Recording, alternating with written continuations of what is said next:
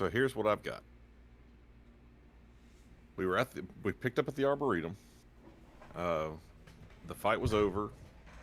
We started by interrogating the remaining Fofreets. And we got through most of the interrogation. They really didn't have anything to add. They didn't necessarily know a whole lot more than what we kind of already suspected. They did fill the party in on that they weren't a part of the kidnapping. That was something that was happening that they didn't know about. Yeah, they didn't know about the kids. And they were, I'm pretty sure they mentioned that, like, Verrader was a little bit off his rocker recently. And he'd been, like, doing his patrols by himself and everything. He didn't want anybody else there to, like, slow him down. Do we know why? No. No, I'm pretty sure Verrader had a plan that fell through, and then this was his, like, backup plan. Or I guess last-ditch effort. His and these plan are all good questions to ask Verrader. What? We don't know. And they didn't either. We killed Duncan. Yep. Yeah. He's disintegrated. Duncan's a pile of ash. Yeah, no, I remember that. Even his corpse won't be very chatty. No, it won't. I mean, I can bring it back to life. While that was going on, Zara went over and was like chopping the fingers off of Verrader's hand so he could never fire a bow again, just in case he somehow magically came back to life. Jesus Christ! Yeah, she was going through it. Yeah, she was committed to this. I don't know how much the alcohol played into that, but she was really committed to it. And then I know the alcohol contributed to this one because Nari started running around to the barrels that had the kids in them. I really thought I could do it, guys. And she had tried to disarm the first one, and it failed. So instead of just getting the kids out of the barrels, no, they were locked and trapped. Yeah. Oh, okay. So in attempting to unlock the barrels, Nari triggered. I was trying to even get successfully. But instead of waiting on Zara to go around and pick the lock, Zara was really busy with her thing. She kept insisting on doing it herself, tripping every single one of the traps, causing the barrels to go into a countdown to explode, and giving Callum and Thule just enough time to get either the kids out or the barrels away before they blew up. Thule did get one out, but might have given the kid a concussion on accident. That's a thing. I mean, they're alive. I'll take the concussion. Right? I mean, I kind of saved them. Callum got blown up once. Or even because you blew up Kevin once. My question was, how much of the Arboretum got blown up? Oh, not a lot. Ryan didn't really describe a whole lot of damage to the Arboretum, but there were at least 4 explosions post-fight. Which is why the Requisitors showed up? Exactly. Probably. And the daylight spell in the middle of the night, lighting this place up like a candelabra in the middle of the night outside of the city's gates. Hey, at least you know Rafal knows how to entertain. So, after... we know what we're doing on Christmas now. After saving all the kids, we saw evidence of Requisitors. We very quickly gathered up all the random items. Callum stuffed a whole bunch of them into his bag of holding. And we got all the kids and everyone together. Oh, I guess Verrader also went into a bag of holding. Yeah, which Kevin was very against until I just told her to shut up and deal with it. Because she didn't want the body disappearing like the last time. Got it. But it wasn't the bag of corpse storing, it was the bag of holding. Still, I understand. I understand the logic. And Cognar was still outside and ended up like saving, he gave us just enough time to sneak away. So Cognar is destroyed at the Arboretum? Cognar's gone. Yeah, we don't know what Cognar's ultimate fate is, but he You guys heard him fighting in the distance at those front doors still while you guys were sneaking out. That's the last you heard of Cognar. How many bodies were outside around the robot? We didn't. I don't think we didn't checked. go that way. Okay. So since Callum had helped build the thing, he knew some of the ways to get out that were kind of hidden from view, and we eventually found our way into the sewers. In the sewers, we got down there and finally got to a decent flow, and Callum took 2 rowboats off of his cloak of many things and threw them in the stream, and got everyone in boats, and we pulled ourselves downstream to a safe unloading place. What, you didn't have any silver? What do you mean? Oh, you didn't know Callum. He doesn't know. Wait, Bingo. where's the bingo card? We have to fill Callum in. Silver floats in this here river. Well, we probably had some silver coins. I don't think that would have worked very well for trying to get everyone out. It would have been a valiant effort. They work like life vests if you throw enough out. Just hold on to Kevin. She's got 68,000 of them. In case of emergencies, she Just- can be used as a flotation Just device. use Kevin's purse. She'll fight you, but it might work. I'll remember that Be for up on next top. time. Just flip her upside down. Yeah, Agrimar famously made a silver boat for us once, is why I brought it up. Well, once we got all the kids and everyone out, we got a cab, and I think everyone kind of stuffed themselves into the cab, and the same cab driver who took us out there was still waiting for us and took us back. Did you clown card it with all the kids? Pretty much. Mm-hmm. Thule's very persuasive. Was As we Shelby got- one of the kids? Yes, we found her. All right, I don't feel any remorse for killing Verrader. You shouldn't. As we got back into town, Callum slipped off the back of the cab and went and did his own thing. As he does. Yep.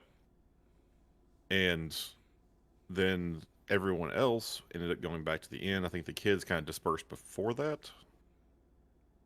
Wait. No, we offered to let them stay the night at the inn. Good. That's right. Good. I was And gonna then, say they're traumatized and you just sent them back into the street. They have a couple of warehouses. Shreves cook him a hot meal. And I think Summer will Springfield probably will- understand what happened at the inn better than I would. It's Uh, like, I know what happened, but not a lot of it necessarily made sense to me. So how did so- Shreves almost get set on fire? We're getting there. Okay. That was my So, fault um, again. Where was when we- Bickerstaff? That's what I want to know. Sleeping. when we got there, Nari went to open the doors to the inn, and they were locked, weren't they? They were not locked, but there was a brick missing from beside the front doors that was interesting. And That's right. Because that's the brick that he took that had The And war ex- threat sign. symbol on it. Upon Yeah. pulling open the front door of the Phoenix Feather Inn, she set off a trap that was inside. Because I said I was Verrader's all a of the- bitch. Where there was several vials of oil had been dumped out nearby the bar at the back of the inn, and Shreves had been tied to the bar countertop. And as those front doors opened up, a crossbow bolt was fired through flame and ignited the grease fire that Shreve was inside of. I And- remember that Ari ran in to get Shreves out of there. The party managed to save Shreve before the round where he would have taken fire damage. And so they were able to extinguish it How much HP does Impossibly Shreves fast. have? like 4. Okay, that's what I thought. Because Awaken Club. I remember because I was like half asleep and Ryan's like, "What does Nari do?" And I like woke up and I'm like, "I go in there and I get Shreves out," and then I took double fire damage because vampirism. You And I was take like, you're vulnerable to fire? that's why shouldn't have all those explosions. Good thing none of them got me. Didn't know that. Then Thule went upstairs to check for more traps, which Kevin's room was trapped. You Shocker. did find one more trap upstairs, but you guys diffused those traps and kind of settled in for the night. But then No, a that's not all that Requisitor showed up happened. across the street. A Requisitor, yeah, showed up across the street. Most of the party settled in for the night. Kevin and Nari took care of that, but What do you mean the took care of Requisitor it? Be pussied out. specific. What did we take care of? The Requisitor pussied out and left. Wait, what did we do? You So guys Kevin attacked spied a somebody looking at the inn from across the street. They saw them garbed in some purple armor, and Kevin's first instinct was to open fire at them. She hit successfully. And Nari's first instinct was to climb on the roof, go across the alleyway, and drop behind them, all Batman-like. Oh, cool. Try and block off his route of escape. Look at me go. And so while being attacked with his escape route cut off, he teleported out of there.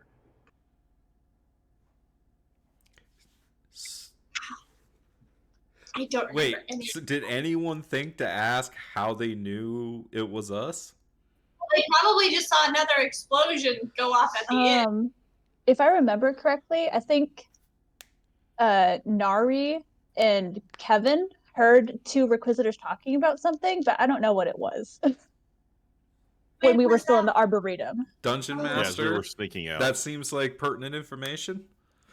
That's what Rachel's not here. Probably followed the giant robot, would be my guess.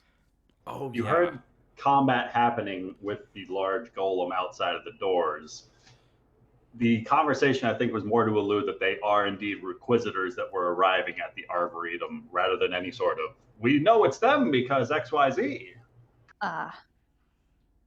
That doesn't explain, though, Talk why about there was a hell is Requisitor You have watching no the inn. idea why there was a Requisitor watching the inn. I'm sure it's in my Probably wants to super kill us. Well, I mean, we can assume, and this is a good on the player's part, right? They have to have somebody physically watching us because they can't scry on us in the inn. Yeah. Well, that and we went up into their house and was like, yeah, we don't like the way you run things, and then we walked. We were like, knock, knock, bitch, open up. But we also We told killed. us. We also are the ones that killed Severus Devere. Like, let's be honest. So, I mean, technically, we did not kill Severus Devere. The Golden Lotus killed Severus you know Devere. what? You know what, Summer? You are 100% right. That is how that worked. You're right. We killed We a killed a zombie. possessed, That's all we did. probably. We don't know the magic behind it. It's probably true. possessed Severus God, I Devere. wish And I now knew we that. have have his his soul. soul. God, I wish I knew the magic behind it. I can't believe we lost that body. I can't believe we You'll lost get that it. body. Well, we have his soul. No, I'm not talking about Severus Devere's body. I'm talking about the. Raffaffelganger. Oh, the Yeah. Raffaffelganger. I can't believe we lost that fucking body. Oh, Why didn't we check the... Oh my No, god. it's 'cause- it's way it's too late 'cause to we do this put- now. Why didn't we check the stone on the tiefling when we had her? we still have her. No, technically, Phelan has her. We could go get her, I guess. Or we don't know if Phelan actually got the bag back. Yeah. I mean, we can make a trip to Phelan's house. And Well, it doesn't figure out matter. We who's we Phelan. can't talk to the fucking corpse that we needed to talk to. The most important one. Oh. That stupid armor was a piece of ecstasy, and we just threw it away. That's right. We got to go to hell. All right, what happened next? So next, Everyone went to bed. Everyone went to bed except for Kevin. She stayed up all night watching over Verader's body, and then she was basically locked into her room by Nari. Yeah, the next morning, Callum shows up. Zara's still awake. Everybody else has been sort of taking shifts, but Zara just refused to go to sleep. She was completely zonked out, but still conscious. Okay, so And Nari forced her to go up to her bedroom, where she decided to set up watch out of her bedroom window, and then fell asleep in the chair. Okay, so we got a long rest. Yes. Yes. Okay. You guys all did. Kevin took a point of exhaustion. Because that is relevant. And then And Thule came downstairs and started talking to Agrimar about a certain letter. And then he ran off in the kitchen to get biscuits. yep, as Nari and Callum were trying to oh, hey, we've got stuff to do over there. He's like, "Oh, I'm gonna go get biscuits now." Do. And the I just conversation. want to got- know what that conversation was. So bad. You did. You heard the entirety of it. Nari may have. It was basically Thule telling Agramar that she very much cares for him, and then he ran to get Aw. biscuits. And then he's an idiot. Oh, And yeah, shit. that he's an idiot, almost getting himself killed. It's true. Sorry, my better half was talking to me about something. What's up?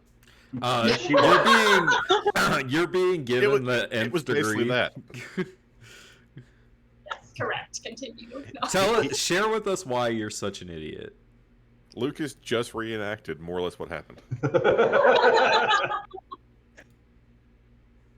Perfect. That was perfect timing.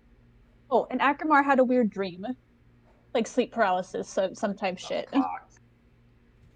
of a box. Oh yeah, the box stream. That was so creepy. I honestly don't even know what happened there. I was too busy making sure Rachel didn't faceplant.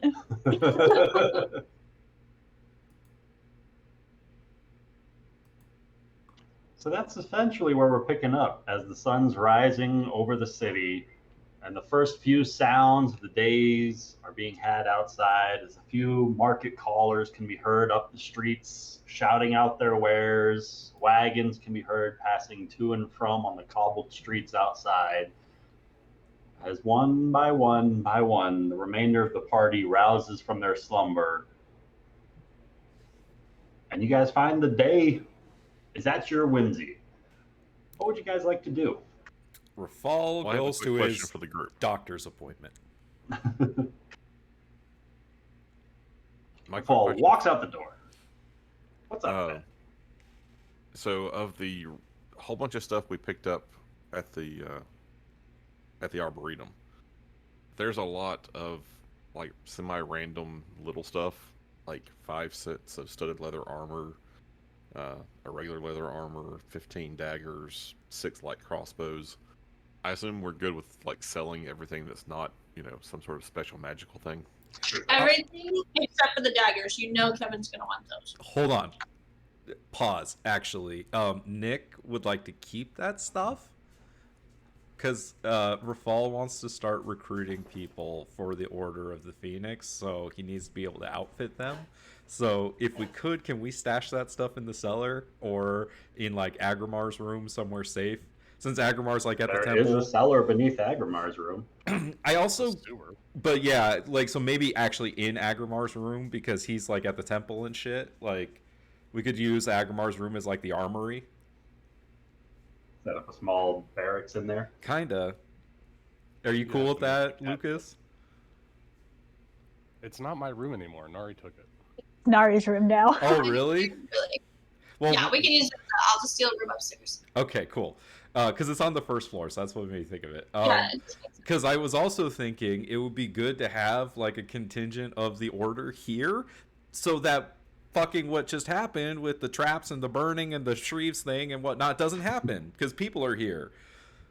We could maybe hire Shelby and a couple of hers as the first ones. I am thinking of doing stuff like I want to buy some of the buildings around the inn and actually like create homes for them and stuff like that. Yeah. Plenty of abandoned Orphanage. places at the docks. Yeah, like Rafal wants to start buying up dock property basically. All right. Because who owns the West Docks? Because this is a poor area of town, so I doubt that it's like This big. is a portion. This stretch of docks is owned by Lord Montaigne Yeager. Fuck that guy! God, everywhere. Who's still off All in right, his then business. Rafal's gonna buy up as much as he can around that area because he's obviously not gonna get that from him, So Rafal searches out his local real estate agent. right? After his doctor's After appointment. his doctor's appointment. After getting a clean bill of health. But yeah, I'd like to save all that gear. In the armory. Perfect. Should I fashion some form of secure door to the sewers so that way nobody can get in? Yes. Yes, you should. And we should probably Should've work on the already front door. done that, but yes.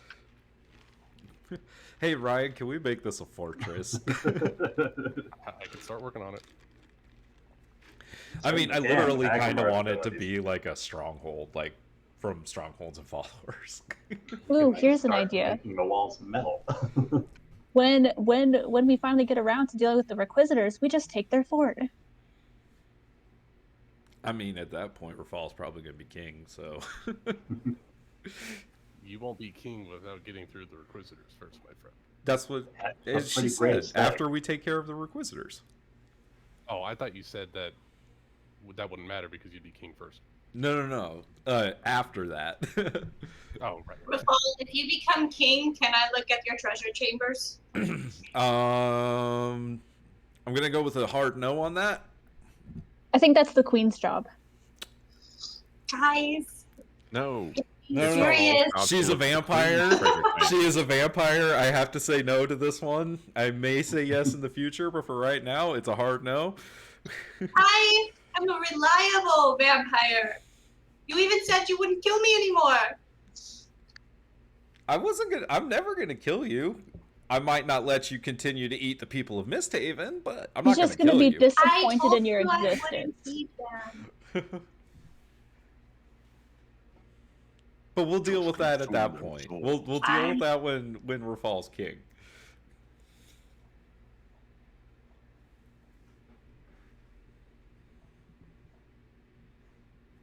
But my question is, where did Thule sleep last night? No. In her own room, which I'm pretty sure used to be Nari's room. So where did Agrimar sleep? In his room, Apparently, or I woke up on the floor somewhere, and then he slept in the kitchen. He had to sleep on the couch. Like an old man, I slept in my steel chair in front of the fireplace. Agrimar, roll me a perception check. Oh, God. 15. 15. Agrimar, you are stirred awake by some of the sounds of commotion, and you're a little bit kind of taken away from that conversation as you're focusing on the sounds outside. As you start to hear a bit of commotion and ruckus, a few shouts and a scream coming from further up Elm Street. And you can hear this kind of almost rhythmic pounding. Oh, he's alive, my friends. He's alive. All right. Agrimar just bolts out the door. Be right back. You leap from the double doors of the Phoenix Feather Inn, and you see, just strolling his way towards the inn is this semi-soot covered metal and wooden golem, Cognar, just marching his way back down the street. There is no visible signs of damage to him, but it's clear from the soot that he was probably on fire at some point recently, but it looks as though the damage has been corrected.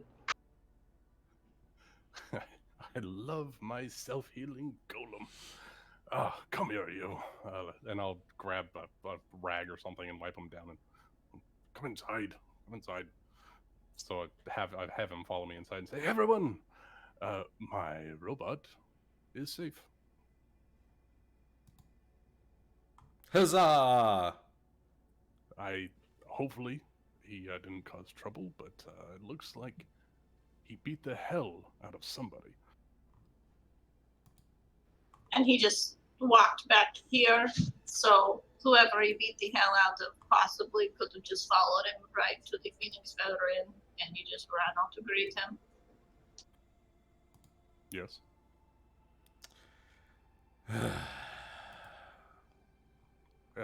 He was set to protect the door that we entered into the Arboretum, so whoever was trying to get in there got what they deserved. Yeah. No, I'm sure it's going to work out swimmingly. I don't think I can actually communicate with, or the robot can communicate with me, right? He can only understand commands. What do you try to do to communicate with him? I don't. Does anybody have minor illusion, a way of projecting an image, so the robot can see it? I'm looking. No. What do you need to cast? A minor illusion. Nope. I don't actually have minor illusion. I used to, but I got I rid can of learn it. it easily enough. I just don't have it yet. I can't communicate with him then.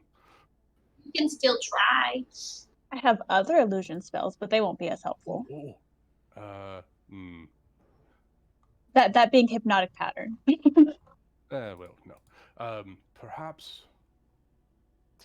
I'm Oh, trying to see here! if I'm we going can- to hand him a pen and a piece of paper.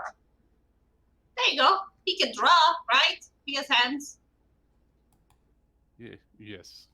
Very clumsy hands. I gotta find my accent. I haven't played in over a month. I mean, unless like Cognar has thoughts. Other than that, no. He can understand commands given in any language but cannot speak. Can't speak, he can still write. What's its intelligence? Are you trying to ask it? We'll start with that. Well, I was gonna see if someone could produce an image or look like a Requisitor or one of the Beaufrites that we. Oh, well, you should have Oh, said so. I mean, I have disguise self. Bam! Nari perfect. turns into a Could one of Requisitor. you Please. look Nari and Tulio like, ta-da! Perfect. And I'll point to Cognar. I'll talk to Cognar and say, Cognar, if you would, please point to one of the people if they looked like this, who you beat up. He swings a fist over at Nari. Nari, what'd you disguise yourself as? Requisitor. Yeah, no, because I have the disguise self, and then my clothes, I can pull on my shirt and make my clothes change to whatever I need them to be. So. Oh. So one fist is swinging at Nari, and the other fist is swinging at Tuli. It fought both. This is wonderful. That means that he has faced both opponents and survived. Well, I mean, we're both looking like Requisitors, so it may have only been one. But... I thought one of you looked like a Favorite. Oh, Tuli's a favorite. Yeah. Okay, that makes sense. Cool. Okay, so, But Tuli's still wearing the purple armor of the Requisitors. Mm-hmm. The Cambion male is a Requisitor armor? I believe so. Yeah, I was not armor, aware of yeah. that. Can be Uh, a devil, here? right? the Requisitors are Cambion. They're all Ah. Cambions. I don't even know what the hell that means. Oh, they're all devils. Speaking of armor, does anyone care if Tuli takes Virader's armor? No. Nope. Should we see if there's a curse on it first before you try putting it on? Yeah, I guess I'll cast Detect Magic on the armor. All right. You get a number of items that do shine with some sort of residual magical energy from those gathered at the Arboretum, but the magic about the armor seems to reinforce the leather itself. There doesn't seem to be any additional properties aside from its protection.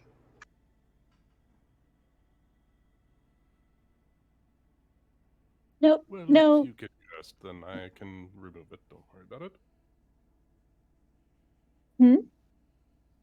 Nothing. I'm sure it's wonderful armor. So it appears that Cognar here has fought Requisitors. Hopefully that's not a problem. Dimension is probably not the problem until he just walked all the way back home. I'm sure there may have been eyes on him and he just ran out to create him. So if the Requisitors ever had the question if we were involved, now they know for sure. Well, I think they knew for sure because you fought the Inquisitors last night, didn't you? They were just standing outside. They may have only been suspicious.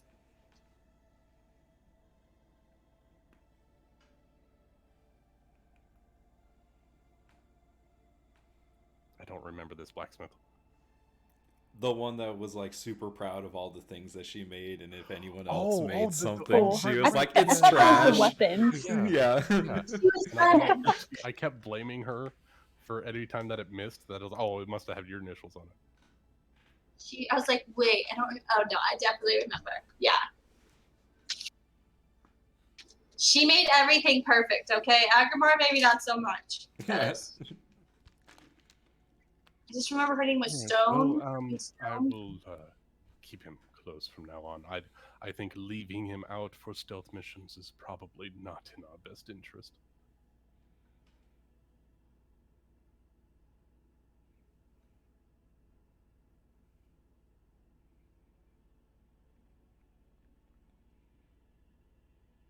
I'm just trying to think of our next move now that the Arboretum is potentially okay, but we have the Requisitors up our ass.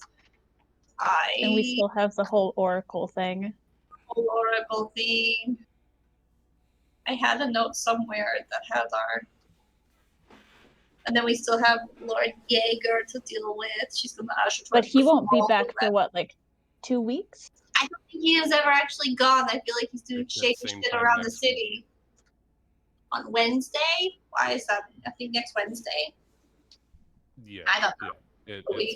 We're like 5 or 6 days from from the meeting again in Misthaven.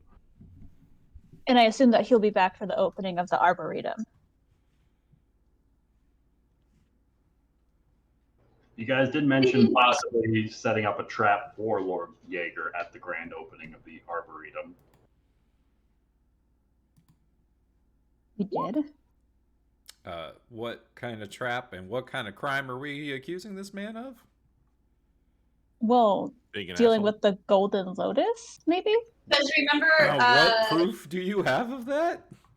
All we he was have is the trying basic. on Jaeger, and he You're- was suspected on We working have with the Fifth zero proof, Rafal- guys. Rafal's mother, He's very clearly been an Mandane asshole. Edia. We have zero proof. So we Oh had wow! this You know what? You know shrine- who we can talk to? A dead person. We have the leader of the Faux Parade, who apparently dealt with the Golden Lotus. Okay, and then we also had the shrine that happened where he had the golden collar that you guys had when you guys were being, slaves. Yeah, He was- but that's he all was hearsay, working with the guys. slavers. Like, we have It zero was evidence. right. I know. That's what I'm So- saying. wait, We so need some evidence does- of wrongdoing Hang on a before second. we just Back go. up. What? Do we have a modern legal system or do we have a medieval legal system? We have a pretty modern legal system. We've actually been in the courts in this place, and they're pretty modern. Okay. I got put in jail for breaking curfew. The city has a curfew? Well, that could be modern or ancient. I know, but when After the king's murder, there was a curfew about the city that Agrimar decided not to pay attention to. Because Corbin Reed was stirring up shit, and so they put the city on lockdown. Whoops. King's assassin was on the loose. The Inquisitors were just killing people, too. DM, how much do you think a locking iron trapdoor would be? How much are you willing to spend on one? Sounds like gold would be proportional to the DC to open it. Exactly how that works. Yeah. Well, because I can use my artisan's blessing to create a object. So how expensive an object would you like to create? 100 gold's worth. So it sounds to me like 100 gold's worth is your limit. That's it? That's all we're worth to you? I feel like that's. If you want a more expensive lock, you're going to have to buy one. No, well, I mean, that's my freebie. That's my freebie one. I can do up to 100 gold for free. If Well, I how want to use secure a lock do you fabricate, want? on the other hand, actually use a spell, then yeah, I can make a really bomb door. I would tell you what. like the DC to be like 30. How much does that cost? Okay, yeah. Tell me what I need to spend, and then I'll try to do it. Well, what sort of lock are you making? By what means of creation? So right now the hatch into Agramar's room is just a wooden hatch, right? Yes. It's a simple DC 10 lock on it. But you did move the bed on top of it, so it couldn't be moved. Or so it couldn't be opened without somebody probably hearing it. A minimum of a 25, right? So, like, theoretically, could you make, like, a thing that will only open if you have, like, the right command word? Like, you know. Magically, yeah. But a physical construction, I think, is limited by Agramar's magic. Well, we could do a physical construction with a high DC along with the magical component of a lock. We would just have to figure out what kind of how to obtain something like that. We could call our centaur friend. So what kind of door would you like this trapdoor to have? And then what kind of lock would you like it to have? And any sort of bracings, bars, bandings? I'm thinking a vault door in the floor. What do you guys think? Like a literal vault door? Sure. Like a literal vault door, you know, bars, like that kind of thing. So this won't have the 100 gold limitation? Not the door itself, no. Okay. I mean, I was just thinking, like, if I can make an iron door for less than 100 gold, then I'll just use my channel divinity. If I tell you what, complicate. What does Agramar like to do today? Well, you know, there's some things, people to talk to. Would he like to do things, talk to people, or start working on his door? I think it's important that we get this place secure, so he's going to work on the door. If anybody wants to stick around and talk and help, then they can. Are there any preparations you would need to make for this door, or are you ready to get started? I need to get some... I'm going to make it out of steel, so I need to go get some raw coal. All right. So Agramar is seeking out a blacksmith. I think I might be able to help with that just a little bit. Agramar, you hear through the message spell a small voice coming through your earring. Oh, hello, Callum. That would be very beneficial. I would love any assistance that I could get. Actually, Ryan, aren't I still at the inn? Last I heard, you hopped off the wagon. He came back in the morning. We came back the next morning. Okay, I missed that part. Oh yeah, I made breakfast. At the end of last session, we were all at the inn. Left with Tuli and Agramar sitting across from each other at the table. No, we left with you going to the kitchen to get biscuits. The very last thing that happened last session was Callum making his burrito. I thought he was. I thought he was tucking Kevin into bed. Exactly, a Zara burrito or a Kevin burrito. We tucked her in properly and everything. Anyway, as you guys are discussing this door. Yeah, I think I can help. And it might give me an opportunity to, well, take care of some of this superfluous equipment for us as well. I am sure that I can get in contact with the shop, and I will be able to find what I believe is called a lock of trickery. And you could incorporate that into your door. It would make it much more difficult for any thief, someone who does not have the appropriate key, to open it. In fact, the magic makes the tumblers inside the lock move and shift anytime the correct key is not inserted.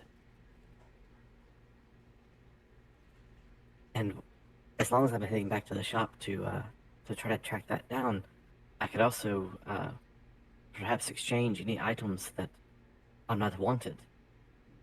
I have, of course, deposited the items that Rafal you wanted to use for potential recruits in the armory, but I appreciate that. Thank you. I assumed you would not want to give anyone a set of leather armor that happens to smoke consistently. No, I don't think that's on brand. Or any of the poisoner's kits. Kevin might want those. I mean, obviously, anything that anyone in the group might want to hang on to, I will absolutely do that. But there was at least a few things I thought perhaps would just, be exchanged. There's a set of fine clothing if anyone needs fine clothing.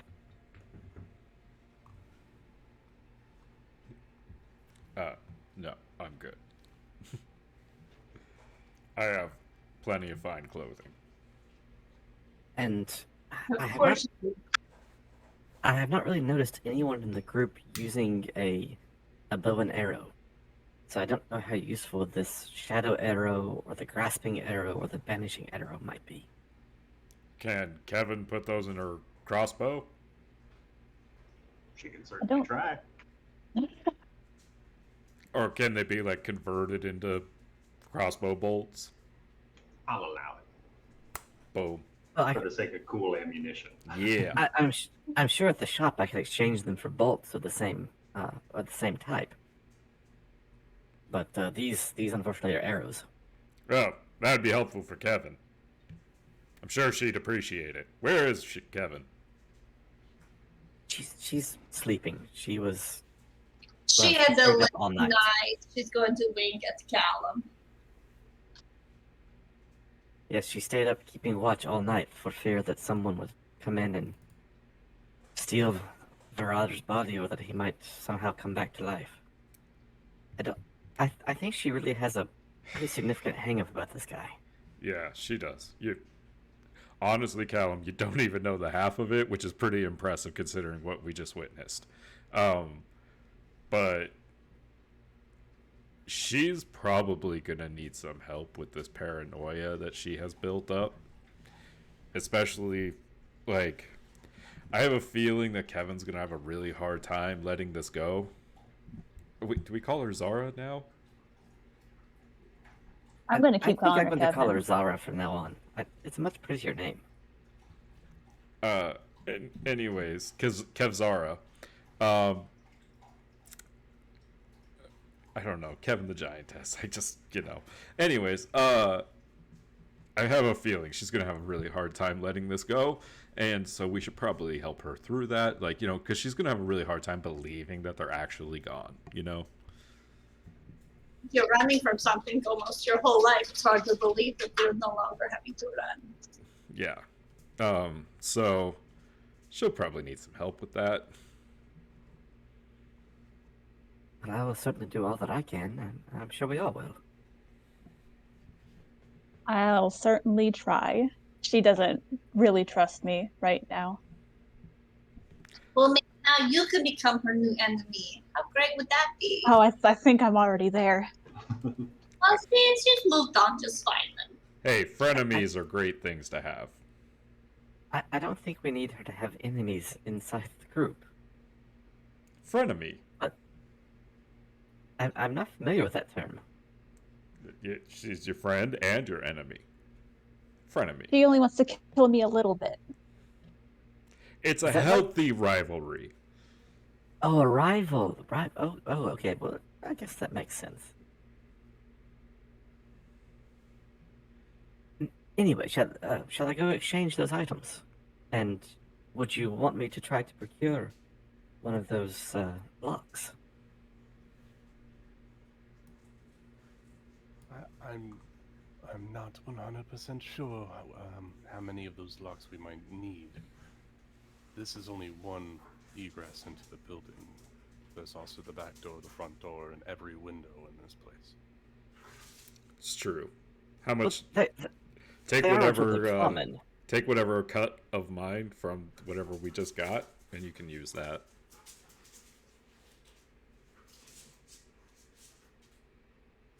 Okay, I think Summer, you actually kind of counted up all the gold stuff, right?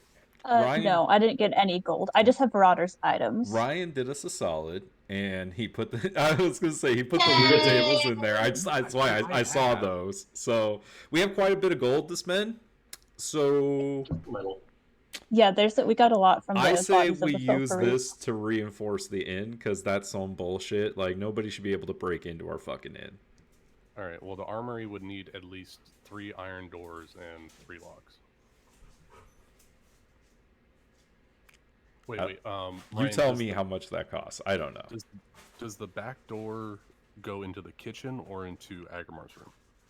The back door from the kitchen goes into Agrimar's room. The door from Agrimar's room also goes out into the alleyway. There's 2 doors into Agrimar's room, and then the trap door that goes through the floor. Okay, so we would need 3 doors and 3 locks. Can you put us on the inn map, Ryan? That might help, yeah, I guess, since I'm looking at it. I'm Oh, trying hey, to visualize. is Rachel I haven't here? seen the inn since last week, and I don't remember the inn. Yes, I am. What's up? Hey, do we call you Kevin or Zara now? Both is fine, you know. Well, that was the conclusion we landed on, so perfect. Okay, Yeah, so I've been listening to you guys when I came close to Picacho Peak, so I kind of know what's been happening. So. Well, these are old topics. Oh, so you heard Rafal getting all mushy about Kevin? Yes, the entire thing. I found my mouth part. You're welcome. All right, so we would need 2 doors. Trap door underneath the rug, and then the one leading into the room.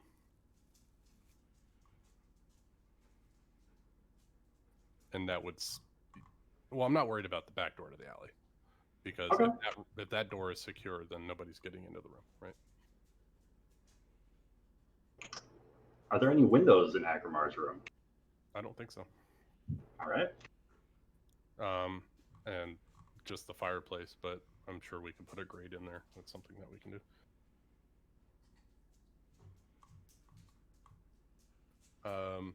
So now the question is, how much raw material do I need to make an iron? How much do you want to spend on these 2 iron doors? What's the going rate for iron? Well, to make steel, it's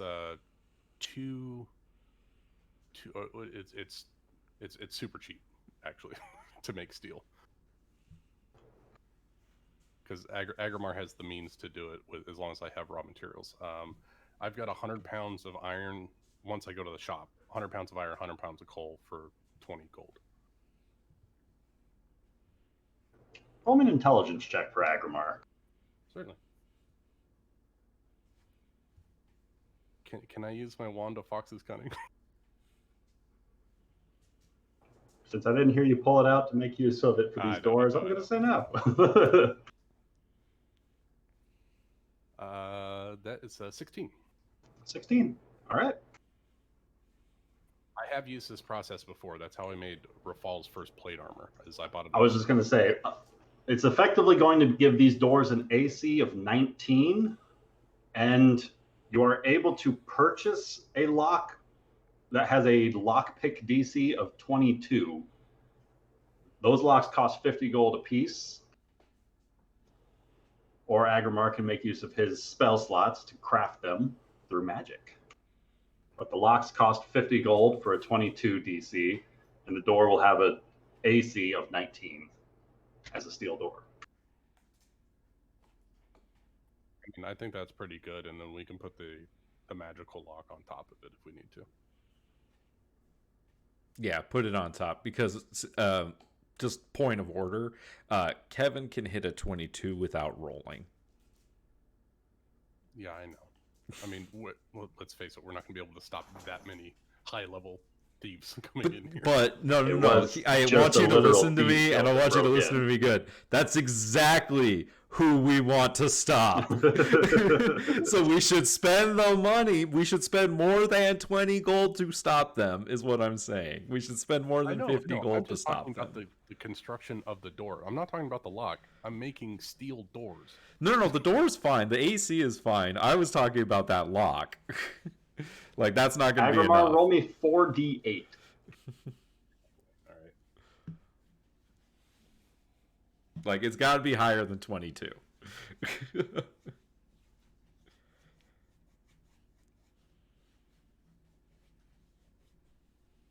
17. Okay.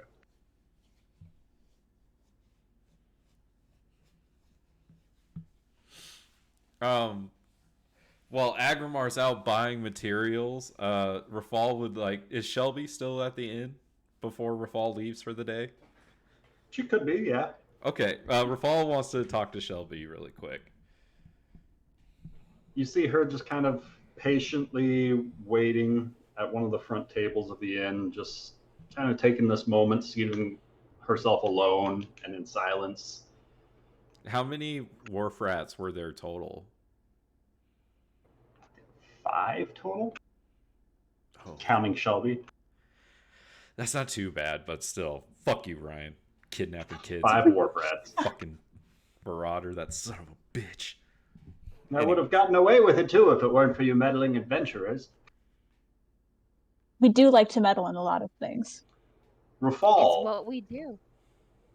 and Kevin, actually, with your passive perceptions, since Agrimar's in the back focusing on the doors, he might miss this. But the two of you also spy opposite the occasional cry of a raven, and you spot this dark winged beast perch on the rooftop opposite the inn, just noticeably lingering and watching the front doors.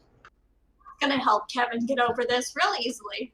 I Maybe thought that's Kevin why she was sleeping right distracted now. so far. Kevin is sleeping right now, but Kevin, you hear a caw that bolts you awake. Your eyelids shoot open, and you hear that familiar sound. so we don't know who that belongs to, right? We do, though. Who is it? Because I feel like we it's do out Callum's of now. Players do. Players do, but the characters don't. How? Doesn't do one character know? Yep. Who knows? Because it's his now. Oh, what would you like to do about this raven outside of the inn? Kevin would like to shoot it again, kind of open up the window, and if she can't, open up the window and take a quick shot at it. Because fuck these ravens. Downstairs, you guys hear some scrambling in one of the bedrooms upstairs. The Will somebody brushing tell of me who the furniture raven across belongs the to? floorboards.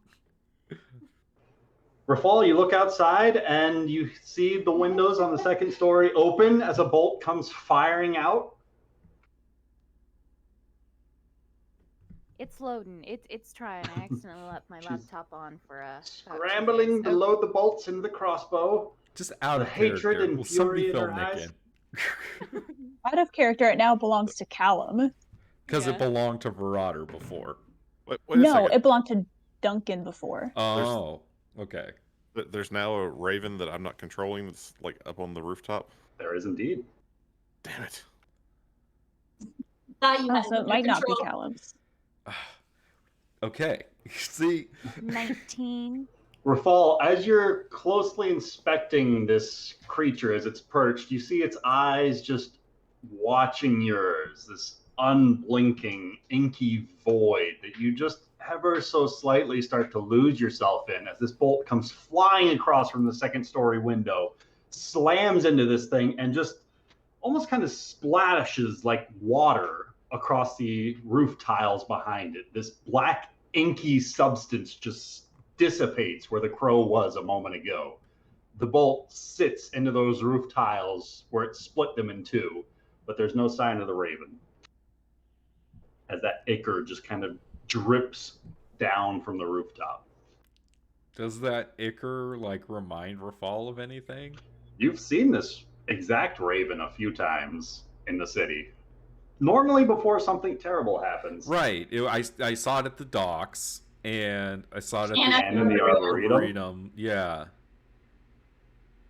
Well, see, that's what scares me, is because that at the docks is a Golden Lotus thing. You're starting to understand why ravens might be a bit of an omen. The Arboretum is a Fae for Eats thing, so it's just like somebody's pulling the strings here. Can someone analyze the ichor? Kevin would like to make her way downstairs, like hurriedly, putting on a boot or two, still in her armor, and just coming to a halt downstairs. Where's Verada? Is Verada here? Like, what's going on? Are we being under attack right now? Are the Inquisitors back? What's going on? Drake's made some coffee. Kevin, Zara, shouldn't you be asleep right now? You've only been asleep for like an hour. No, I'm fine. I'm fine right now. I'm really fine right now, but why was there... I just, What's with the raven? Why was there a raven outside? Since I'm close to the door, can I look outside and see? Roll me a perception check. Rafal will point it out to Nari. Like where the ichor is. So with Rafal pointing out, Nari, you can see where Rafal's pointing. There seems to be a bolt stuck into the roof tiles, but there's no sign of a raven. There's this kind of dark black puddle dripping from the corner of the roof, but no bird. Can Kevin make her way over to the black ichor and try to collect it in maybe like an empty bottle so that way she can bring it back? Kevin crosses the street and starts climbing the building. Is this like one of those ink blot things where you look at it and it's like, you know what you see? Because I kind of could maybe see a bird, but really it looks like a little bit of a, like, ink blot. No, see, there was like a raven. I'm assuming it's a familiar, and Kevin shot it, and then it turned into that ichor. 303. So Callum's gonna follow Zara, and if she starts like trying to climb the walls to go get something, he's just gonna walk up them and go get whatever she needs. DM, from having a familiar, no, that's wrong character. But knowing of familiars, do they usually, like, they just kind of disappear, right? Do they usually turn into like a goop? Typically, they vanish back into the ether. Oh, I don't think that's a familiar type thing. You could roll me an Arcana check at disadvantage. That's my favorite stat. As Zara and Callum start making their way up the building opposite, they arrive at the rooftop where there's this puddle of ichor kind of in the gutter. Classic. That's right. Yeah. Oh my god. Nari, it's a sign of the end of days. Oh dear. What are you looking for? What? Oh god, why are you... I'm- Nothing. I'm just looking around. It's been a really tense 24 hours, 48 hours. It's been a really bad week for me. So I'm just going to collect the goop. I'm going to bring it back because this raven has been around recently. And I don't know why, but it was on the docks and then it was in the arboretum and it was somewhere else and I can't remember where it was. It's right here. I'm fine right now, and Kevin is going to attempt to kind of get some of the goop into the bottle. Does she see anything amiss around? Roll me a perception check. Okay, do I do that at disadvantage? Have 1 point of exhaustion. With a point of exhaustion, I believe it is at disadvantage That for is, skill yep. checks. Mm-hmm. True. Skill checks and Do initiative. you guys hear me in Callum's voice at the moment? Yeah. Yeah. Not right No, now. Not right now. Not right you now, were but it was before. before. Uh-huh. Even with disadvantage, look at her go. 26. Oh, Looking around at some of the nearby rooftops, you don't see any signs of movement, but peering over the edge of the building, there are several onlookers from the city down below that are very intrigued by the two people that they just saw cross the street and scale the side of a building. One of them making no obvious attempt to climb, but just simply walked up the side of the wall. There's nothing to see here. Come on. We all have day jobs, don't you? Go on. And she's going to continue to collect the ichor and then climb on down and back to the inn. All right. Feel free to add a vial of ichor to your inventory. Callum just goes with her. I'll be right back as they return to the Phoenix Feather Inn. Okay, so you guys hear me in Callum's voice now? yeah. Yes. Yes, Wait, so did Ryan just say BRB? Yes. Yeah. he Oh, did. Well, then I'm going to go get a drink too. BRB. Okay. Second break, everyone. No. Keybinds on voice mod do not do what I think they do. When you were talking to when Callum was talking to Kevin, you did sound like Callum. Yeah, I've got a toggle switch that does the voice changer that I try to turn on and off. I was hoping there would be like a button I could push that would do it, so I didn't have to Click and keep turning hold it on and off. Discord type Yeah, thing. exactly. That would have been really nifty. And it probably has that. I just don't know how to do it yet.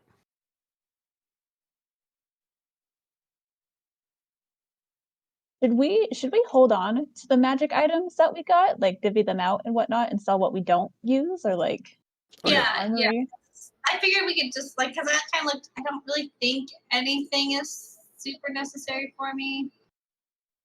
I would like the Knave's eye patch because that's pretty cool. Already can disguise myself, but how to disguise is fun too. I mean, if anybody wants the hat of disguise.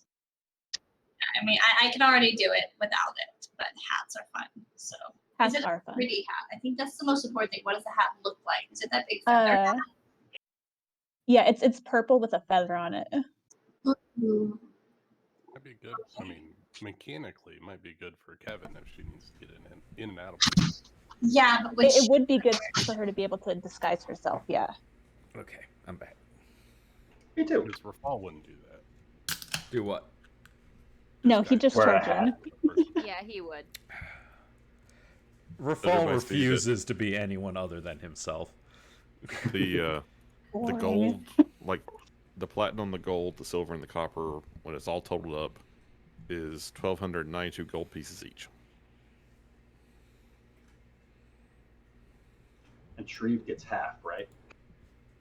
He was set on fire. He has to. I know. I mean, otherwise, you guys are going to be hearing from his lawyers. Is he his own lawyer? He's your employer, and he was harmed in the workspace. That sounds like a him problem. Yeah. With the hat. Maybe we should give him no. Let's not give him a dagger. Never mind. I thought we already did. I thought we did give him a dagger. I thought he had a kitchen knife. Well, he guys can took stab away his the sketches. kitchen knives he got access to the last time. Where are Cookie and Bickerstaff? That's what I want to know. Apparently, it was their day off.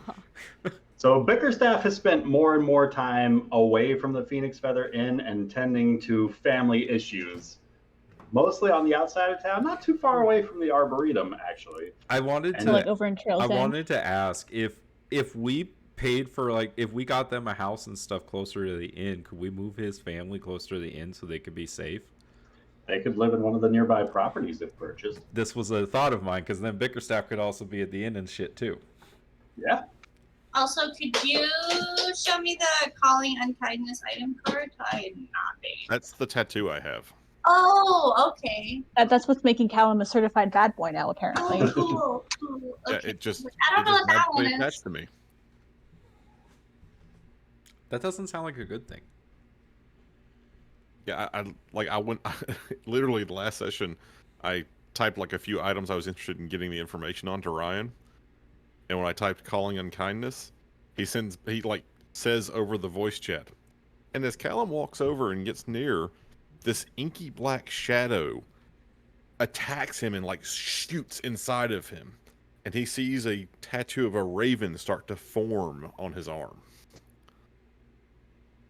Unkindness is the bird, so calling unkindness is calling the bird. That's the item name. So The magical like, tattoo. So Duncan I did not sign got up for that this. from somebody probably who also has their own. It's like, since I didn't sign up for it, but I do feel like it's making me slightly more likely to commit larceny. I mean, technically, you were the one that killed Duncan. Yeah, very because much he so. was the one that looted Duncan's remains. He was the first one that it lashed up at. I would like the quick draw thing. That's something. Can I talk to Shelby now? Sure thing.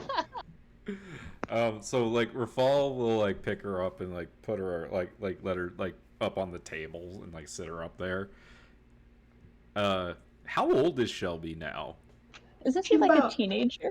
She's getting Like there. 16, 17. Then I don't do that. Wow, she's really that old now, huh? Her mom's been dead for a while. Damn. Rafal will say to her, hey, Shelby, I know things are pretty I can't imagine how you must be feeling right now. Yeah, I feel like I kind of let everybody down. Hey, kid, like, I know that feeling. I remember a time where I thought that I had failed and that I couldn't be a leader because of that. And I just want you to know that what happened out there was my fault, not yours. I feel like maybe if I'd have kept a better eye on everyone, maybe we could have fought back stronger. You saw that, man. You saw how powerful he was. It wasn't your fault. Look, he almost took all of us out, Shelby. There's only one of him, though. Exactly. There's one of him and all of us, and he still almost killed me. So, again, I want you to know that you didn't fail, and it's not your fault, okay? It's just this. We saw him poking around some of the neighborhoods. Didn't want to report anything until we knew what was going on. Just in case it was nothing, you know? I do. Hey, you want to hear something crazy? Kevin met him and punched him right in the face. Didn't know who he was. No kidding? No kidding. So I missed it too. We all missed it. So it's not your fault. But hey, how would you feel about moving in here and being safe? I know I asked you once before and you said no, but I think you and I both know that this is where you belong. Roll me a persuasion check. Sure. I believe I have advantage on these. Is that only for nobleborns? Don't I just get it from my...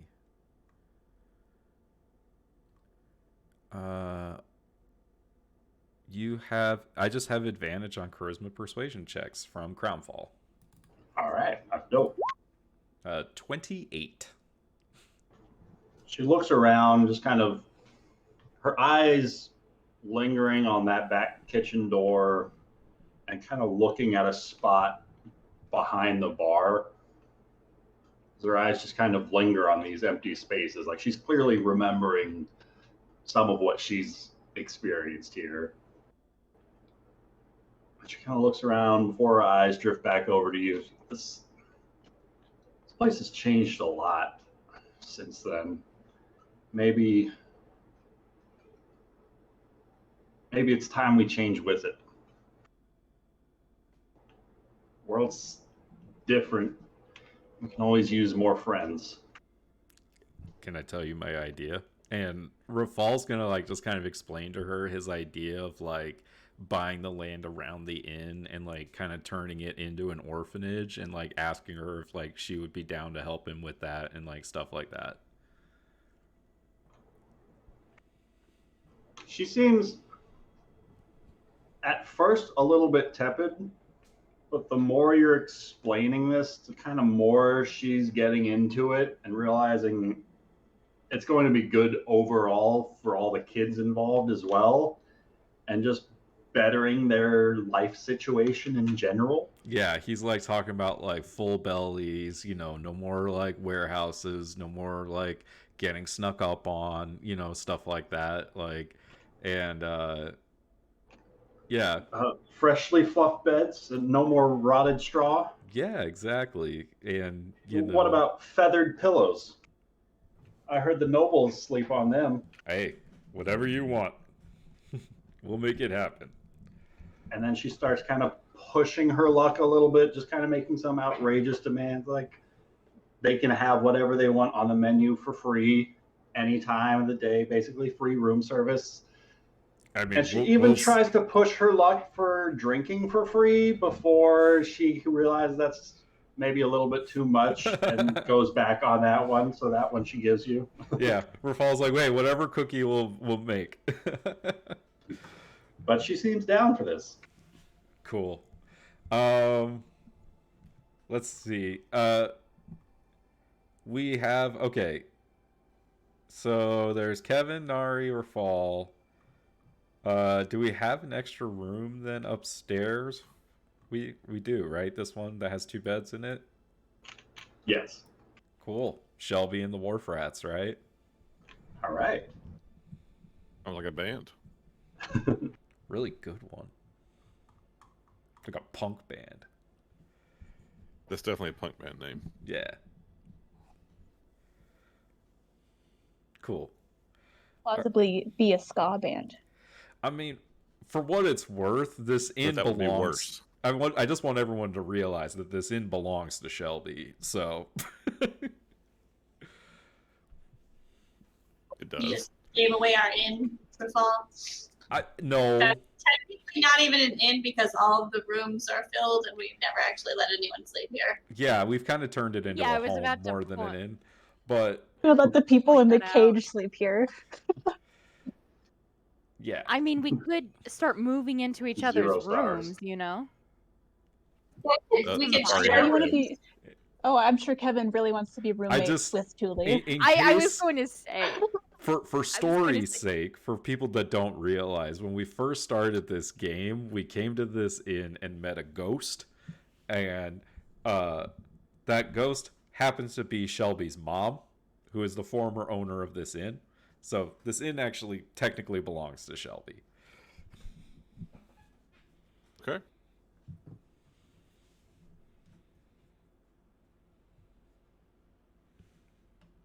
I don't know about that. No.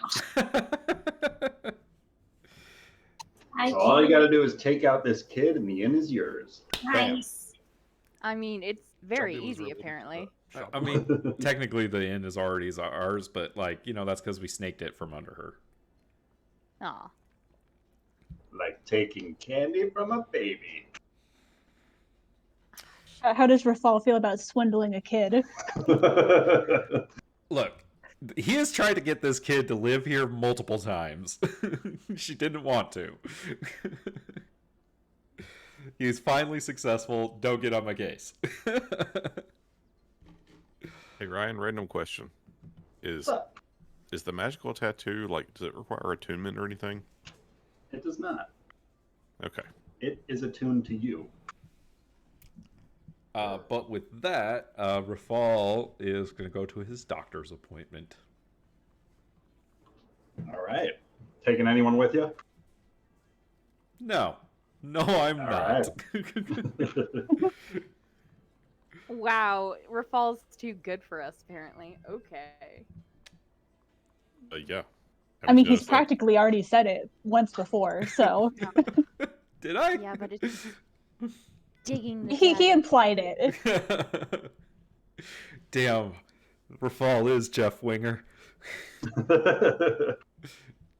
I may have thought it. You might have said it, but I didn't say it. Rafal, how would you like to get to the... Where is the doctor's Checking the office at? I don't. That's where You I'm told double-checking me. the I name just of. don't know where it is.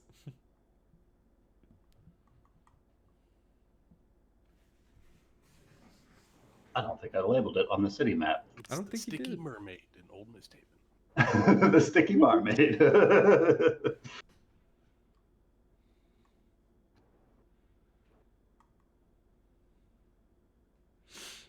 All right, so we're gonna put. We're gonna increase the property values for all the places around us.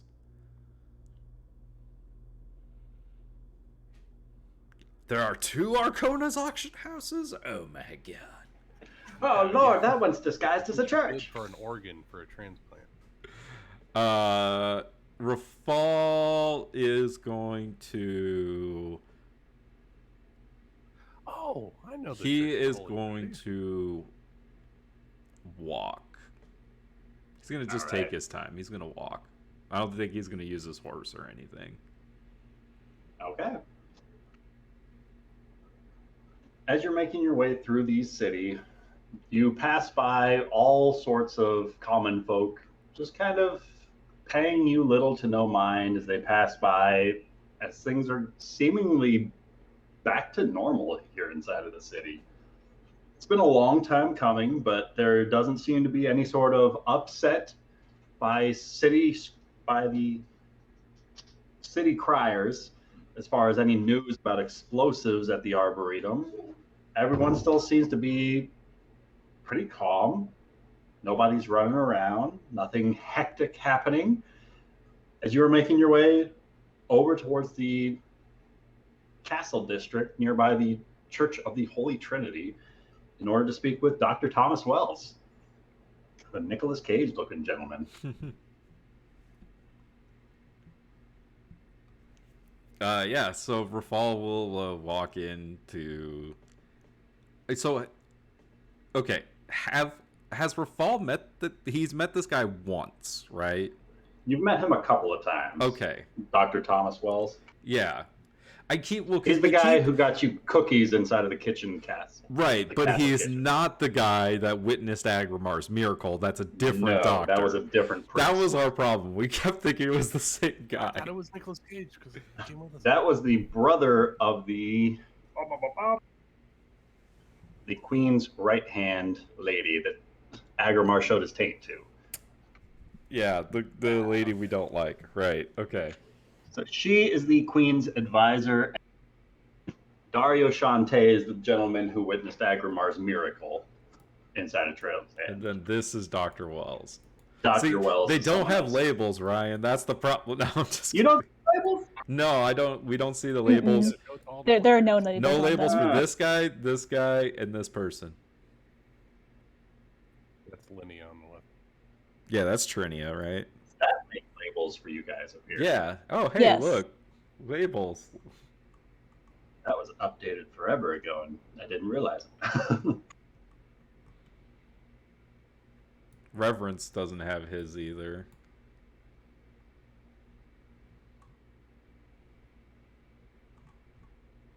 Anyone else? Raffleganger? No, I'm just kidding. You didn't know his name. No, that's why I was kidding. No, everyone else has theirs, it looks like. So yeah, Rafal's gonna walk in and just say, Dr. Wells, it's good to see you. So you make your way up this grand stone staircase at the massive entrance, roughly like 30 to 40 foot wide doors at the front of this temple. And the doors are wide open, and inside is a roughly 12-foot wide rug that runs from the front doors all the way back to the altar inside of the church. You can see a number of priests going about their own business. Some are lighting candles, others are making rounds, doing their prayers. Others you can see scrubbing the floors. As you walk by, a couple of them near the front doors, just kind of rubbing the stonework with a few sponges. They look to have a few mops nearby. They seem to be about their morning rituals, just preparing this place for the day as you arrive. There are several stained glass murals across the way depicting heroics from ages long past, of heroes long since forgotten in their courageous, valorous acts on behalf of the city. And upon stepping in about 100 feet inside of this temple, you can see Dr. Wells seated at one of the few pews that is still set up inside of this large space. And he looks to be bowed, his head is bowed, and he's in the midst of his own silent prayer. Okay. I mean, like, Rafal's been here many times, right? This is like where he used to come when he was a teenager, right? Yeah, you probably went to worship here. Okay, yeah. So yeah, like Rafal's gonna walk up and he's just going to he'll sit in the pew behind the doctor, and he'll just kind of wait. All right. You wait patiently for a few more moments before the head bobs back up. and he starts to rise from his seated position. Oh, pardon, Rafal. I didn't see you come up. Oh, I was trying to be respectful.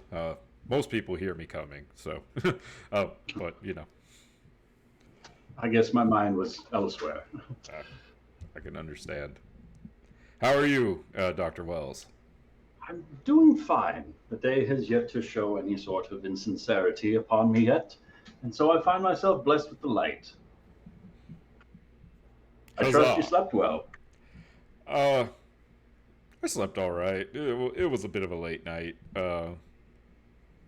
Long story. Mind if I tell you in your office? Certainly. Are any of your compatriots going to be accompanying you? Just me today. Very well then. Well, if you wouldn't mind, as he stands himself up from the pew and gestures towards the back of the temple space where there's a couple of open archways that lead into back hallways where some of the offices and scripture rooms are. Oh, really quick. Yeah. Did Rafal see any ravens following him while he was walking, or... Only a perception check. Because that seems like something I should be looking out for. Perception. Oh, natural 1. No, he was busy. You saw several birds swarming overhead. Some of them look to be particularly shadowy seagulls. Don't trust that bird. Don't trust that bird. No birds. Don't trust that bird. Okay, so into the doctor's office, Rafal will go, and he'll take a seat. Now then, as I understand it, you had some questions that you would prefer answered outside of the presence of the kingdom's court. So to speak. More discreetly, in lesser company. Yes, I'm in need of information, and the Queen suggested that you might be able to help me possibly fill in some gaps in my knowledge. She has updated me as to your current arrangement with the Queen. I am here to be of service in any way I can. Excellent. So, the Order of the Phoenix has been trying to kind of make heads or tails of what happened. About, has it been about a year now? About a year Almost. ago, with the Golden Lotus. And I'm just wondering, how much have you found out about that group? Let's see. About the Golden Lotus themselves, I'm afraid, well, it's a bit tricky, you see. Oh, yeah. Reports have returned from across the seas about the Emperor's own hirelings that go by the name of the Golden Lotus, who operate in the shadows on behalf of the Emperor. There has been no such reports of their movings or disruptions in their usual activities. So and he lowers his voice, stands up, and makes his way over towards the office door, and then just gently closes it, just in case. Oh, I didn't before realize returning. No, all good. This is the first question asked, so he's going to make sure the door is closed. Yeah. It seems as though somebody is trying very strongly to point the finger towards our neighboring friends across the ocean, but it seems that the finger is lacking any sort of substantial evidence behind it. A strong suggestion of these actions is like to press the crown towards war, if it's deemed that Aberstan is indeed responsible for the attack upon this kingdom, upon the city, nearly a year ago. But I'm afraid, without any sort of significant evidence backing up the claims of the Golden Lotus, there's been nothing substantial nothing that can appear before Lady Zenderhelm at the court. Nothing to present them in their absolute guilt, if that makes sense. Oh, No yeah, trace it of their does. on. And so it's difficult to say whether or not the Emperor has any misgivings with the activities occurring, or whether or not someone's simply pointing the finger at the Empire and trying to start a war. Who do you think in Misthaven benefits most from a war? Well, to be most blunt, I believe most of the noble families in control of the docks would benefit severely from an increase in trade, weapons, and armistice. Not to mention supplies that would be needed, fortifications, and such. I think that many of the noble houses would have the most to gain from such activity, but only for a short while.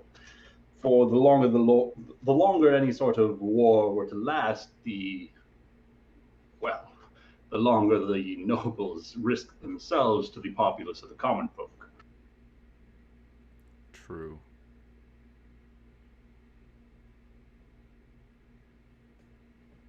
There's also, what happens to the monarch if they lose that said war? Precisely. They prefer to keep things acting in their cage of what they know, rather than dipping their toes into the pool of the unknown. These merchantmen always prefer to work with concrete numbers rather than playing around in the realm of possibilities.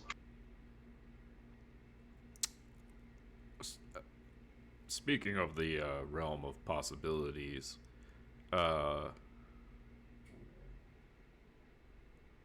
do you know the whereabouts of, do you know about the dealings of Lord Yeager? I have heard some whisperings of late. As I'm sure you are aware that since the Arconis' successful expedition to the east, when they returned with a map route upriver to the dammed walls of Valyria, trade negotiations were sparked at first, but it was only the Arconis attempting to make deals with the Duragar. They returned unsuccessful in their efforts, but being unable to afford the sort of treasures, resources, and minerals that the Duragar lorded over. From what I understand, they attempted to liquidate a large quantity of their assets, calling in many favors, auctioning off percentages of their wealth, but was still unable to accumulate enough interest for trade by the dwarves of Valyria. And it wasn't soon after that word of, their attempted liquidation started to tie about with rumors of some of the artifacts they were auctioning off being falsities, caused a serious stain upon their reputation from among their peers. From the outside, one would see the noble house as flailing and desperate, if not descending into poverty. So from what I understand, they brought Lord Yeager into their trade talks with the Duragar in order to provide the combined resources of both houses to reduce their own investment costs in this endeavor and to re-enter trade negotiations with the Valyrians.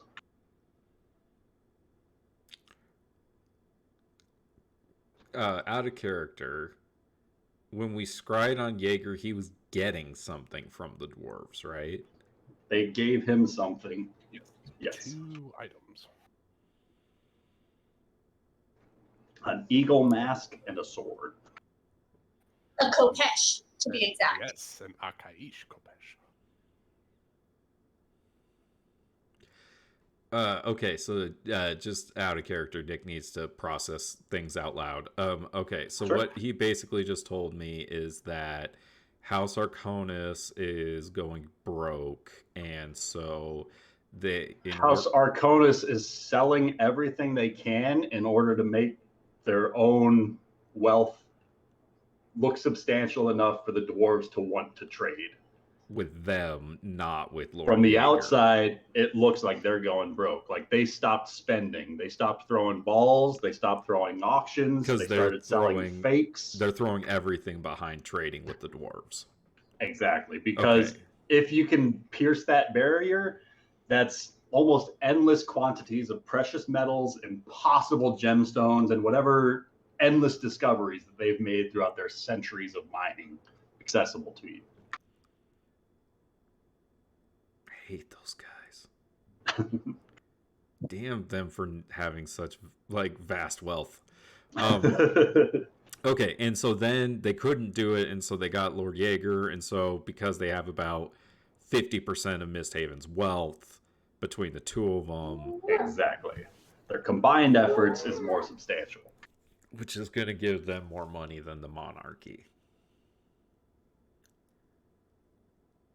Shit. It's so funny because right before you asked that question, I was looking at the map and I was like, oh, who else is ties to Valyria? Oh, the Arconis. And I just wrote down Arconis might be involved with Jaeger. Right about that. You made it true. Okay. Okay, so back in character then. All right. So then along those same lines, did you know anything about a group operating in Misthaven called the Fey Ferreets?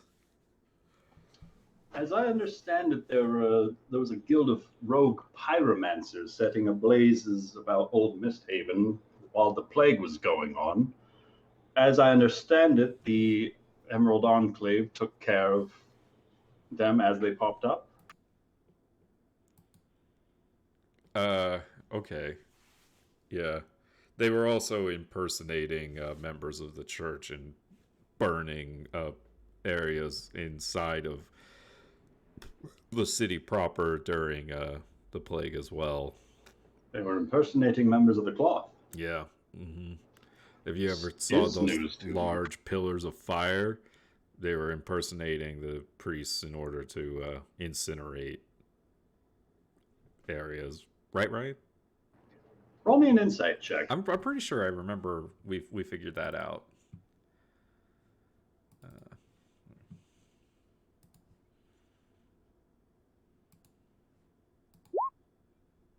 13.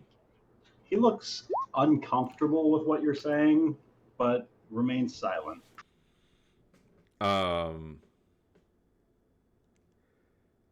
Anyways, they were led by a man named Verrotter, who was working with Lord Jaeger, which I find disturbing, seeing as, well, have you heard about what happened at the Arboretum last night? What happened at the Arboretum last night? Rafal's gonna just kind of fill him in, like, on the details, because, like, there's nothing wrong with anything that happened last night, really. Just about the robot fighting the Requisitors. Yeah, so Rafal's just gonna kind of fill him in on what happened.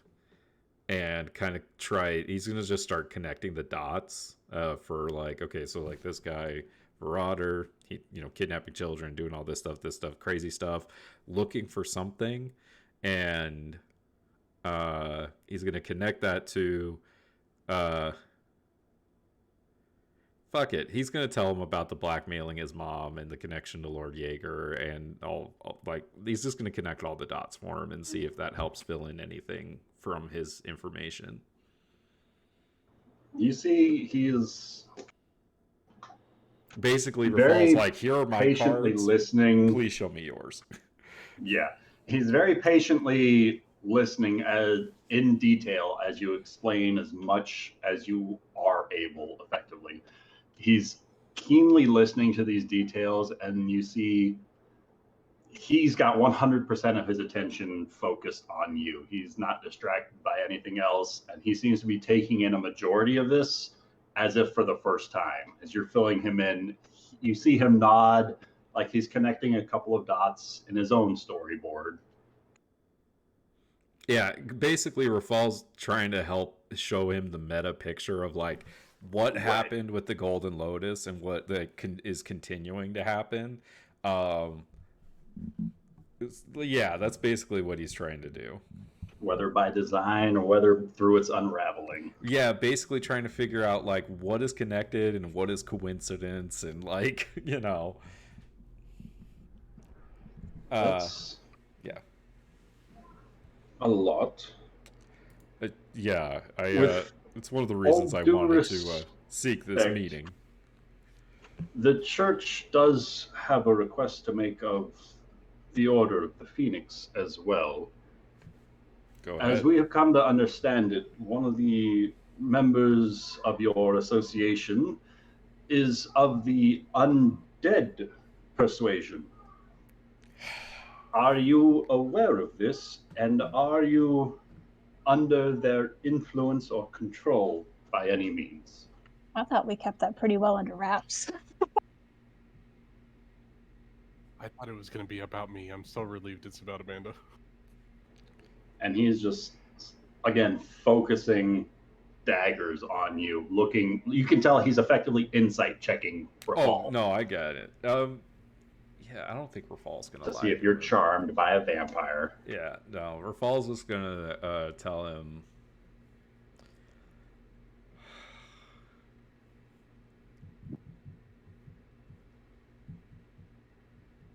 All right, if he already knows.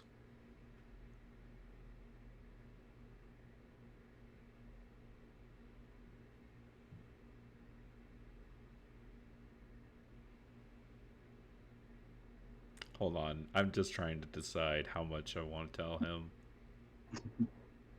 You know what? If he already knows.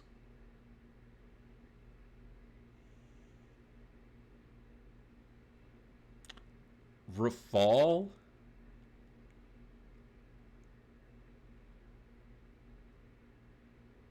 Okay, I guess I want to do an insight check on him. I want to know, do I think that I can trust him? All right. Oh, low, 12.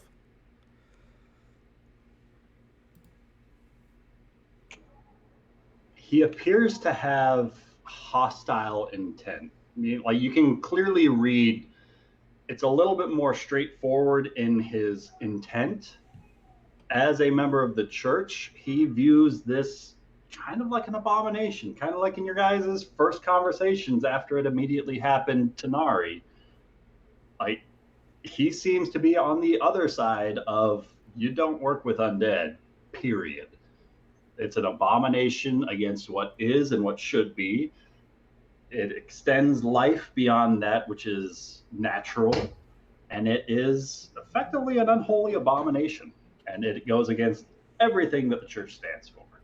And so that's kind of where he's coming from, trying to figure out if you are under the whims and whimsy of a vampire and whether or not he has anything to fear coming from you or your association. No, I get that.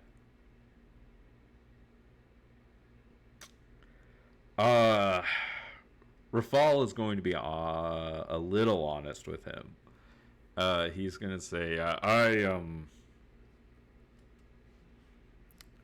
yes, I am very aware of my friend's condition.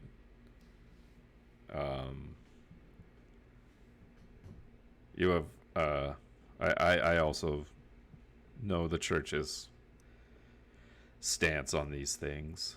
I can assure you that she is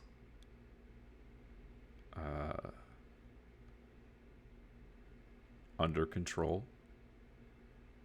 Her condition is a little more unique, I think, than the general sense of your question.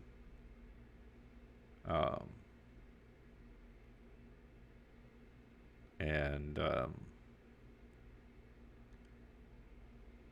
her influence is not extended beyond herself. Do you trust that she acts in the interests of this city? Yes, I do. She wouldn't stand by my side if she didn't.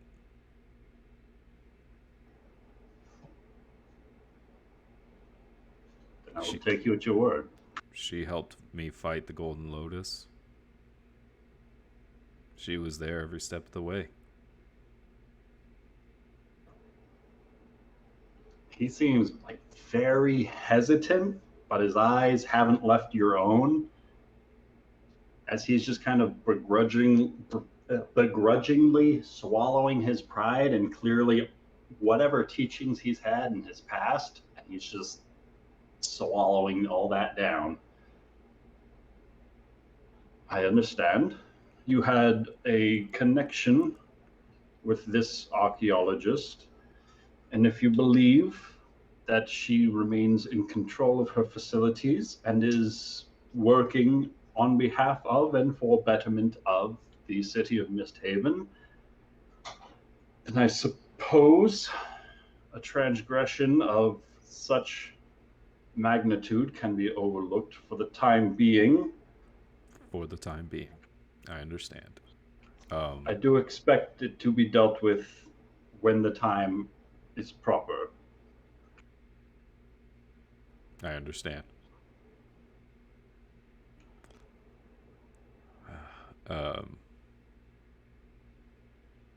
Yeah, Rafal's going to spend some time also just chatting with him about like the noble houses and, you know, like kind of getting a better idea of, you know, okay, so if that's going on with the Arconas, like what's going on with everyone else, you know, kind of a thing. Right. And eventually Rafal wants to talk to this guy about the Requisitors and like his thoughts on the Requisitors and what's going on with them now that Severus DeVere is gone. Roll me a persuasion check.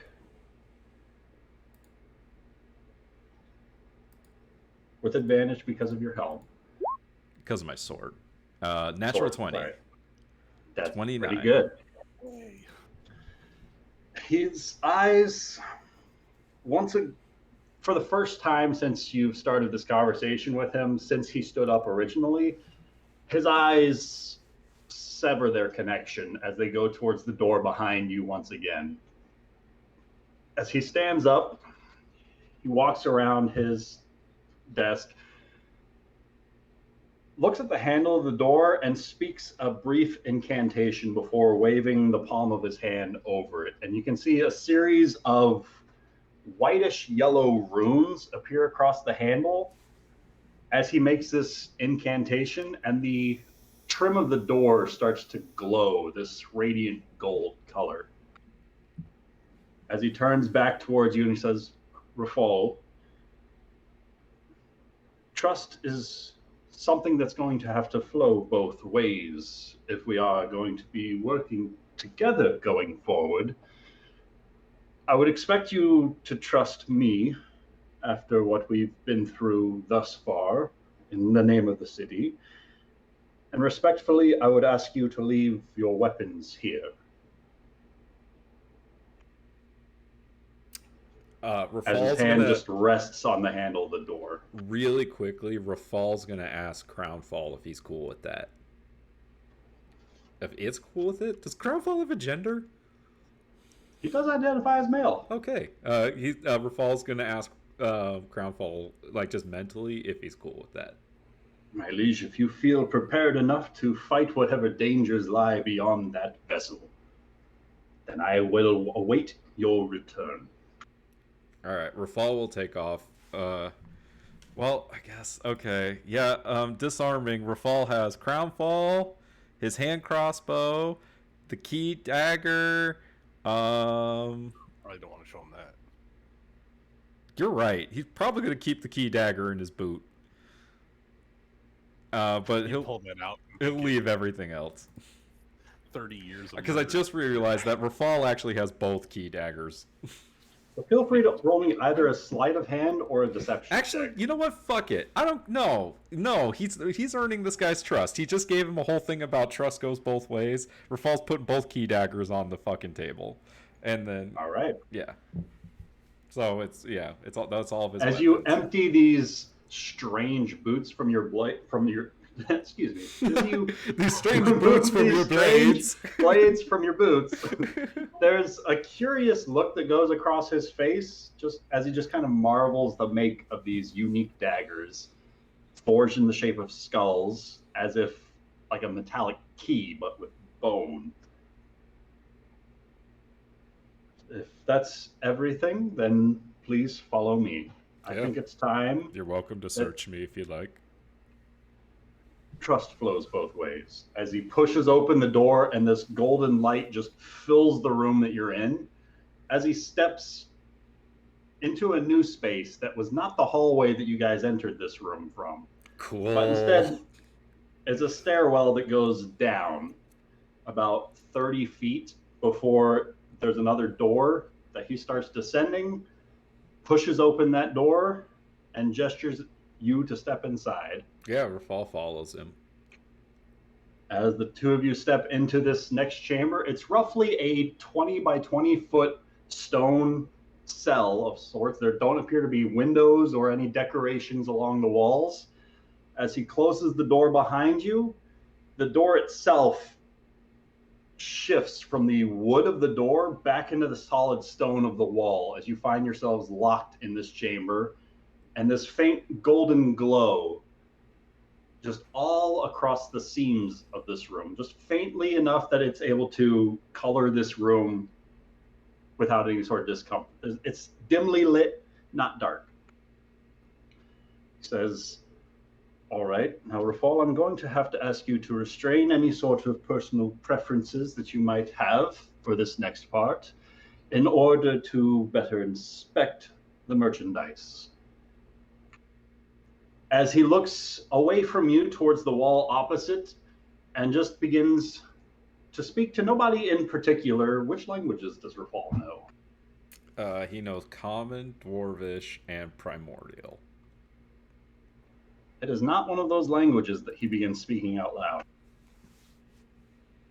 It sounds a bit more abyssal or infernal in some description. And as he continues this enchantment, the stones before you on that wall opposite go from a golden glow to orange to a fiery red as the stones start to split and crack open, revealing this small tear in the wall opposite as this silhouette of a woman starts to step forward through what looks to be orange flames, just lapping at the back of her as she emerges. You see this dark-haired woman, nearly nude, emerge from this opening in the wall, and nearly every inch of her skin is just carved with these infernal runes, markings of some description. It's clear fine tools were made to make every one of these small slices into the individual letters that compose. Oh, 1 second. That compose this artifact. As you see what you would recognize as the Queen Domina stepping through. It's straight up his grandma. Stepping through this hellscape into the chamber that the two of you are inside of. Oh my God, Ryan. With Wait, the did you contract, just say something lawyer. about lifetimes? with the God. contract flayed upon her skin, My God. My God, Ryan. you can see chains binding her mouth, arms, and legs as soon as she emerges from these flames that appear just as brightly as that golden energy from the door before. And Dr. Thomas Wells offers to start translating the contract from the infernal it's written in, You so know that you what? can understand it. You son of a bitch. I'm going to read this whole goddamn thing. All right, everyone buckle up. Here we go. I just want to say my church doesn't have flayed family members in the basement. So meanwhile, Jesus everyone else Christ. just Thanks. watched Rafal step away from the Phoenix Feather Inn to run some errands. No, I'm reading this whole thing out loud. Okay, here we go. In that case, Oh my gosh. Actually, you know what? I do kind of want to do it. Here we I'll go. make it visible to everyone then. All right, here we go. This contract is everyone. herein and forthwith binding and agreed upon as of the 66th day of the year, 1639, within the prime material plane, PMP, between the followers of the Fallen, an Avernus corporation incorporated and having its principal place of business in or around the nine hells of Baator, or any agents named herein the employer, and Queen Domina Ashialehi, daughter of Triminore Kialria, upon the PMP, the contract employees, the employees. Whereas the employer, being of due desire to obtain the benefit of the services of the employees, and the employees in their course of conduct desire to render such services forthwith and hereupon on the terms and conditions set forth, in consideration of the promises and other good and valuable consideration, the party agrees as follows. 1. Employment. The employees agrees that they will at all times faithfully, industriously, and to the best of their skills, experience, and talents perform all of the duties required of the position. In carrying out these duties and responsibilities, the employees shall comply with all relevant employer policies, procedures, rules, and regulations, both written, oral, or telepathic, as are announced by the employer from time to time. Pause. So that means that the queen actually has to follow the orders of the devils? Am I reading that right? Or is it the other way around? The devils have to, because the devils are the employees. No, So the queen the- is the employees. The devil's the employer. Ugh. Right, Ryan? Roll me an intelligence check. God, I hate you. Lawyer. God. Oh my Nick god. is not a lawyer. You wanted to read the fine print. Natural Oh my 20, suck a God. dick! So this part of the clause is saying that the queen will follow the orders of the devils. God damn it. damn. But Okay. there is a circular clause later on stating that the devils will follow the orders of the monarch. As long as she's following the rules. Exactly. God. All right. Number 2, Oh, position, man. fiendish lackey. As a fiendish lackey, the employees are required to perform all of their necessary job functions and duties as defined in the contract selection titled Responsibilities. The responsibilities of this contract role are listed on the job description. In addition, the following work deliverables are included as part of this employment contract. The Fallen must provide assistance to the city of Misthaven upon its darkest day. Whether threatened by invading armies, regardless if from the prime material plane or elsewhere, act of divinity, immediate threat to the residing monarch's life, or any other means resulting in the city's destruction. Faithfully, industriously, and to the best of their skills, experience, and talents, those upholding this contract will act in good faith for the benefit of the city as the ruling monarch sees fit. Can't trust anyone. They didn't do that, though. They did. They did. Remember, they came out. They shot each one of them shot their 9th level magic missiles at the ships, and then went back home. So they assisted. I guess. But they didn't. They didn't shoot. They didn't. Only Severus went out. He Just- went, just- he just- went no, down, just and then keep they reading. turned around and left. So I guess I got to keep reading. All right. So compensation as I already full read the whole thing. Sorry to interrupt you, Ryan. This is fucked. as full compensation for all services The provided. The Fallen is contractor the one that- shall be compensated with as much meaningful information as can be supplied by God damn it, Ryan! You mean to tell me that the queen has been telling the devils everything I've been telling her this entire fucking time? Ugh! Maybe we shouldn't have That's why I trusted said her. Don't trust the queen. God. Okay, hold on. I gotta keep I going. don't know. Maybe we should trust your vampire All right. friend more than the To queen. the with best all. of their ability. In addition, employer will provide a scout of competent quality that will escort employees to the Iron Gates, where they can descend into the second hell. Employer will also provide genuine and accurate counsel regarding where to locate certain items as seen upon the request thereafter of employee. Bonus. In addition, the contractor will be eligible to participate in bonus plans established by the company from time to time. The employer currently offers bonus 1 if employees, in attempting to fulfill their job assignment as described, can in such efforts call for expulsion, leaving no traces, such as there are no witnesses that could report the task. Employers assigned Scout will escort them through the second hell of Dis, coming upon but not exceeding and not into the third hell of Mineros, and Scout will act as an ally in hostile situations, though will not risk his life. Bonus 2, if the employees seek renegotiation at any time, they may seek out any agent of the employer who will act as an ally in hostile situations, and you're going to make us go to hell. God damn it. Though will not risk her life to seek further assistance, employer's agent will escort them upon but not exceeding and not into the least at the edge of the third circle of Mineros, and give employees directions further in. An employer's agent will act as an ally in hostile situations, though will not risk her life. Bonus 3, for each sealed scroll case as provided by employers sneakily and surreptitiously, so as not leaving any traces, such that there are no witnesses that could report the task, and do so without killing or injuring any of the guard servants or other entities within the premises, embedded somewhere within or in close proximity to the private residence of a bishop of the Holy Trinity of 3. Additional terms may be negotiated. Employees must perform upon such exigencies within a reasonable time frame as defined by the employer. That one didn't make any sense to me. Okay. Here's the section I wanted. Okay, termination of contract employment.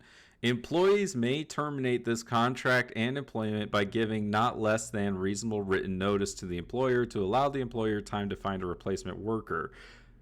Failure to provide such notice will result in the contract forfeiting any earned bonus and their soul. In turn, the employer agrees to provide a reasonable notice or half payment of no more than 500 gold pieces in lieu of such notice. The contractor agrees to return any and all property of the employer at the time of termination. Wait. By giving not less than reasonable written notice.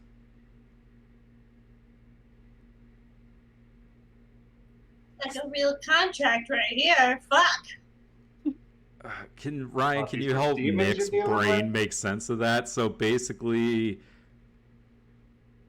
So in order to terminate this contract, you have to provide notice at up to no more than 500 gold pieces in lieu of such notice, and all property that was gifted has to be returned at the time of termination of the contract. So the city. well, what was gifted was these bonuses, right? The bonuses are not necessarily part of the contract. Those are additional stipulations. If these things happen, there can be additional benefits, but not part of the base contract itself. Okay. God, I hate this. All right. 7, non-competition, covenant, and confidentiality. As a contractor of the employer, you will have access to certain confidential information of the employer, and you may, during the course of your employment, develop certain information or inventions that will be the property of the employer. God, I just had to keep reading. You may not disclose this information outside of the company. We also wish to impress upon you that we do not want you to, and we hereby direct you not to, bring with you any confidential or proprietary material of any former employer, or to violate any other obligations you may have to any former employer. During the period that you render services to the employer, you agree to not engage in any employment, business, or activity that is in any way in direct competition with the business or proposed business of the employer, particularly the current royalty. You will disclose to the employer in writing any other gainful employment, business, or activity that you are currently associated with or participate in that competes with the employer. You will not assist any other person or organization in competing with the employer or in preparing to engage in competition with the business or proposed business of the employer.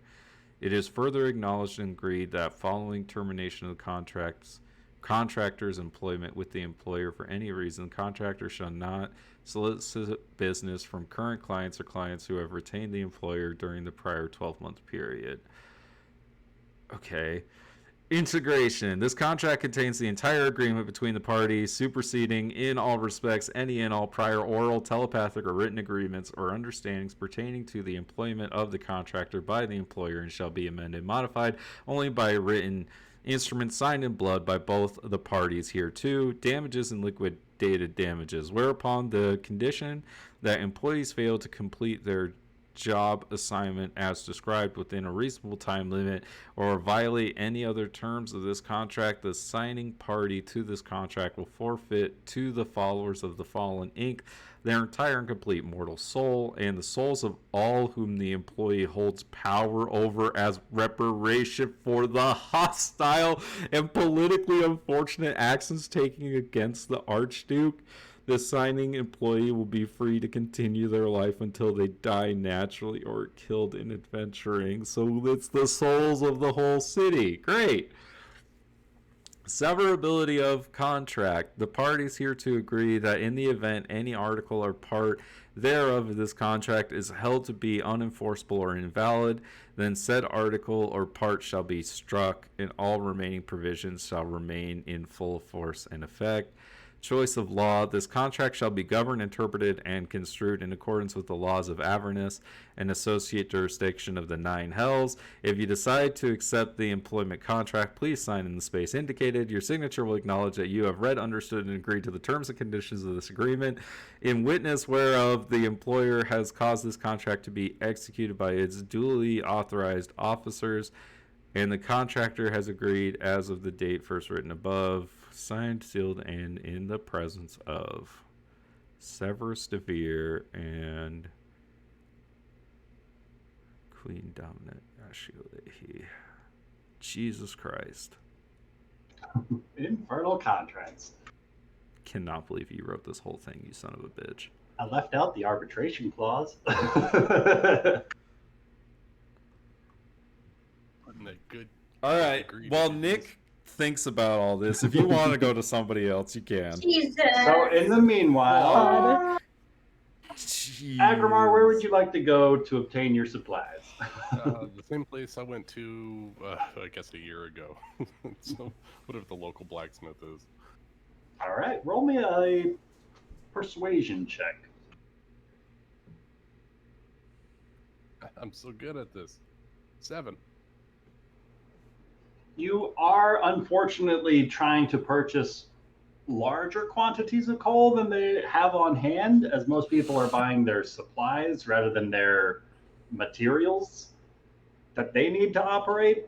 But the blacksmith is able to point you to a couple of other shops further up the street. So it does take you a few hours to procure enough coal and supplies for these doors upgrades, but you are able to do so. All right. And then when I get back, I will cast Fabricate twice and make the hatch and put a new door in and make it all secure. All right. So with 2 castings of Fabricate and 2 purchases of locks, you are able to seal this room. Who is going to hold on to the key? For which lock? Should we give it to Shreves? You should give it to Well, you Kevin. got 2 locks and 2 keys. Shelby? And Kevin. Aw. Responsibility, y'all. Because you're not going to let anyone So it's probably not a pickpocket good you. idea to give them the key. That is true. That depends on how much you trust her. Huh? So does Zara accept one of the keys? Yeah, she'll take the key. Are you giving Zara the key through the kitchen or the key to the sewer?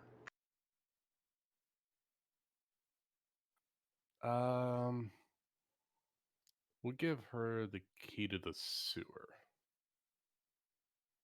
All right. So Shelby's going to get the kitchen key. Yeah. So if she's actually going to be in the place, she's going to be able to need to get into it. Come on, come on, come on. All right.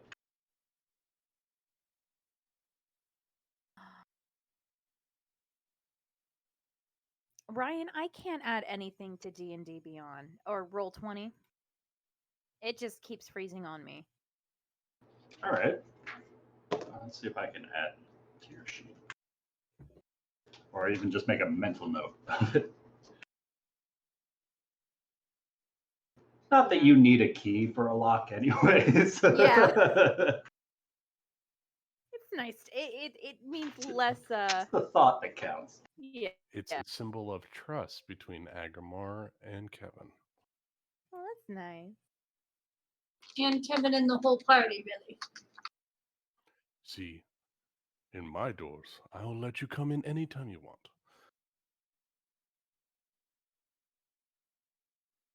Okay.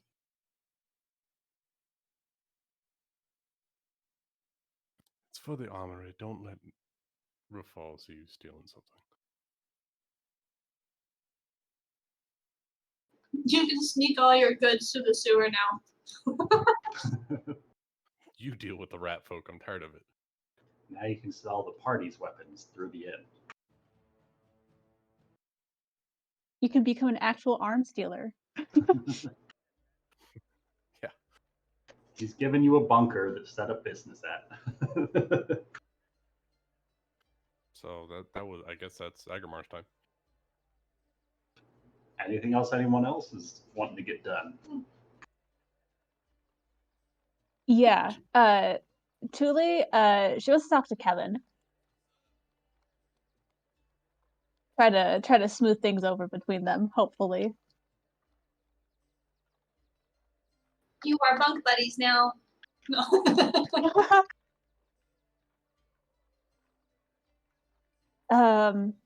Yeah, I guess yeah, Tuli will seek out Kevin, wherever the hell she is. If she's even still at the inn. So Rachel, where's Zara at?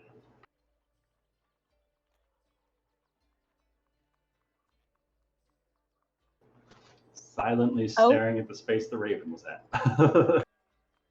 He is muted. You are muted. There we Okay, go. what happened? Peter froze again. Where's Zara at this morning? Kind of in the corner of a booth, looking outside to the hallway. Not hallway, shit. To the outside, keeping a watchful eye. So this is where she is when you come across her. All right. And here comes Tuli, breaking her concentration. Oh, yay. She's gonna clear her throat. Kevin, if you have a moment, I'd like to speak with you. I don't have a minute to give right now. It's kind of important. Oh, well, that's nice. I still don't have a minute to give to you.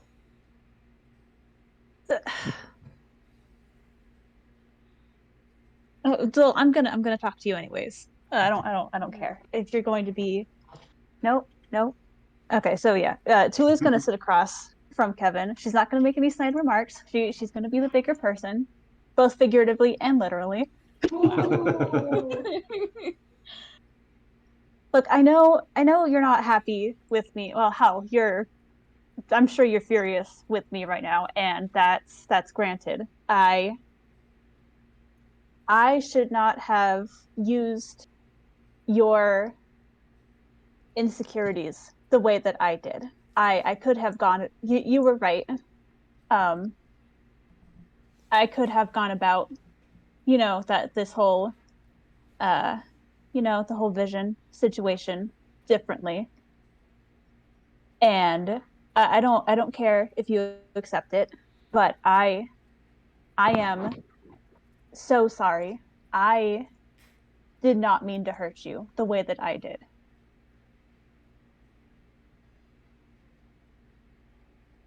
And I would do anything to at least try to salvage what little good relationship that we had.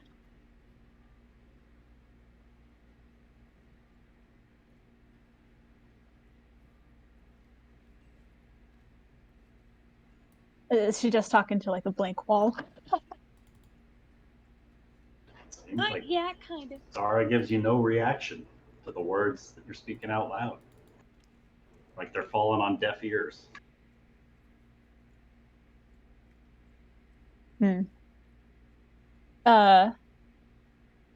yeah, that's it. And then, yeah, that's it. Then Tuli's just gonna get up and walk away then, if she's not gonna say anything. As Chuli walks away, Kevin Zara is going to speak up. She's not going to look at her. She's going to still be looking at the window. She's going to say, the last person who took advantage of me ruined my life. I'm not going to... And I made the same mistake that night that I did with that same person, with Marauder. I'm not going to accept your apology anytime soon. So, get used to it. Already am.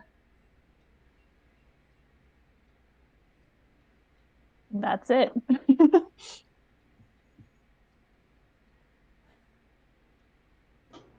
Tuli returns inside of the Phoenix Feather Inn. There's an anxious shrub waiting inside. If you need friends, Tuli, I can be your friend. Thank you, Shreves. I'm sure you'd. I will I'm certainly gladly. glad to have you guys around. And we're glad to have you. I'm sure you make a wonderful friend. You're welcome to stay at my inn anytime you like for a modest discount. Is this shrub trying to shake me down? Not at all. We're friends. He's got a hatchet in one hand and a knife in the other. No, we're friends.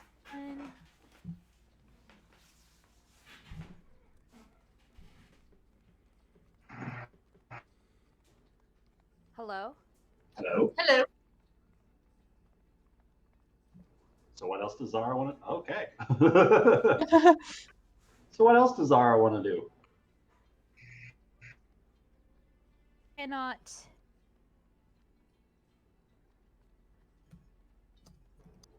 She cannot.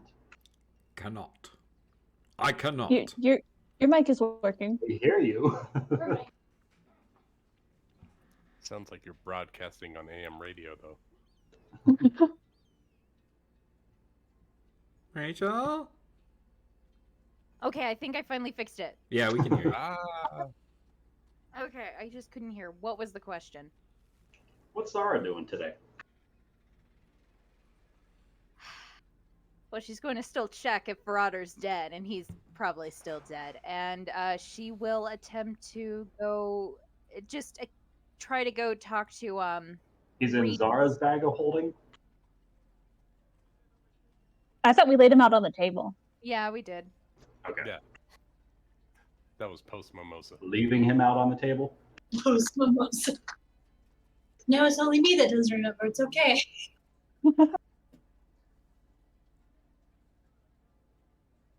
Well, we were standing guard overnight, I think, is what was happening. Yeah. Zara certainly was. But Zara will, after ensuring that Marauder is still fucking dead. Give me a she medicine will- check, Zara. I don't even think I can roll anything right now. I am desperately trying to You open got a up my. D20 on hand? I don't. Oh, no. Wait, hold on. Yes. A 6. Every now and then, it's only out of the corner of your eye. Oh, wait. Rachel might realize it's probably because of Zara's lack of sleep, but she's a little bit oblivious to it. But you swear you see him breathing ever so subtly whenever you're not staring directly at him. He's dead. He's dead. He's got to be dead. He's got to be dead. I have to run some errands. I have to. Real quick before she leaves, if at all possible, DM, I don't know if I mentioned this before or not. Could I try and take his soul? That way, you know, for sure. His soul. Wait, How would can you we? like to try and take his soul? Before. Yeah, can we still do speak with dead if he doesn't have his soul? How many souls have you spoken to without? Or through speak with the dead without the soul? I've only spoken to the tiefling. I don't know if she had a soul or not. So what would you like guys to do? can try and speak with her first. I just, you know, it's just something I thought about, and I didn't know if I asked yet or not. I'm pretty sure the Heartstone requires you to use your reaction to capture a soul while it's Yeah. dying. Yeah, that's and what he's I been thought. dead for a minute now. Yeah, Don't so think you can I didn't capture think soul. I'd be able to, because Mimosa me fucked up on that part. That's cool though. All good.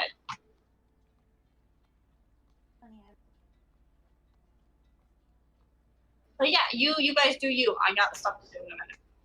So there is a corpse on the table in the inn, right in the front room, while Agramar's purchasing supplies elsewhere. Oh shit, is Tuli going to speak with Dead with this guy? Oh my god. Well, yeah.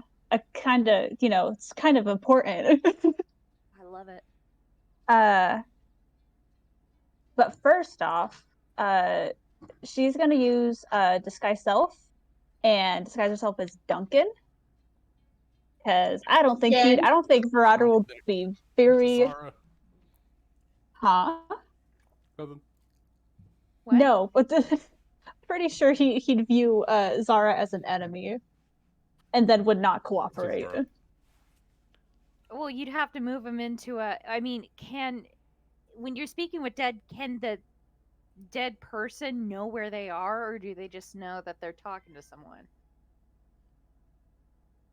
The way that I understand it, where is it? Oh my god, I think I can finally add stuff. Oh, there it is. Let's see. I can. Finally. The way I envision speaking with the dead is you're not talking to the soul, you're talking to more like an echo or like a memory, like who they were, because they can't learn new information. Okay, so they don't. It says answers are usually brief, cryptic, or repetitive, and the corpse is under no compulsion to offer a truthful answer if you are hostile to it or it recognizes you as an enemy. So it can technically see.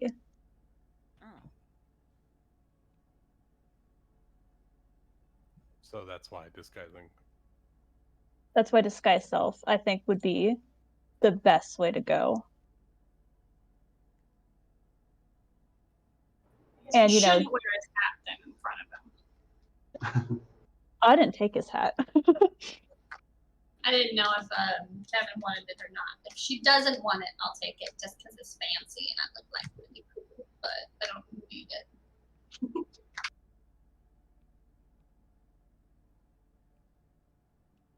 But yeah, as long as Kevin won't kill Tuli. I don't even know if Kevin will be present. I would prefer if Kevin wasn't present while I speak with Dead with Marauder.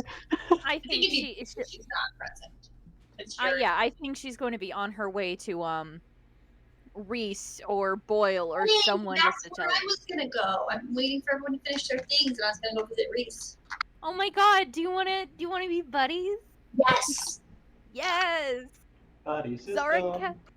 Zara, Kevin, and Nari adventure. Do it. So as they make their way out, Tuli disguises herself to appear as Duncan and gets closer to the corpse on the table. Are there any other preparations you would like to make? Nah,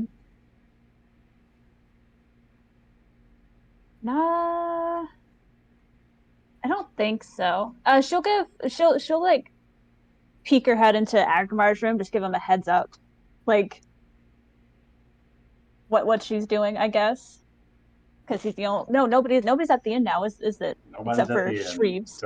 All right. She's gonna just in case, she's gonna if I don't even know if she's able to lock the front door, I guess. Yeah. Yeah, she'll do that. Since apparently anyone can get into the inn. Sign around. Mm-hmm. And yeah, that's it. And then she'll cast, Speak with Dead. What's it look like as Tuli casts Speak with Dead upon Verada the Vile? What a fitting name. Title, I guess. I guess I'd like to imagine that's like a kind of like a sickly, like green color. Just kind of envelops like his body. And yeah. Let me look at my notes. I wrote stuff down. All right, I'll be right back. Gonna run to the bathroom real quick, then we can ask. Okay, cool. Do you guys have any suggestions? What was he doing in like what was he looking for? Yeah, that's one of mine. I have what was he looking for in Misthaven? Who What is was the his employer? role? Yeah, who is? I was gonna go more along the lines of what was his role in I guess assisting the Golden Lotus. Yeah. Wait, what? 3 questions or 5? Um, Is it a Let's time make it frame? 10. no, it's I thought 5 it was questions. 5 questions. Three uses is the Heartstone, Oh, okay. And which you we have can't, 1 use left on, by the way. and you can talk to a corpse again for another 30 days, right? No, ever. No, the spell fails if the corpse was the target of the spell within the last 10 days. Oh, 10 days. okay. So I can ask him 5 questions. So what was, I guess, what was he looking for in Misthaven? Although I think we already know that answer, or at least a partial answer.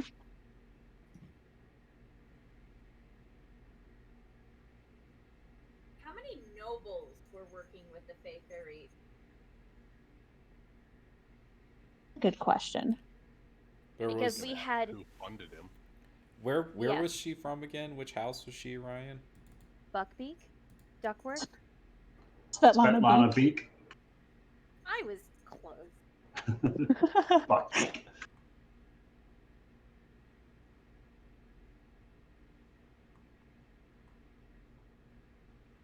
So that's not a major house. It is not. Okay. Okay, yeah. So I guess we'll start with what was Marauder looking for in Misthaven?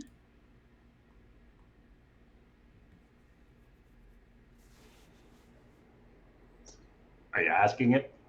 Yeah.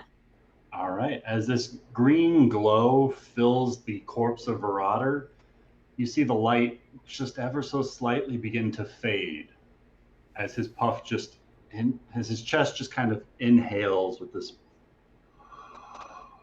gasp of breath. And as he exhales, this faint green glow escapes from his throat, almost kind of like a plume of smoke as he speaks. His lifeless eyes remain gray and colorless, as the rest of his corpse remains rigid upon the table. I was looking for revenge. Oh, fuck. Looking for revenge. It's okay, he's dead. He can't hurt you anymore. Unless he's a revenant. Yeah, but that's such a tiny little answer. Oh, Yeah, well, there's not going to be full sentences. They're brief, cryptic, or repetitive. I know. Oh. I mean, that's kind of what I expected the answer to be. What does number 2 work for? Huh? Austin Powers. Oh.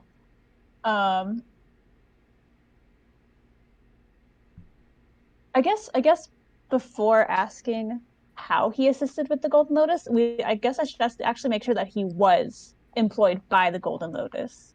Yeah? Who are you asking for verification? I You're am alone asking at the out of Phoenix Veteran. character. You just see Agrimar walk by with 300 pounds of different shit. Nope, door's locked. Door's locked. I He has to think circle back around to the alleyway. we should probably be more interested in his connection to Jaeger than the Golden Lotus at this point, right? But the favorites that ultimately we need to know more about the Golden Lotus. Yeah. I think the problem I is get it's going to be like, did you work with the Golden Lotus? Yes. Right? Like, No. Okay, yeah, you're right. Because we know that they did, because they were hired by them, because we got that from Yeah. our Fae Fury captive. Like, what were you hired to do? I mean, they were hired yeah, to that's keep us true. away from the Tarask circle. Yeah. Yeah, I guess. You can ask him which noble, if a noble of Misthaven paid them for work or something. Yeah. Oh, yeah. That's a good one. Yeah. Okay. Should I ask what noble, or did a noble pay him? Either yes or a potential name. So, what noble would potentially give you a bigger answer? Otherwise, did you get paid? Yeah. So, I mean, it couldn't hurt.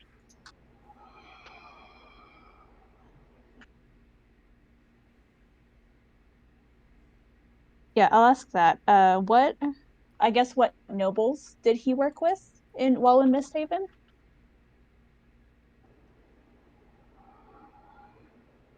I forced the work in hand of several of the minor houses. Oh my god. Minor houses. Minor houses. There's so many. Well, there's 21 minor houses and I think 5 or 6 great houses of nobility. Well, we have at least one. There are 5 great houses.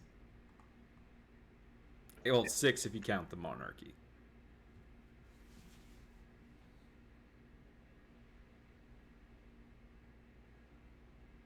I think Zara's idea of just burning the city to the ground might be better. Yeah, I mean, why not? They're in too deep.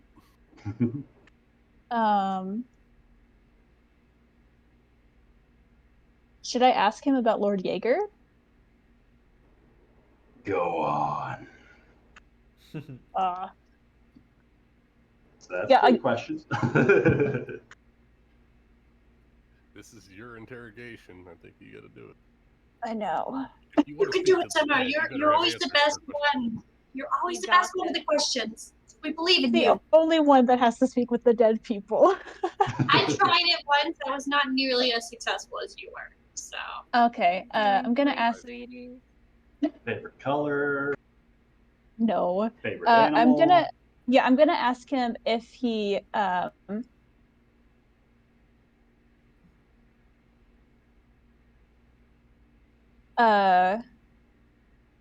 I'm gonna ask if he worked with Lord Jaeger.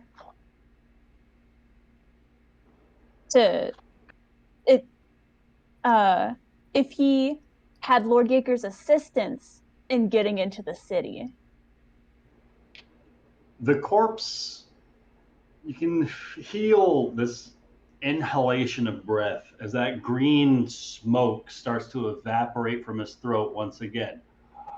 As it bolts upright into a seated position, his dead, cold eyes lock with your own as he says, "Yes, Duncan, as you should be more than aware of the Lord Jaeger's involvement in our goings-ons." And then just collapses back onto the table. Oh, that's creepy as hell.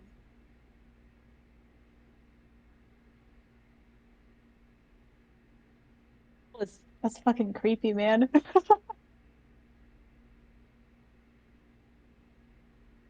feel like I'm not asking the right questions, but I don't know what the right questions are.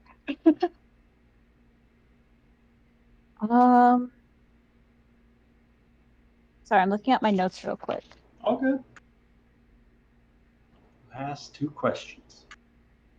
Yep, 2 more questions. Favorite restaurant? How does he like his eggs cooked? Oh god. He doesn't have to tell you the truth, so he could say something like poached or over easy. Yeah, he doesn't have to tell me the truth. Who knows if he even actually trusted Duncan? I'm just going off the fact that Duncan was the second, essentially. Maybe ask him what the next steps were after the Arboretum. Maybe you What did you could have? try to ask him like about something like why he was getting like frantic, like because something failed, right? And so he Yeah. wanted to try again, Mm-hmm. and he wasn't trusting anyone. True. Yeah, that's a good one, Nick. I actually didn't think about that. Think of asking that. Yeah, I'll ask. What? Well, I don't know how to word this correctly. What made you so frantic? What? Oh, okay, I know. What went wrong with his first plan? Because the one member of the Faux Fruit said that he had a plan and it went wrong. So the Arboretum was his like second try or something, if I remember correctly, right? Yeah, that's what you guys told me. Yeah. Okay. So yeah, I'll ask what went wrong with his initial plan. The damned halfling survived. What does that mean? I jumped in the alleyway, remember? Yeah, maybe he's referring to the jumping in the alleyway. I mean, I don't recall him he's attacking you. He's referring to your dream. He's talking about when he tried to stab you in your dream. You survived. And it did try to take you down in the alley. I mean, I think it came after you multiple times. Yeah. So he So came his here for whole revenge. thing was revenge against Zara. Yeah. That was his whole. It was this whole thing is reason. consumed with revenge. Zara didn't do anything. That bastard did things to him. Well, you knew too much, obviously. Well, yes. I wouldn't call it revenge, though. Oh, Zara was his favorite color. He had to have done something for Jaeger in return. Jaeger had to have gotten something out of this. I want to know what it was. Yeah. Okay. So this is going to be my last question. This is the last one. So it's either get more details on Montaigne Jaeger, or I still want to know about the Golden Lotus, but I don't think I'm going to get much out of him. I don't think you're going to get much. Because I feel like it was probably like, and I doubt he even dealt with anybody like that was super important, aka I think the Raffalfaldager was at the head of all this. Yeah, he's going to tell you about this golden-haired elf. Yeah. Okay, yeah, I'll ask what Montaigne Jaeger wanted in return.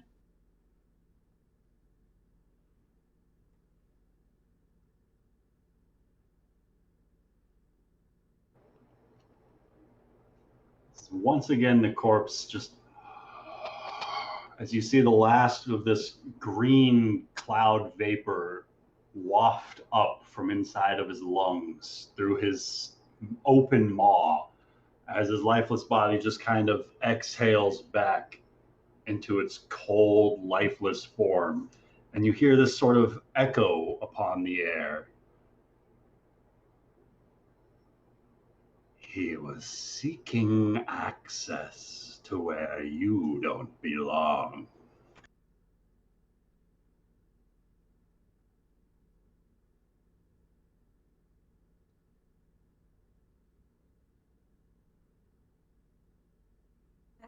Where you Not don't cryptic belong. at all. Not cryptic in the slightest. I know exactly what that means.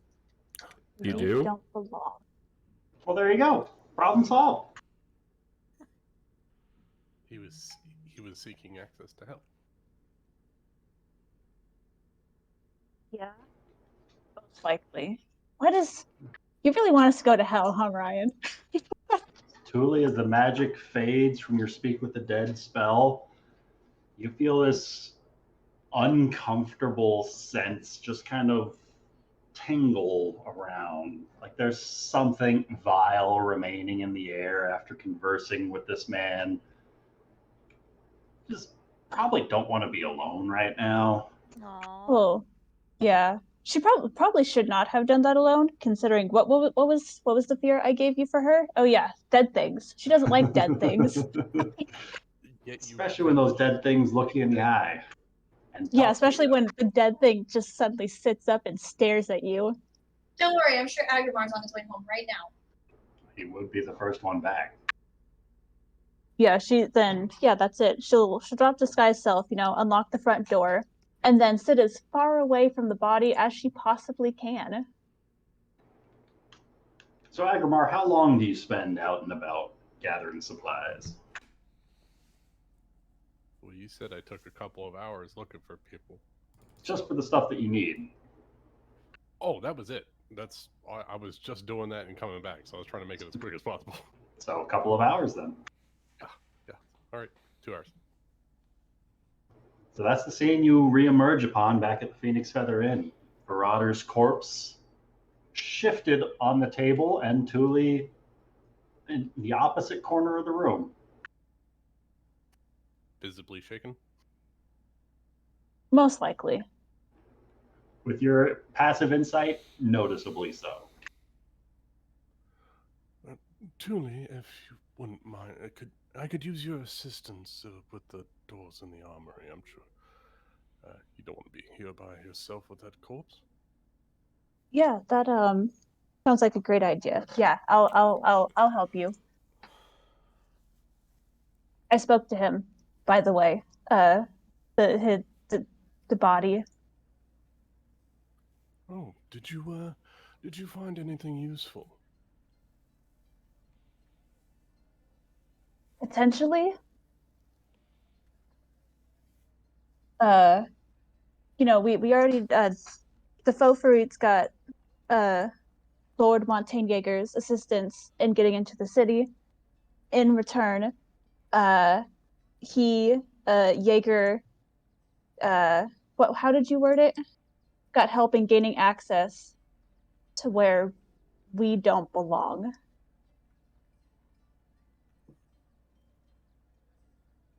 And he was in That's very cryptic. Misthaven, of course, to get revenge on Kevin. Well, hopefully that's not something that we have to deal with anymore. Well, he's dead, so yeah. We have friends that come back from death, so it wouldn't surprise me. We'll just kill him again then.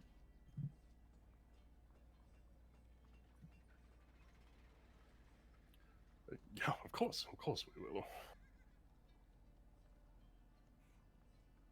Speaking of dying, have you ever had somebody talk to you?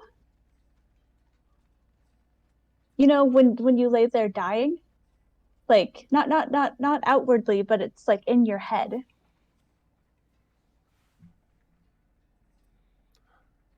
I don't think I ever have. Someone talked to me when we were in the Arboretum. After I punched Duncan in his stupid face.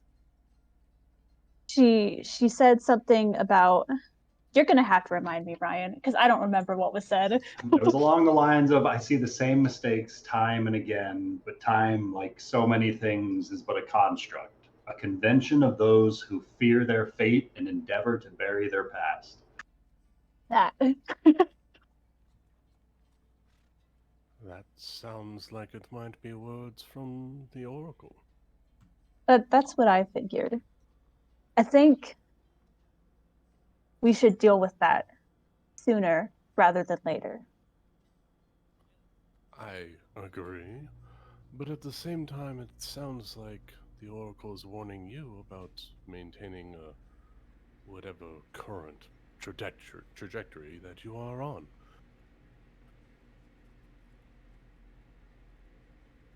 Mainly getting yourself into trouble. I mean, that's what we do best, right? I apparently am not very good at it.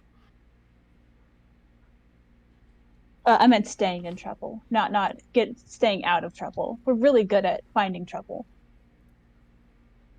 Oh, yeah. Yes.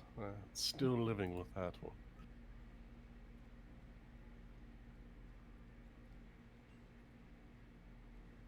So, yeah, sorry about the note. I wasn't sure. something might happen, considering that we almost died earlier. You're sorry about it? It was. Well, I'm sure it wasn't written very well. I mean, only note I've ever received of that kind, so I'd say it was pretty well written. Oh, well, And I feel the same way. If it wasn't already obvious. You want well, I biscuits mean, too. we did keep each other from dying a lot. Well, who else is going to? Apparently nobody else. We have to stick together, otherwise we'll both die. Well, if it means anything, there's no one else that I would. Is that how to? There's no one else that I would rather die with, if it ever came to it. Or I guess Hopefully, stay we have alive to test with. that theory.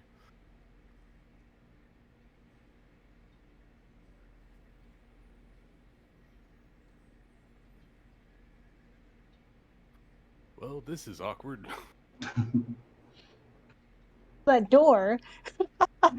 Right, doors. So if you're interested, I'm going to be punching some holes into Daganada and pulling some materials. And So using what's that it to look like form as Agrimar casts these spells and makes these doors? I've got it written down. Hold on.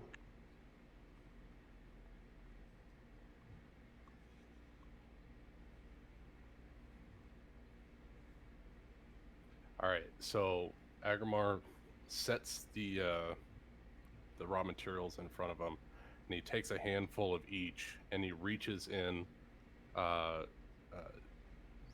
space, and you see kind of like these golden circles envelop his hands up to like mid forearm, and they disappear into space. And as he pulls them back, he's got this molten material in his hands, kind of like scooped together. And then he goes over to the doorway. I assume he's removed the door so that way he can replace them. He goes over to the doorway and he just begins to ladle out over the next 10 minutes, repeating this process, reaching through a dimension, pulling raw material out, and just letting it pour. And it starts to mold itself into the shape of the door. And then he'll do the hatch after that. About 10 to 15 minutes into this casting process, you notice that Shelby is lingering around with a piquing interest at this spell that you're casting over the place.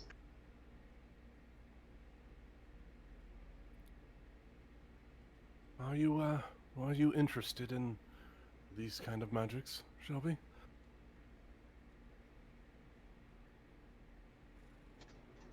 Not necessarily, just kind of curious, I guess.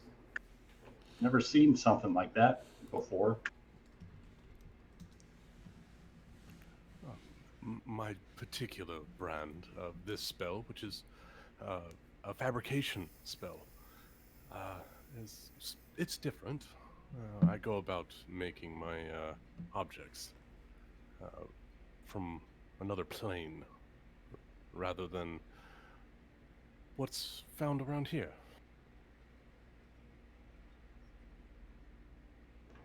Right. But how do you get it here?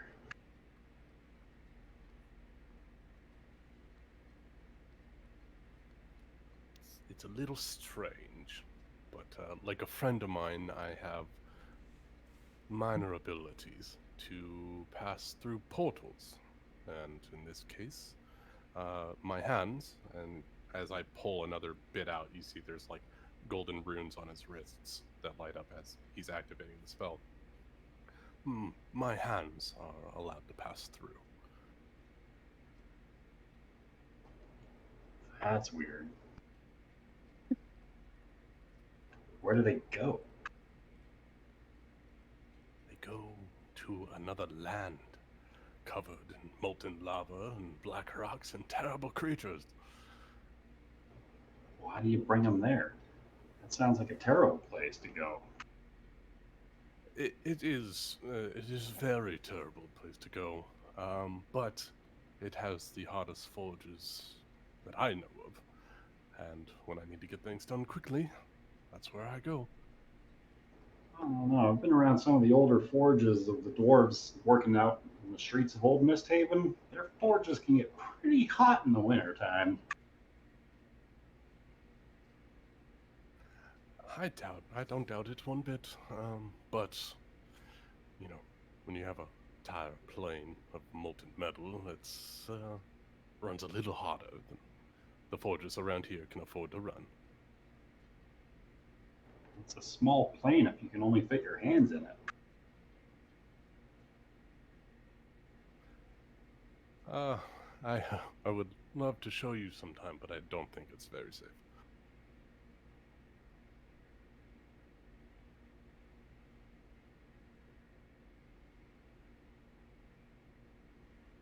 Callum does return with a couple of locks of his own to the Phoenix Feather Inn. Oh, wonderful. Callum, I will take those, if you don't mind. Yeah, here you go. Brought them just for you. And, this young, warrior, is very curious about planar travel. Could you assist her a little bit? Well, certainly. That was so cute. Here, you babysit. Have you been to the tiny plane of metal? I can't say I've been there personally, but I know quite a bit about it. I've done most of my travel on this plane. Is it bigger for you? Well, everything's bigger for a gnome. So it's like a normal sized plane for a gnome, but he can only fit his hands on it? No. I could probably get my arm through there where he can only get his hands, but even then I couldn't actually go there. She just looks even a little bit more confused, as she's by no means a caster, so all of that is just kind of beyond her. Tuli's gonna chime in. He can make bigger portals to go there. It's just he doesn't need that right now. He just needs his hands.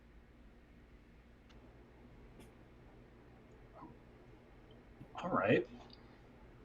You gotta think of it kind of like, well, imagine this entire city.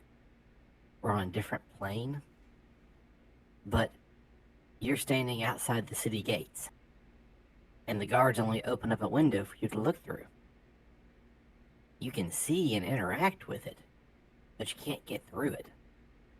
It takes a lot more powerful magic to open the gate up. So he's got the more powerful magic, or you do? I'm sure he could do it if he wanted to. But right now, he's just trying to go through, and basically someone's kind of handing him material through that window. That's all he needs right now. So it's like free? Kind of, yeah. Oh, I might have to think of something for you to make for us. Maybe some like Not all bunks? magic is free though. Just the stuff he does? Not all of it. I don't know. Would Tuli know if what he's doing had any like actual like material components? Roll me an Arcana check. He's not very good at those, but I'll sure try. 9. I mean, you know that this morning he had to go out to purchase materials, so there is some sort of cost to what he's able to do. You saw him lay out the ingredients for the spell, and then somehow this kind of molten golden energy filled the components and then changed them from the iron filings and coal that he brought into a solid metallic trapdoor. Like, he still has to acquire the materials or their equivalent cost, but is then able to transfer their state of being into something else, similar kind of to transmutation magic, as you've read But about, more. but it's something different. Planar magic isn't really her thing. Right.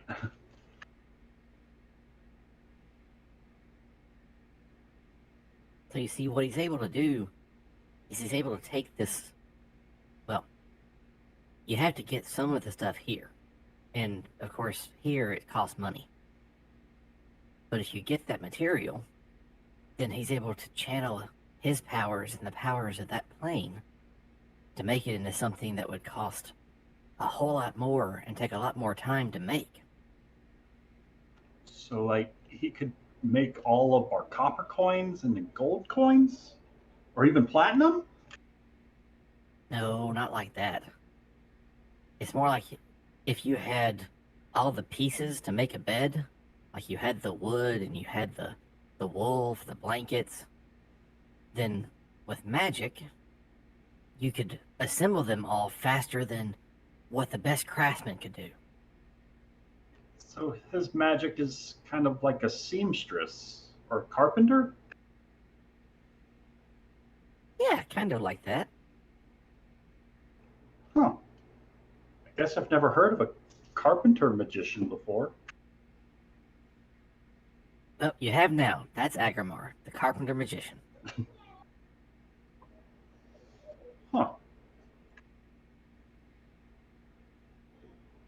She just kind of looks on in fascination as you start preparing the components for the second door. Come on, carpenter magician. Show her how you do it. But of course, Callum, I'll do it right now. 10 minutes later, and he does the same process, but this time he just pours it out in a square and he goes concentrically closer and closer to the center until the door's done. And all the while, she's just watching you with amazement and wonder, but remaining respectfully silent as you perform this incantation. Studious curiosity.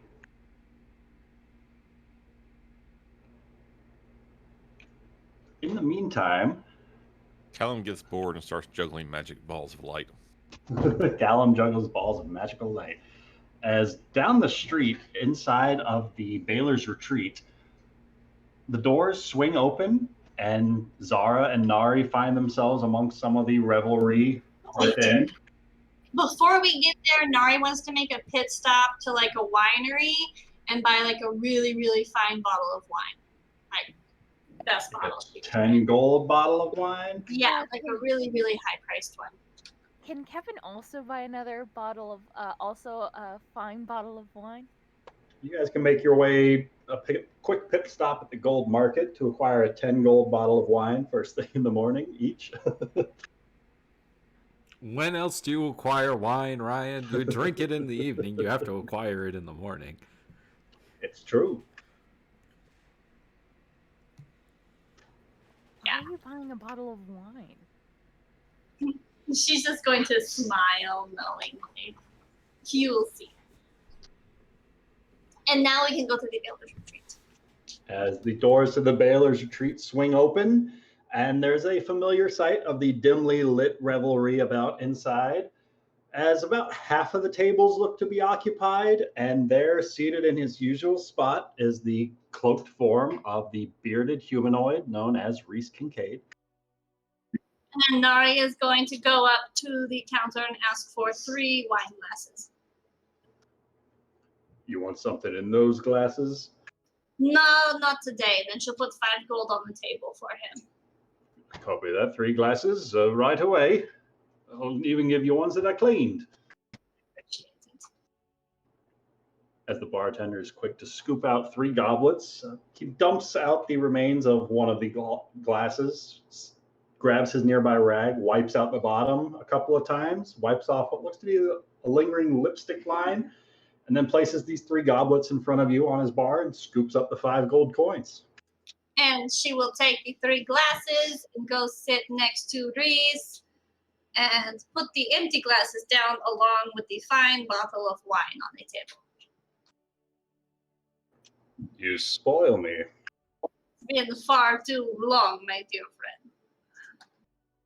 I assume this means you want something, so might as well cork it and allow it to start breathing.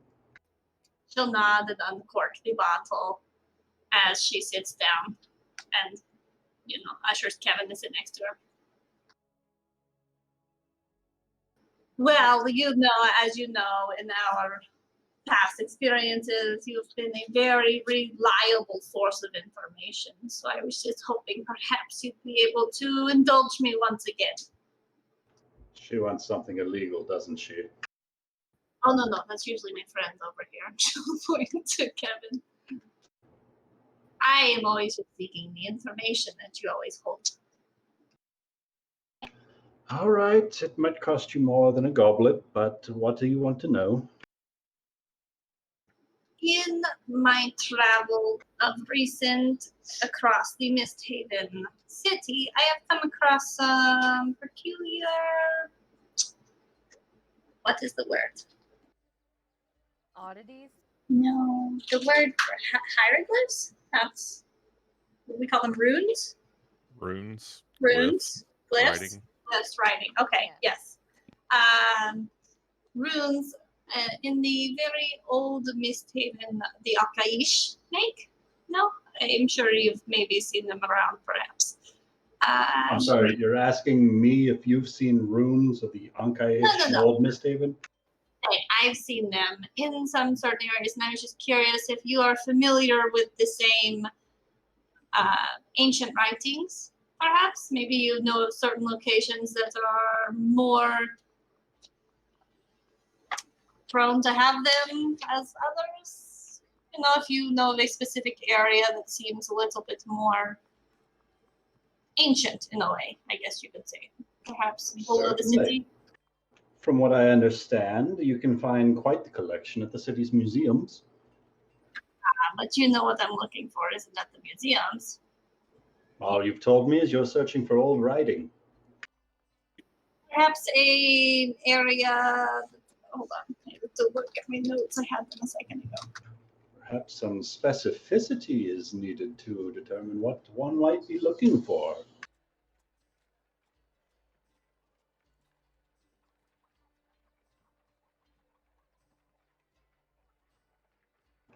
What about you, dear? First of all, don't call me dear. Bit uncomfortable, but I have good news for your boss. Or Boyle. The Fofarites are gone.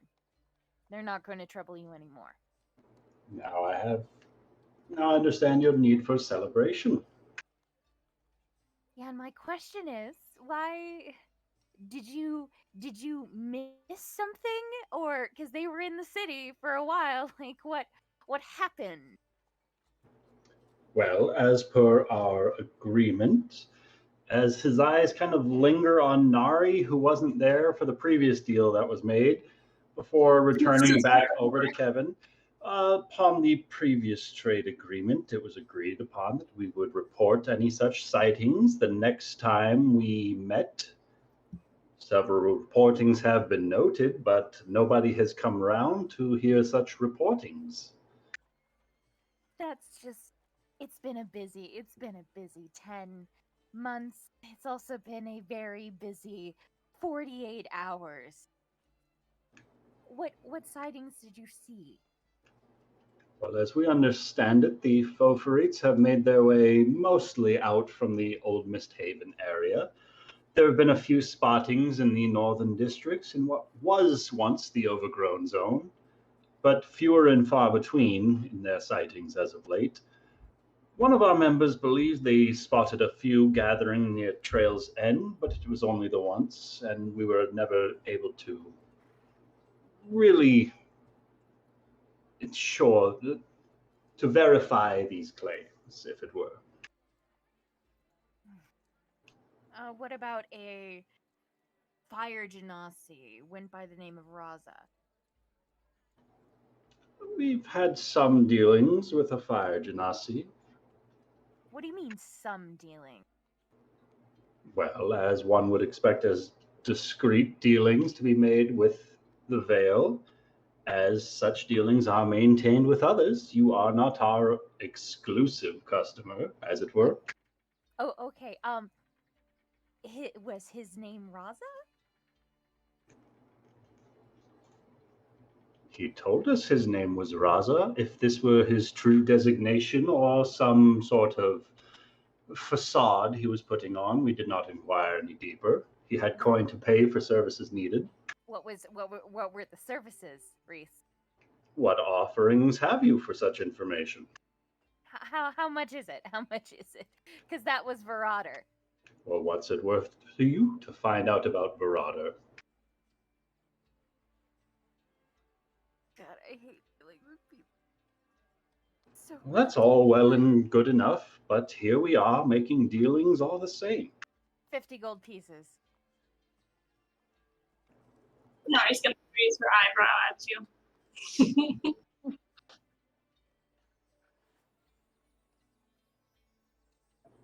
As I understand it, you've got quite the history with this Virader Raza Genasi fellow. But as I also understand it, you have quite the history with these faux Farites. From what I understand, there were brief inquiries made with the Veil through these associations with the faux Farites. Negotiations fell through early on when they were attempting to overstay their welcome in some of our controlled districts. Efforts were made to push them elsewhere, and they have yet to return. Well, they're dead. As But far that's as all... Boyle's concerned, they have uprooted themselves from our city. It shouldn't be much trouble to you from here on out. And that was the only time you've met with Raza, the fire genasi. Personally, I believe we met twice. Cannot say if he had other dealings with the Veil or not. Can you find out? I know he's dead, but I kind of want some closure. Are there any particular areas of the city I should be searching? God, what was that place that he was lighting everything on fire? Old Mistaken? No, I thought it was in the... Was it like You were Noble able area? to see them arson see them district? doing it from the foot, but Yeah, I don't the remember what foot. part of the city it was in. Next to the Arcana's auction house? In that area? Yeah, in that area. Is it over there? Yeah. I don't know. I wasn't there. I find it weird that you're asking me. Well, I just in the overgrown zone, I don't even know why I'm asking this. The man is dead, and I'm still kind of worried about him, you know? It's just he'll always follow me around. So that's just great. So he's a revenant then. No, he's dead. He's dead. He's dead. He's So totally more dead. an accursed defiler. You're not really helping me, Reese. You're not really You helping keep telling me he's dead and that he's still a problem for you, so one would presume that death did not take. It is mostly a mental state, Reese, as she's going to start to pour the wine. This might help a little bit, so. Yeah. You know, just tell Boyle the Foforites are dead. The Foforites are dead. Virader's gone. He won't have to worry about them. If he needs anything that he needs stolen, he can contact me. Roll me a persuasion or a deception check, Kevin, as you see fit. As Nari sips the wine, she's going to look at Kevin like, oh, so you've been doing some shit too, huh?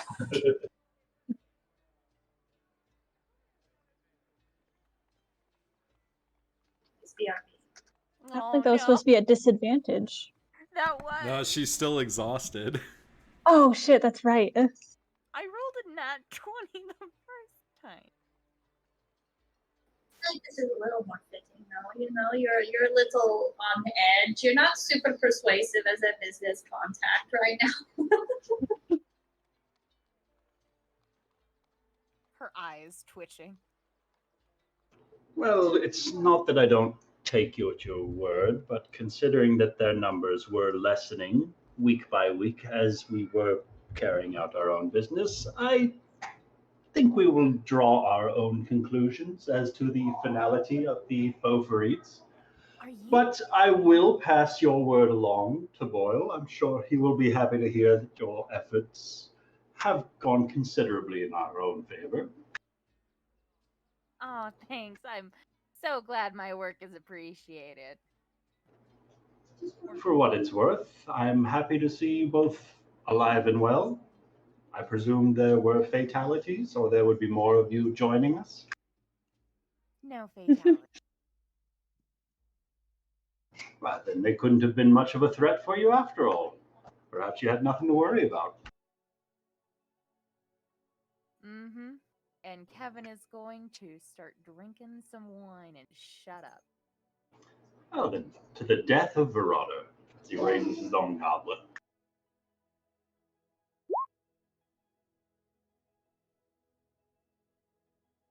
To the death of Verada.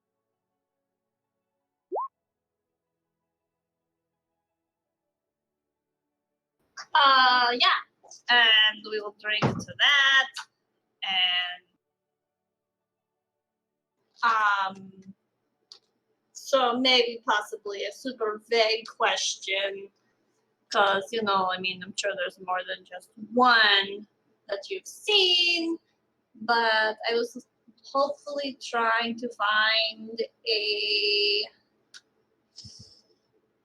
I just read it 2 seconds ago. An arching stone staircase, perhaps? Maybe a weird, eerie place underground. There seems to be the carvings of the runes in the stonework. I'm sorry, you're asking me about architecture? Yes, I am. You seem to be a man of knowledge.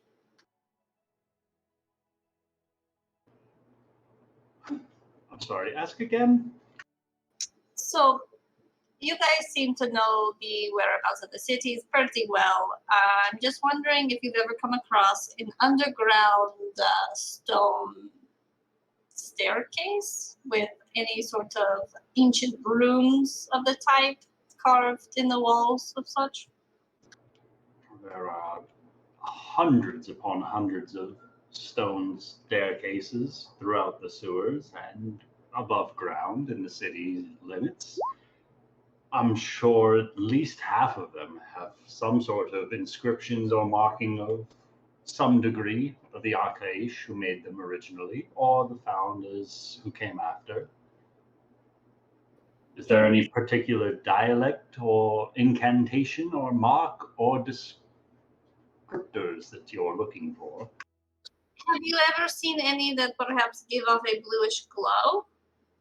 Like the soul stones? Exactly, yes. On occasion. Would you be able to point out the locations, perhaps? If you've got some blueprints of the city, I might be able to point out a few locations. The city or the sewers? The sewers would be I best. definitely have that. She'll pull out the sewer blueprints that she has. And he points at 5 different locations upon your map. You can effectively label them S1, 2, 3, 4, and 5.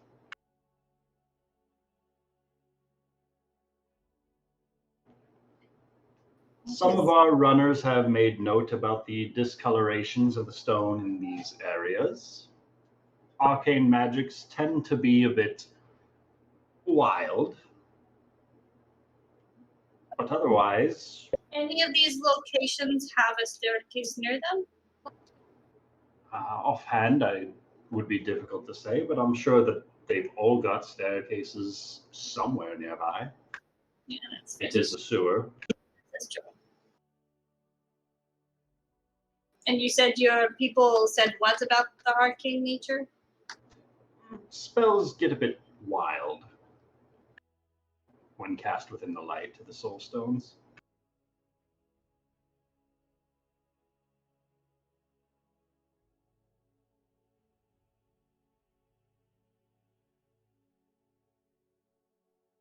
Well, I really, really appreciate this information you were able to give me. This will hopefully help me in what I'm looking for. I'm sure that you're willing to pay more than enough that you find it equal in value. Of course. And one more question before we get to the nitty-gritty of it all. I'm sure you've heard much of the, what are they called? The Durgar doors? What's the name of their location? Valerian doors, right? I mean, I'm no historian, if that's why you're here, but I'm aware of their existence. Are you familiar with the trades they potentially have with people in the city? Looks at you curiously. As I understand it, there is no trade they are having with the city. Maybe not with the city, but perhaps individuals of the city. Which individuals in particular is it you're speaking of? Well, I couldn't say for sure. It's just hearsay, as you know. No, I'm unaware of any trade being had by the dwarves of Valyria with the city of Misthaven. But if you come across any such information, we would be most curious to know. And we would pay for this information, should it come to our light. She's going to look over to Kevin for a moment. He slides that 50 gold bag back across the table. I'm sure Boyle would find it of value.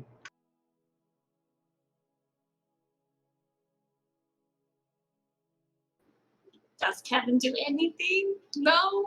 I'm anything? sorry, my mic cut off again.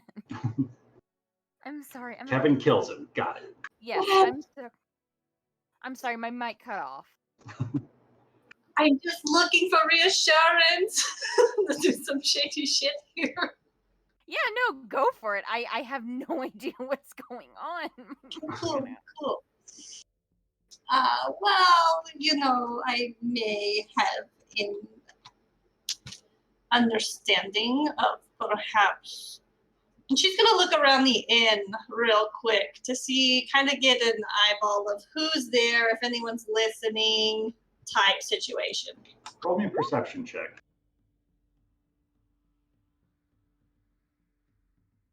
Can Kevin Zara assist? Kevin can roll her own perception check. 16.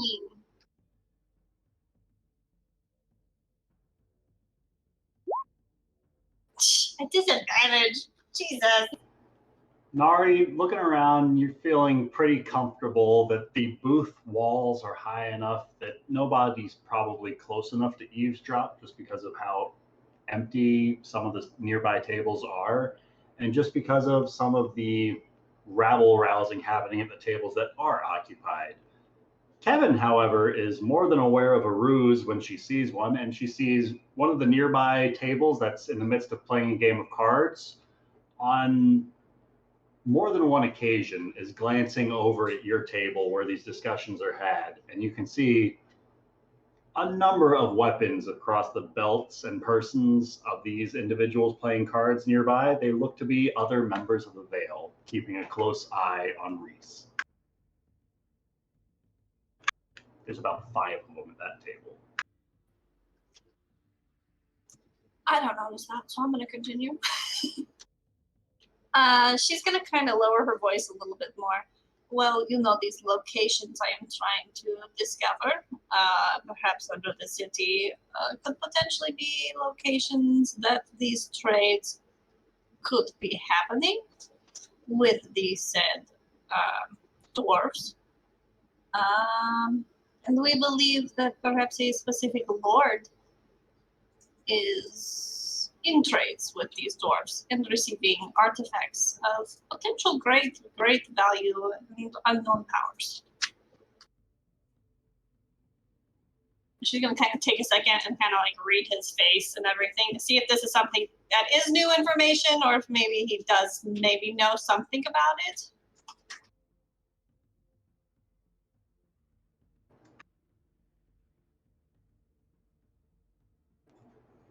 Give me an insight check.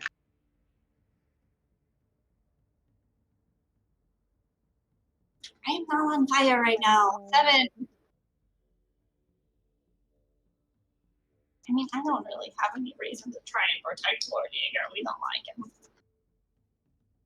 But I am just still trying to read the room a little bit at least. Looks as though this is new information to him. He doesn't noticeably react to it. Okay. Well, so now I'm just thinking. Does the Lord of the West Docks bring any recognition to you? The Lord of what? The West Docks, the owner of the West Docks. Well, as far as I know, nobody in this city refers to the Jaegers as the Lord of the West Docks. But I suppose it's fitting, as they own the majority of the docks along the western coast. Well, as I've suspected, /heard, credible information, that is the person we are trying to understand a little bit better in their dealings with these dwarves. So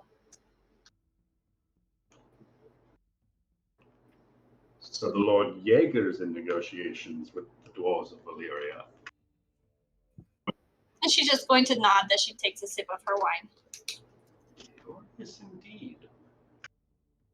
That is what we are thinking as well. Have you been around his manor recently? Has it always been high security? Can't say that I've ever ventured myself, but I have heard rumor that it's whatever wealth he keeps there is kept relatively close to his chest.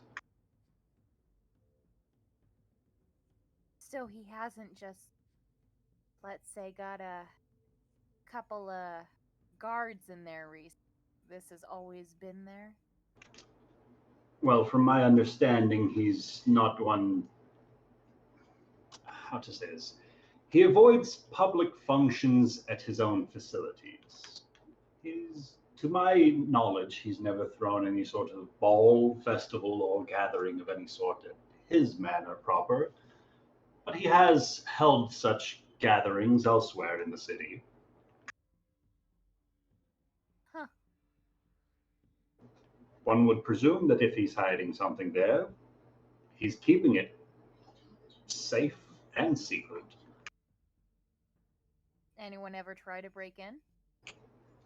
Roll me a deception check. Oh no, I can't. She's so tired. His eyes just kind of linger. Why don't you tell me? Did you find anything interesting there? No. I don't know what you're talking about. Well, if this is the way that this conversation is going to be turning, perhaps it's best we just finish the one bottle.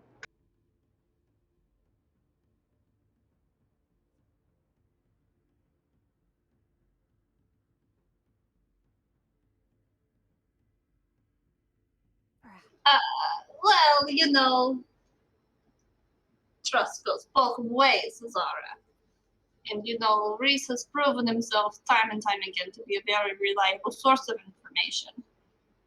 So perhaps we give a little, he gives a little. It benefits us both ways, you know? Are you saying that I tell him what I observed just a couple of days ago? Nari's just going to shrug and take a sip of wine. I am not telling you to do one way or the other.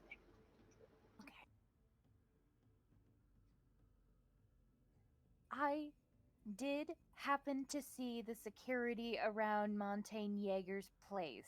I think they were just giant suits of armor running around the place. Huge thing was a God, I can't remember, but hard to get in, hard to get out. I had help, but I mean it's impossible. It's nearly impossible to break in. So it's what is he trying to hide, you know? You tell me, what did you find inside? Not a lot. Like I said, if there was anything juicy in there, it was guarded pretty well. But he had magical constructs protecting his estate? Animated armor and tons of magical traps. One of those traps I think had if someone hadn't observed something, I probably would have been disintegrated. I love that we still Powerful magic indeed. Mm-hmm.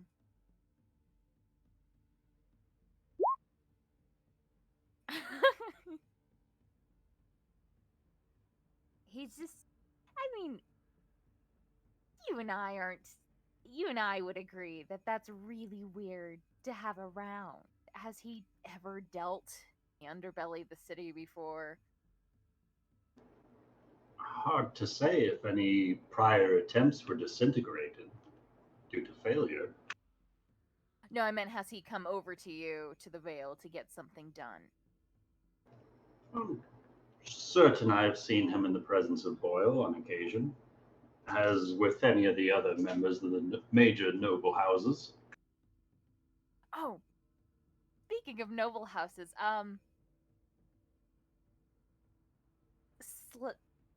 Beak, the minor house of Beak. I'm not saying their first name. Has she? Have I made any? They put a hit on me, right? A bounty on me. From what I understand, that bounty was extinguished when you made your trade with Boyle.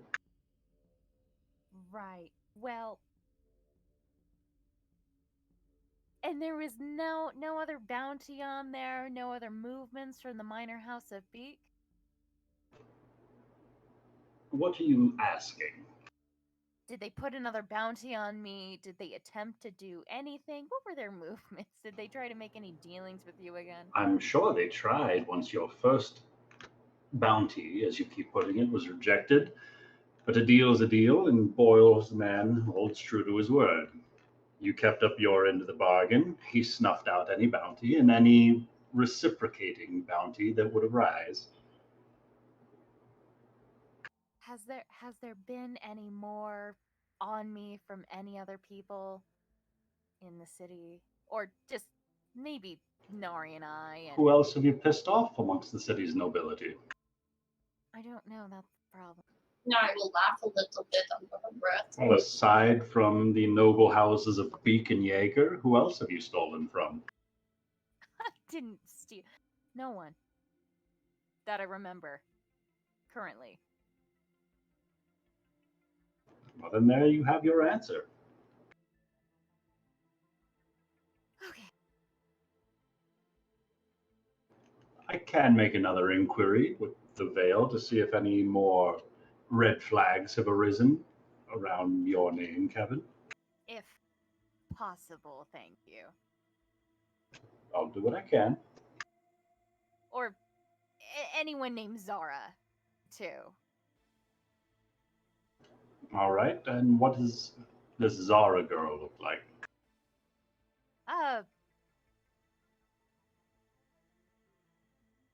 Just search It's up the hard name. to say if a bounty is made if there's no description given. Looks kind of like me, a halfling, sort of similar to me, but not. Shouldn't be too hard to find another bounty on another halfling. Yeah. I mean, there are a lot of halflings in Misthaven, so There are a few. yeah. I mean, it's a pretty big community. Yep. But thank you, Reese. And I would assume that there's a payment attached to this.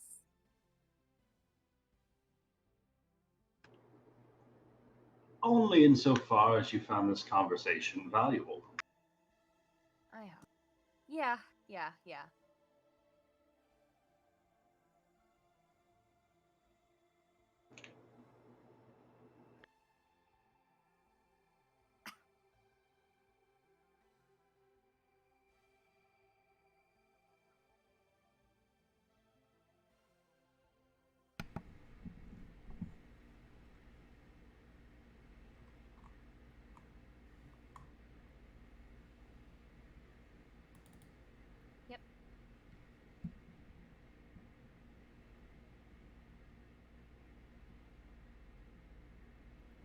All right.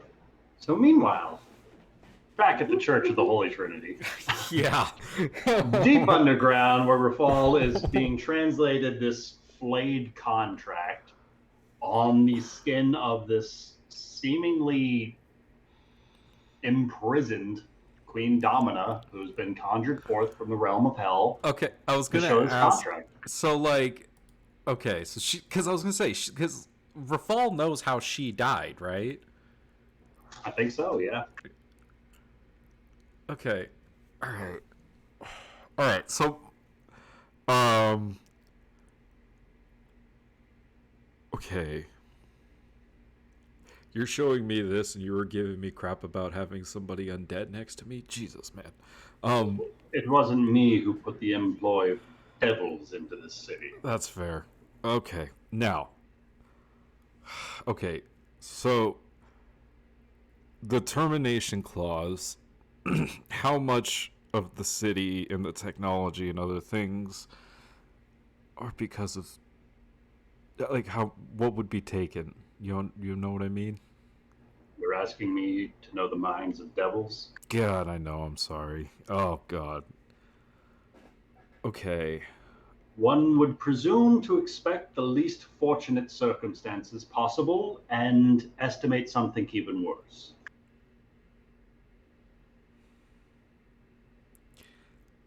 Okay. I just assume that everything, 100%. Okay. So of the things in this, like these bonus addendums, the things specifically the sealed scroll cases, do we know if that, how much has been asked by the employer, I guess is what I'm asking. That would be a question for the Queen, I'm afraid. But because of the non-competition covenant, she might not be able to tell me. It is possible. Ugh. They do tend to script these things in a manner most unpleasant. Okay, my question is, why did the Requisitors not help? That I cannot say for certain. So, Severus DeVere is gone. Do you think that changed something in the contract? I don't know, if I'm being honest. On the one hand, I would expect the other members of this fallen organization, presumably the Requisitors, to stay true to the original terms of the contract drawn up. But knowing that they are devils, I could also expect them just as likely to throw out whatever was written before, claiming that it was not them who agreed to it. Or that it wasn't Misthaven's darkest day? It's certainly possible that they could arbitrate such. After all, it was you and your friends who saved the city that day. Perhaps if you had not stepped in, their hand would have been forced. But Severus flew out. Wait, oh no, Rafal knows that Severus was dead that morning before he flew out there. You do not know that for certain. I thought I did. You do not.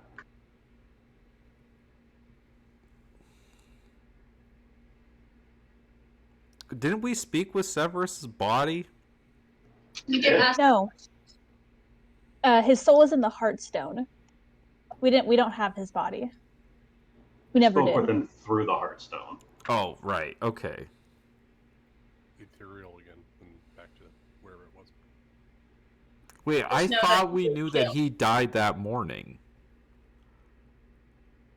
I thought that's know what we learned. when he died, but we do know that he was possessed. Like, he died from, like, the Gold Lotus beforehand. So when he went out there, we can presume that he was possessed by someone else. You guys were. So Ooh, or maybe, like, right after. I have an answer to your question because I have the notes from it. I think you talked to So from what we learned from talking with Severus through the Heartstone, he was killed by a man at the break of dawn, slain by the sword of a man who bore eyes of another. Yeah, at the break of dawn. That's why I was saying it was that morning. Yeah. Yeah, he was dead in the morning, and I contacted Severus via sending, and he was like, "Okay, we know you're." That was later. That was Mhm. much That was- later. But like, That was days I later. talked. Was that before or after we went into the Requisitor's Fort? That was before.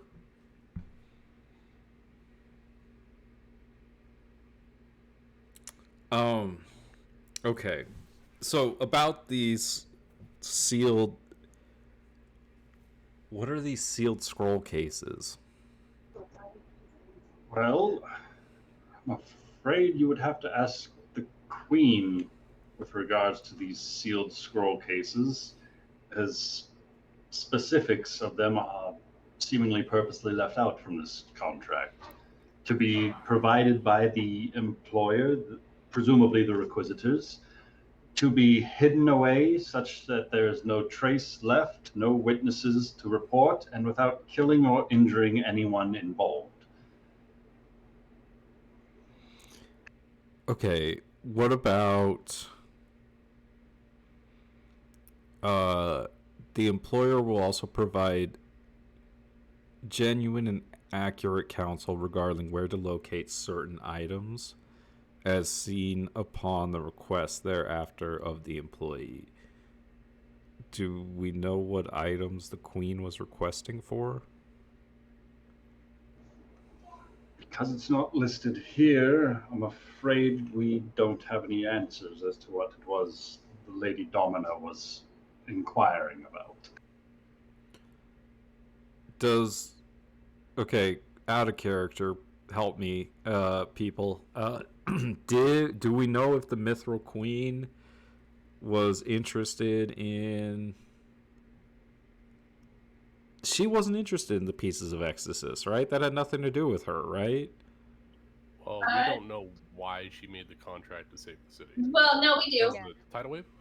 Yeah, she spoke with Kronos and she was displeased with her fate, so she made a bargain with the demons to change her destiny. And then the demons were supposed to prolong their defenses, and she traded her soul for warriors. So. And my speculation based on that was, you know, if you're going to hire a bunch of warriors to protect your city, wouldn't it be to fight something, which would be like a titan? And then remind me, Ryan, how did she die? Let me see. I've made a note on Murdered by a painter. that. Killed by another painter.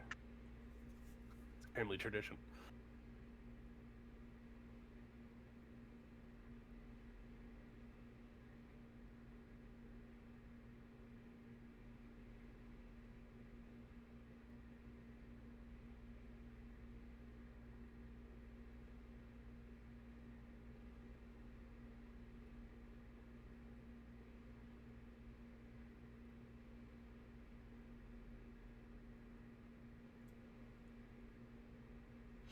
I mean, Actually, it looks as though it is not public knowledge how Queen Domina expired.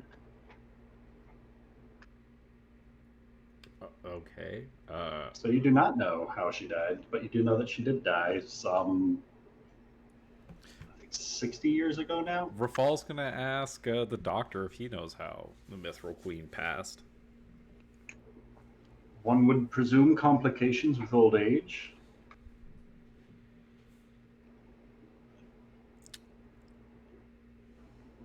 Presumably the curse of the Crimson Throne, if the common lore is to be believed. Well, I mean, do you imagine that the queen had nightmares similar to our current queen? That seems to be new to the new monarch's reign. As far as I have been able to ascertain, there have been no similar reportings of feverish dreams and nightmares by any other monarchs. So what changed?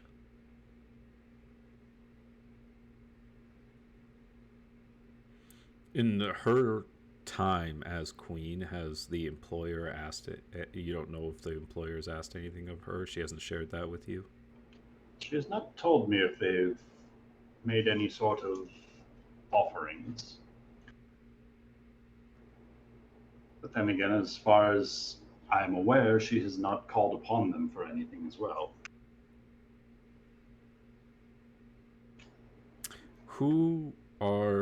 So it says, in close proximity to the private residence of a bishop of the Holy Trinity of Three. How many bishops are there? Among the higher ranked bishops, no more than a dozen in the city. I mean, that's quite a few. Any that were...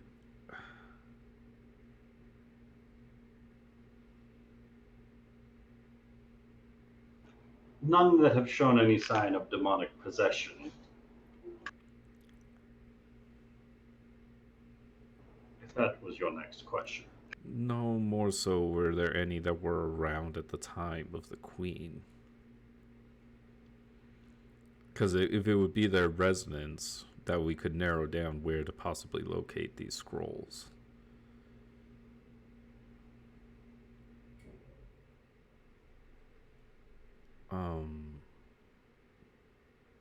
I'm assuming that we're on the same page that we need to do something about this. Well, as long as these particular clauses are never put into action, there's no need to suspect any sort of wrongdoing surrounding them. So your instinct is to trust a devil? Faith that the queen will do what's right. But if she doesn't, she forfeits the souls of all of her citizens, so that doesn't exactly give her any choice in the matter, does it? But it doesn't require the corruption of the city's bishops in doing so. In fulfilling her terms of the contract, it is more or less just maintaining a rule over the city. Unless they ask her to do something else. Unless they ask her to do something else, but so long as it is within the confines of her power as a monarch, as she would have seen befit for her city. But to go beyond these stipulations would be to step beyond the breaches of the contract. But they could ask her to do something like declare war on Averston, right? They could, but as far as I'm aware, they haven't. Nor have they attempted to take any seizure of control through this means of power in all the years that this contract has been in existence.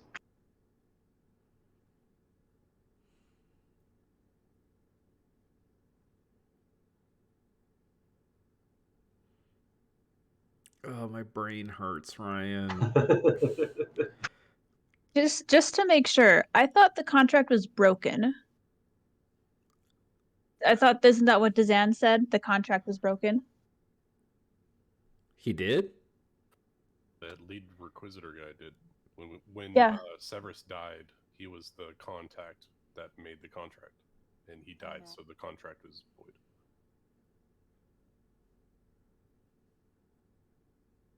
if I remember correctly, it wasn't because Severus died, it was something that the Queen did that caused the contract to be broken. The parties hereto agree that in the event any particular or any article or part thereof of this contract is held to be unenforceable or invalid, then said article or part shall be struck, and all remaining provisions shall remain in full force and effect.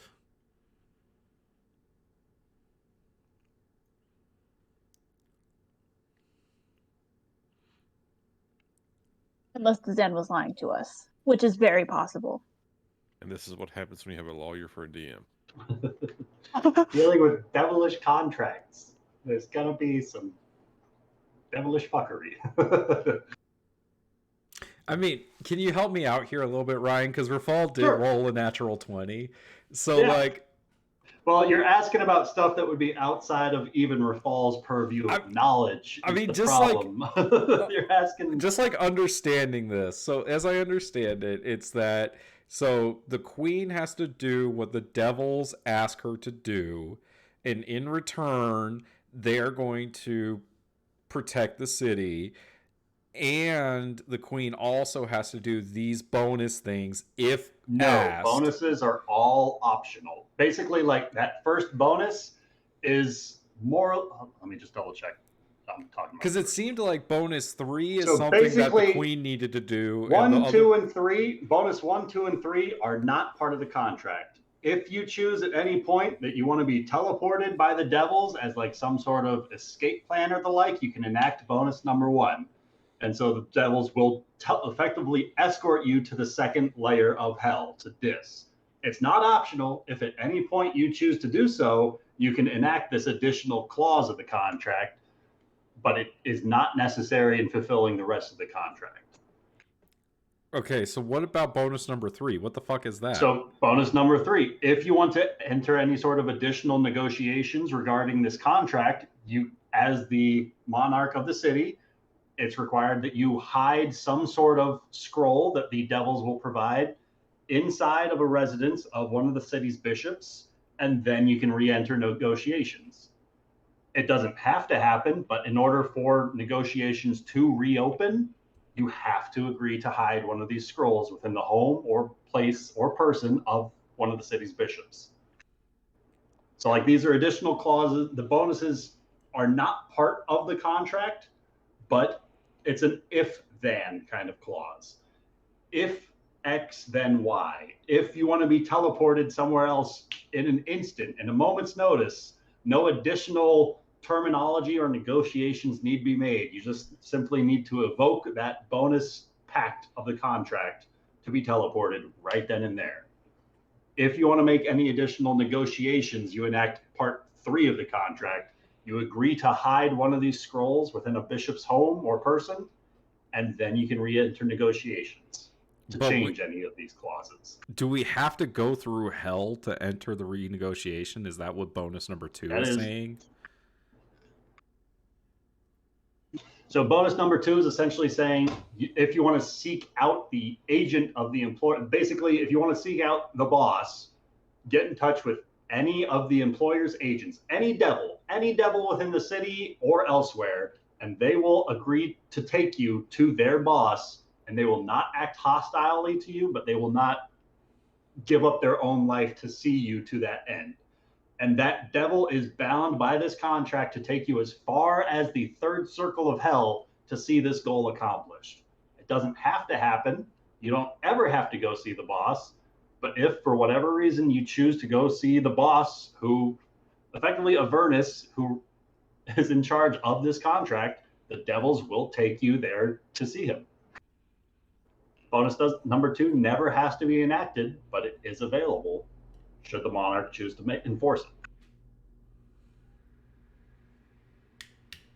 If that makes sense. Yes. There Okay. are additional. So then, from the reading of the contract, so terminating it can be done at any time. Yes.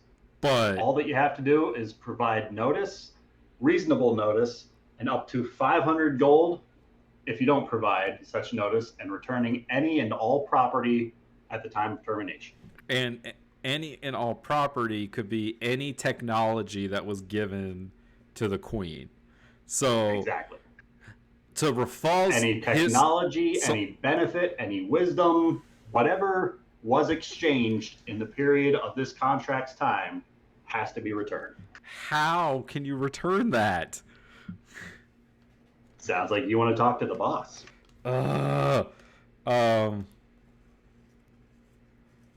Like your memory could be wiped, you could be killed.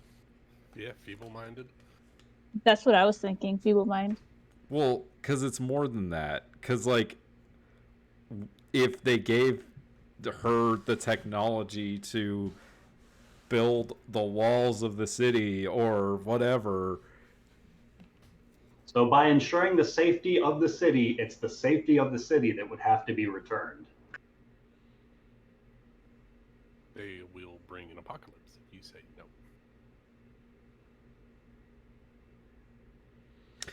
But they didn't protect the city. That's the part I'm so confused by.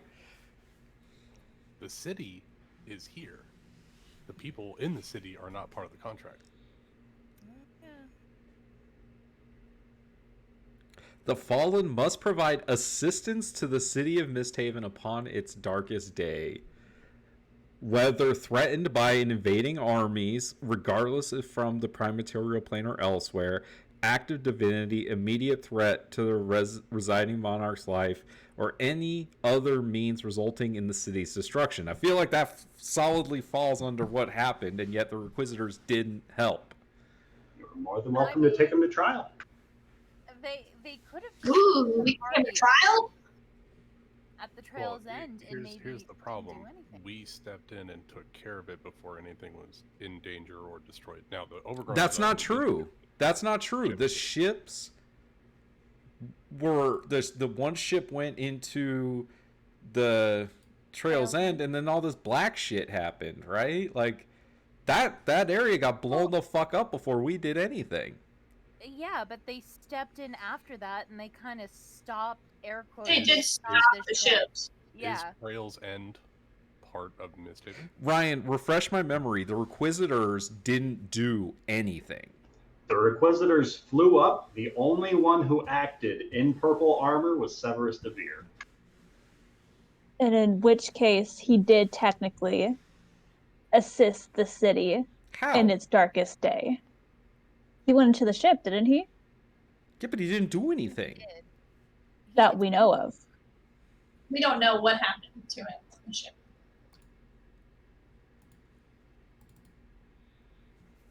But yeah, you know, like he the was other... killed that morning when he flew out and landed on the deck of that ship. That's when he died. Yeah, that's what I said. Yeah, and then the summoner did whatever, which was the Rafafelganger, now that we know, turned him into an agent.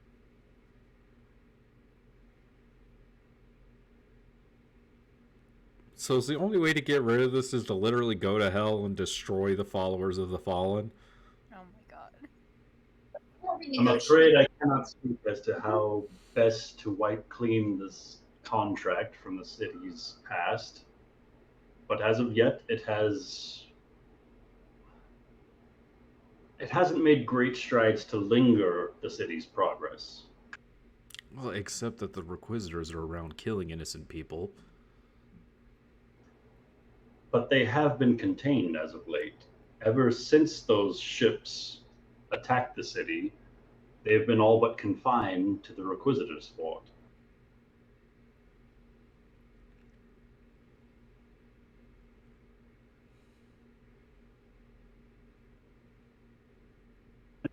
But they Do came you out have reason yesterday. to suspect that they are plotting something? Kind of. I mean, Severus DeVere was helping the Golden Lotus.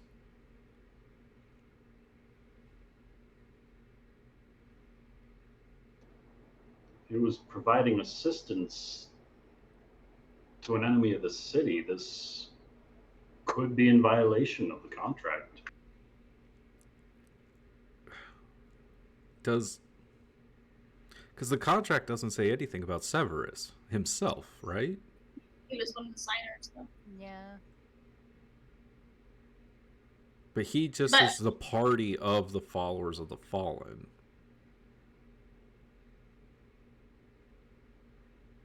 wasn't really helping the Golden Lotus, though. He was killed by them, and then his body was used. So I don't know if that considers him being. I mean, he was with the Rakshasa and came to try to kill us. I would assume that means helping. But not willingly. You also know Yeah, it that was against his soul was his will. dead before that. His corpse was there. Yeah. So it wasn't him. It was just his body. It was his skin. Mhm. So we had his soul then, right? Wait a minute. Oh, okay. So what you're saying is that when Severus went out and died, that's when the Requisitors no longer had to protect the city, and they all just pieced out back to the fort. That's a possibility.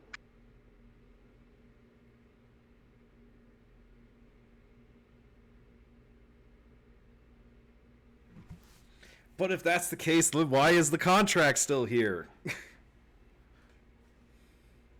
I mean, the city's still here.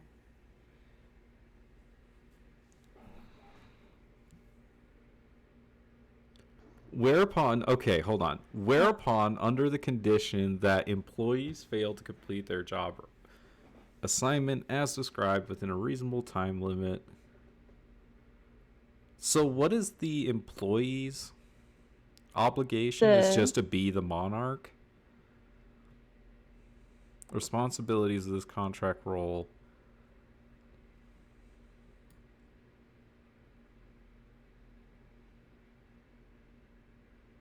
The contractor shall be compensated with as much meaningful information as can be supplied by employer.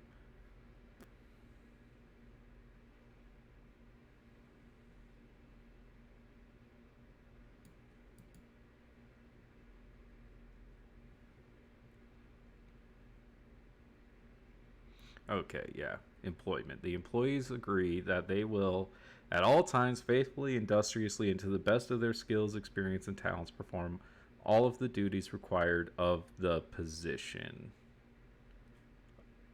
And the position is referring to being an employee? Right, Ryan? So basically all employees agree to do what's stated here in the contract. And the carrying queen out is the employee. All relevant employer policies, procedures, rules, and regulations, both written, oral, or telepathic, as are announced by the employer from time to time. So basically, she just has to do whatever the devils do, otherwise they're going to fuck up the city. I hate this. And this passes from one monarch to the next, no matter what, is what we have discovered. But what if you don't, like, what if the next monarch is like, nah. Like, what in the contract says it has to go to the next one?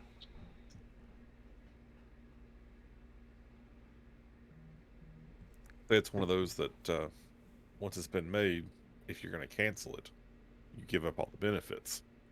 And so if the new ruler doesn't pick it up, they cancel all the benefits.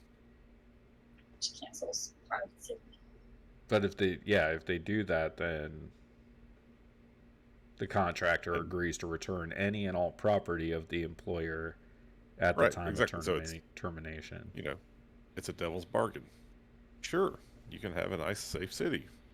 And if you ever think about going back on it, you won't have a nice, safe city. Those fiends! So out of character, Ryan, if I'm reading this right, the queen could ask one of the Requisitors to escort us all the way to Avernus, and if we kill that devil, then we could possibly free her. Yes, Yeah. Rafal is thinking about going to hell and killing a Lord of Hell. Yes, that is exactly what's going through his head right now. You can certainly try.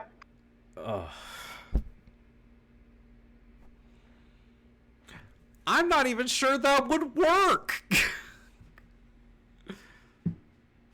We won't know if we don't try.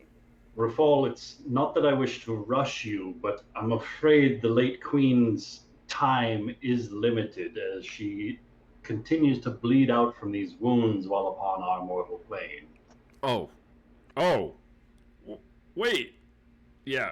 Go. Grandma. Send her So back. if you're done reading this, as he waves his hands, he rips open that void of flames once again, and Queen Domina, with the shackles of change, just gets yanked backwards into this void, and the silhouette just vanishes as she's swallowed by the hellfire she's pulled into, and that void seals shut into the cobblestone wall once again.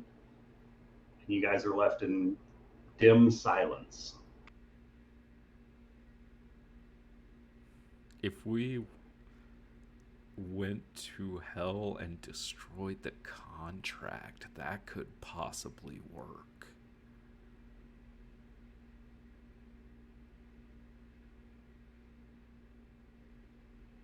Because then both people who signed the contract would be gone.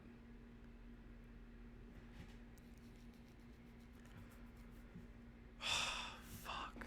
Should maybe murder the queen too, just to be safe. Gonna try to not do that one.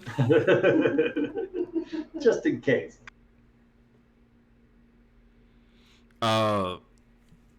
Rafal's gonna say to the doctor, he's gonna say, thank you for showing me. You know, I knew, but this really made it real. I hope you understand that this must be kept under wraps. Something like this were to be made public knowledge. Oh, absolutely, I understand. You know, I knew quite a bit about my grandmother already, you know, just from being around the castle.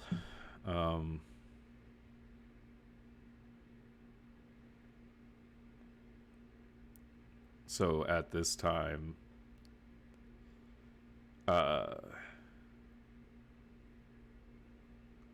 what, you're just crossing your fingers and hoping nothing bad happens?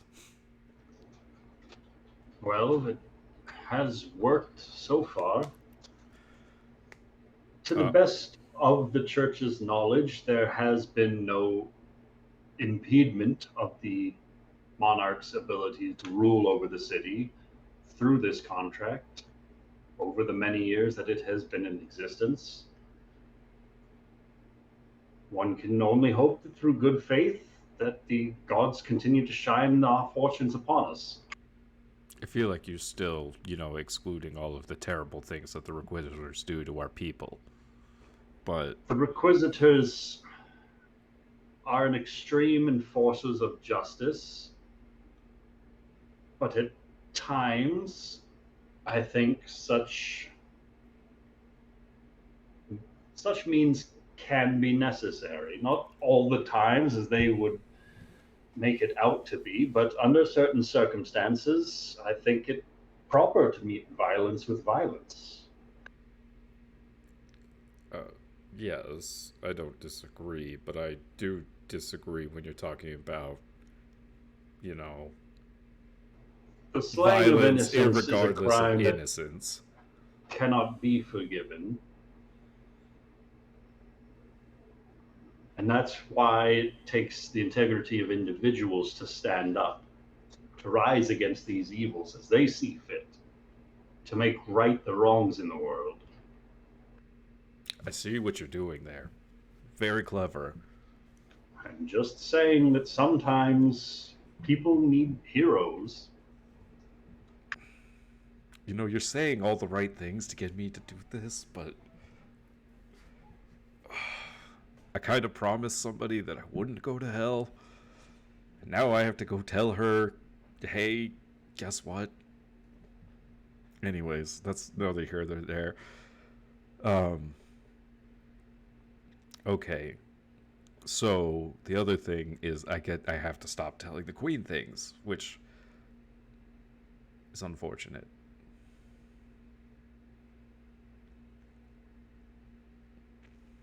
She's not going to trust me. There are drawbacks to dealing with devils, as there are drawbacks to finding the loopholes of dealings with devils. Such as? Well, you said yourself. You believe your future actions to cause the Queen's distrust. If it's truly in the best interest of the city, maybe this distrust is a necessary evil.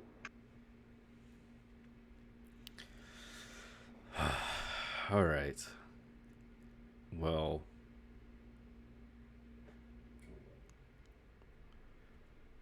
it just so happens that I might know of a way to get to hell.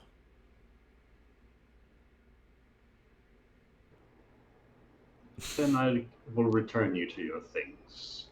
As he steps towards that back wall again, does that same incantation he first did, and the stones, it's weird, they kind of shimmer faintly before a door emerges through the brick. And he grabs the handle of that door, pushes it open, and this golden light blinds, but for a brief moment, before it shines and the brightness dims, and you see his office beyond, where all your weapons are splayed out on the table, right where you left them. All right, Rafal's gonna rearm himself, and then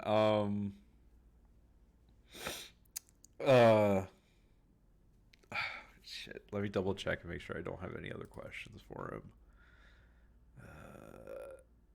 Okay, so he doesn't know who was pulling the Golden Lotus's strings. I asked him about Lord Jaeger's situation. Got that pretty much. Learned all about the Requisitor's contract. During their conversation, is there a way that Rafal can try to figure out if if he knows, if Dr. Wells knows anything about what happened with Trinia? Like, does he know that Trinia's alive? Does he know what happened after she got away from the hanging? You know what I mean? Roll me a persuasion check for this one. Yeah, that one I want to do very subtly. Probably more subtle than Nick knows how to actually do. 18. So he mentions that was before his time as an advisor to the crown, but from what the details he was informed upon fulfilling his position, he was told that the king had hired an artist to paint their portrait as a gift for what would have been the queen's birthday. And while he was meeting in secret with this artist, she poisoned the king, making use of a toxin she'd disguised as one of the vials of paint in her supplies. He, as well as much to the public's knowledge, are aware that this assassin was brought to a public execution, but she escaped from the Requisitor's watch. And that kind of drew a lot of ire upon the Requisitors. And from that point forward, the Requisitors just kind of remained within their own temple. They were no longer making patrols out and around the city, and they kind of stuck to their own until the attack on the city.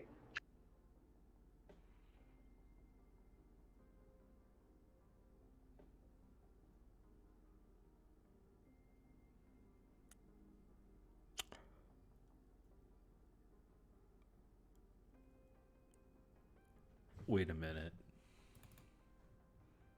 Yes.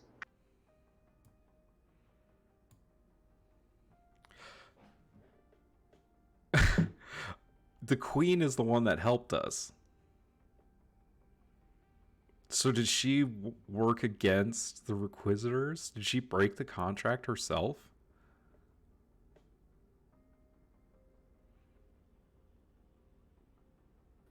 How did the queen help us? I don't remember. The queen's the one that showed up to the bar that said that Blackjack was going to show up, and... Right, Ryan? Yeah. She snuck out of the castle to tell the party effectively where the execution was taking place, and gave you guys kind of a jump on the Requisitors to get there to foil their plans for the public execution. She even cast some spells to provide a series of illusions for distraction while you guys were escaping with Tridia.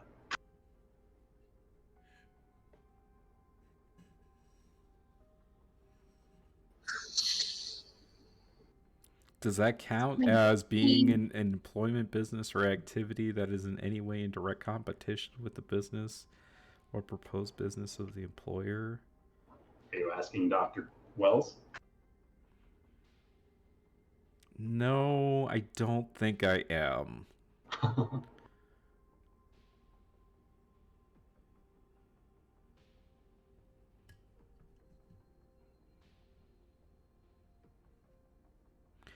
It is further acknowledged and agreed that following termination of the contractor's employment with the employer for any reason, the contractor shall not solicit business from current clients or clients who have retained the employer during the prior 12-month period. I don't know what that means. Okay. Non-competition clause. Yeah. So Rafal, yeah, I guess that's everything that I could possibly think of that I wanted to ask him. All right. So Rafal's going to bid the doctor a good day. Thank him for. He's gonna say thank you for the trust. I hope that I showed you that I was as honest with you as I could be. I hope my trust is well placed, as I'm sure you'll show me in the future that it ought was. Have a good day. Oh, actually, I might need your help with something. Who is in charge of the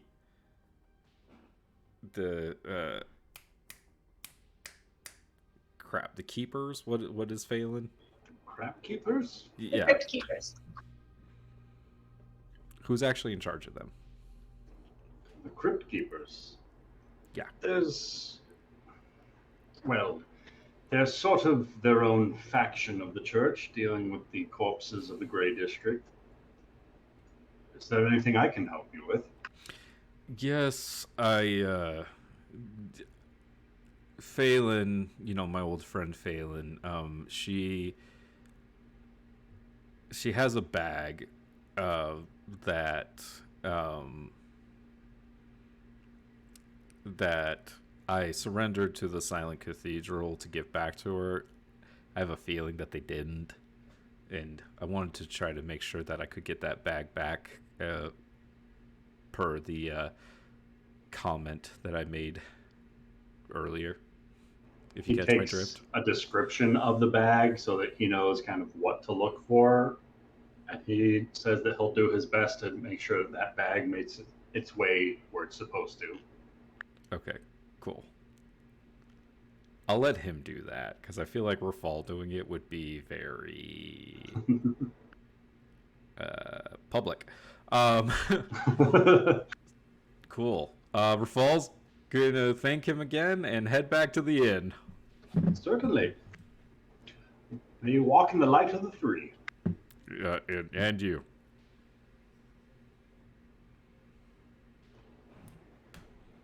So meanwhile, back at the Phoenix Feather Inn, what's everyone up to?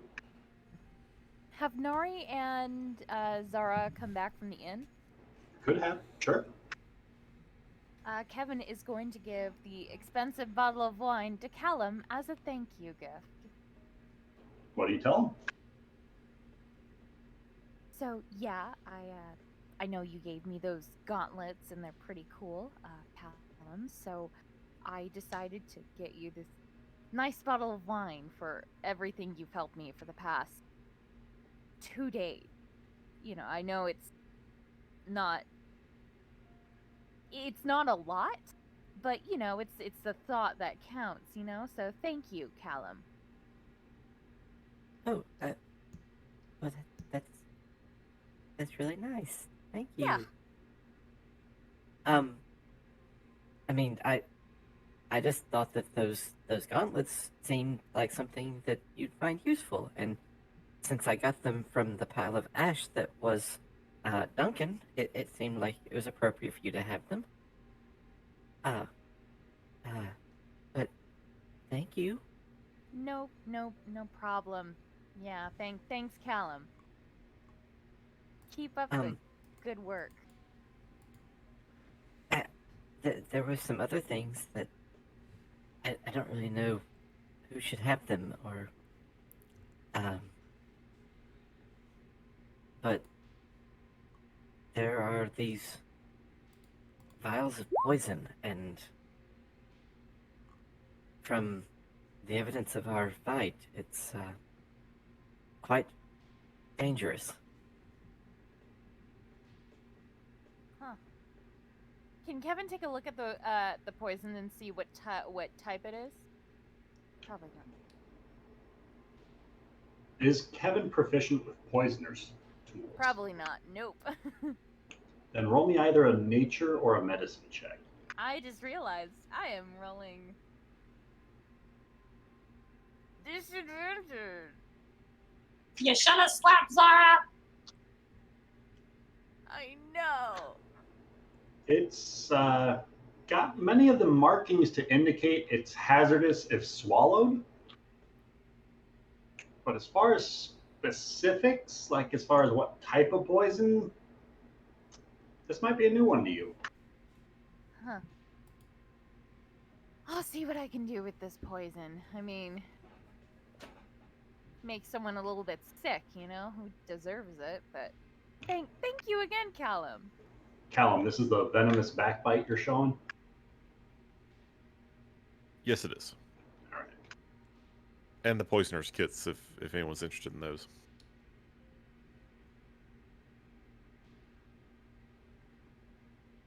Any takers on the poisonous kits? I don't Going once? And Going twice? I think the easiest way to do this is I've just I've tried to make a Google Doc that has everything on it, so you can go in there and like note anything anyone's interested in. If there's competition for it, it can be rolled or whatever. What is this? A World of Warcraft raid? Roll off! All right, I need everyone to roll need or greed. Zara, you seem very tired.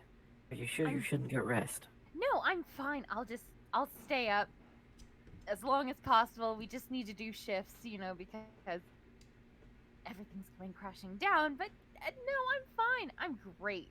I am really great right now. Well, if it makes you feel any better, tell you what, why don't you go take a nap and I'll take this shift. Yeah. I promise I will come wake you up when it's your turn.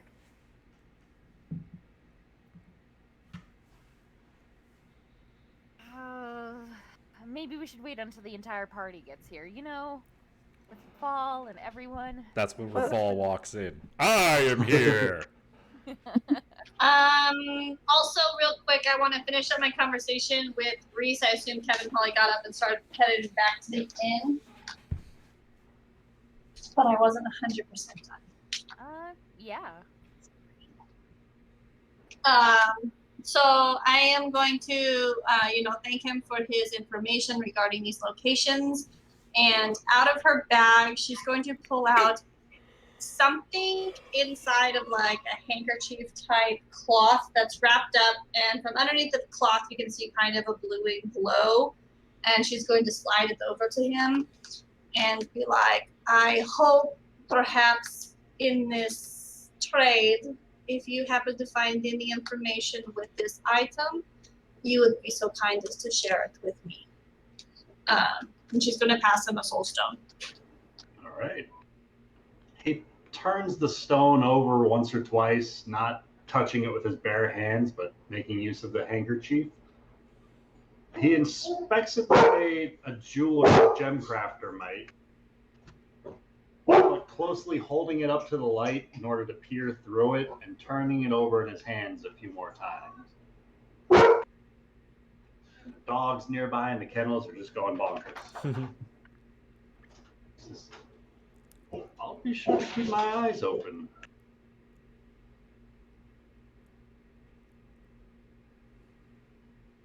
She's going to nod and finish. She didn't pour everyone full glasses. You know, she was trying to, give him the thing. So she's going to finish a little bit of wine left in her glass, and then she'll nod and make her way back to the inn.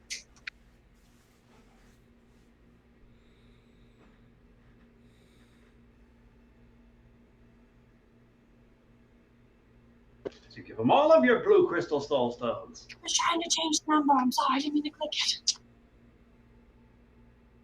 Ignore that. Okay. Yeah, and so then Nari will head back to the inn, and yeah. The bartender gives you a friendly wave as you exit. He will wave friendly right there. Smile still beating on his face after you gave him 5 gold for 3 glasses. This is her favorite bar, except for the one at the inn, So she's got to spoil him. She comes once a year. It's been like 5 years since she's been here, really. So, one for every year she's missed.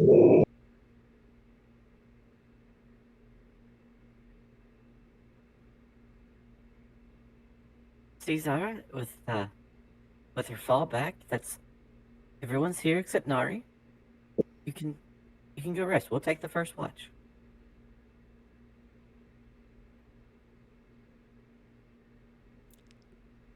Yeah, and you can tell when Rafal comes in, he's quite distracted. Very deep in thought. It was a less enthusiastic I am here. Yeah, definitely. Hey guys, I'm here. I'm here.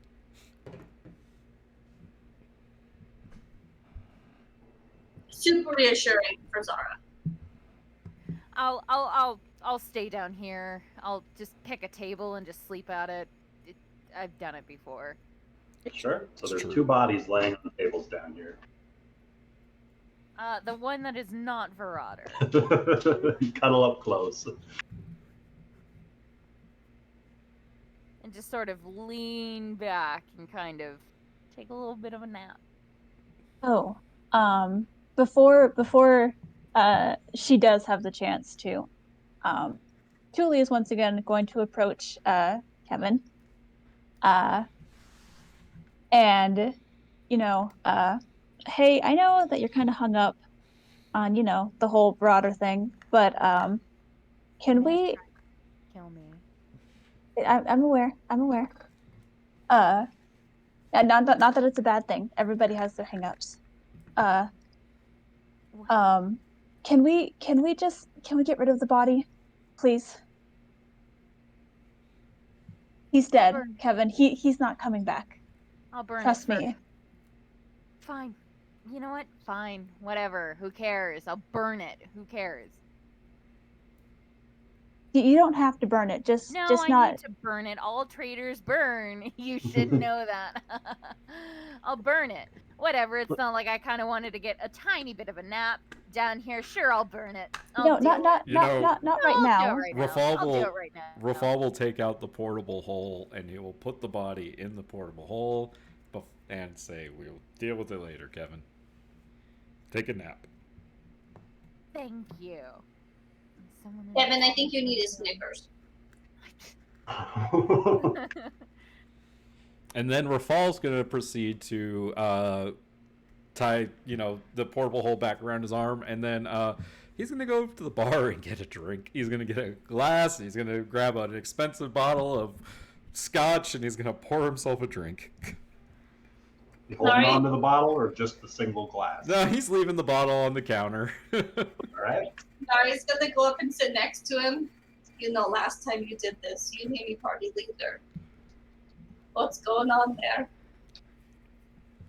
Oh, just contemplating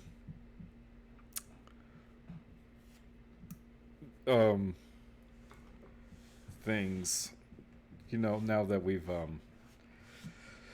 caught the Requisitor's eyes, I may or may not be thinking about going to hell. I mean, let's be honest, Rafal. We've all killed people. We'll probably end up there anyways. It's really as bad as I said it was. You know, I was traumatized for a while there, but I think we'll be okay there. It's just a long time to spend eternity, but I'm sure in the end, everyone really ends up there, you know? Well, right. I'm talking about purposely going to the second layer of hell to find an infernal contract and destroy it. Nari's going to take a cup and pour herself a glass as well. You need light. Hey, Thule, can you come here? Yeah, what's up? Hey, that that vision you had about us going to the place. Were we doing it on purpose? The vision I had was Kevin being sucked into the bag of corpse storing, Akramar willingly jumping in after her, and that was it. Okay, cool. I thought we'd been over this. I was just double checking because I'm thinking about doing it on purpose. I'm sorry? So I will pour Julie a glass as well. Okay. First off, are any of the wharf rats down here right now? If they are, Rafal's going They to... are upstairs still asleep. Good. Second question, is Shreves around? He's fumbling about in the kitchen audibly right now. He's nearby within earshot, but not in the same room. Okay. Rafal's going to ask Shreves to go lock himself in a closet. And I will come get him in just a moment. Tell me a persuasion check at disadvantage. Sure. So a straight check for you. 16. All right, but no, it's not because you're telling me to. It's because I want to be locked in here for as long as it's gonna be. Yep, it's a request. Absolutely. He climbs into one of the kitchen pantries. Perfect. Can be closed behind him. Okay, perfect. All right. Now that all the ears that Rafal understands are innocent are gone. Innocent ears are gone. Okay. Hold on, Kevin's still in the room. Kevin's still in the room. Okay. I'll wait till she falls asleep. Okay, now all the innocent ears are gone. Okay. So I went to see Dr. Wells today, and he graciously was able to show me the contract between the Mithril Queen and the Followers of the Fallen, which is the group of devils that she signed the contract with. The contract resides in Avernus, the second layer of hell, and I believe that destroying the contract or destroying this organization of devils is the only way to free Misthaven and free the Queen from its involvement without untold destruction.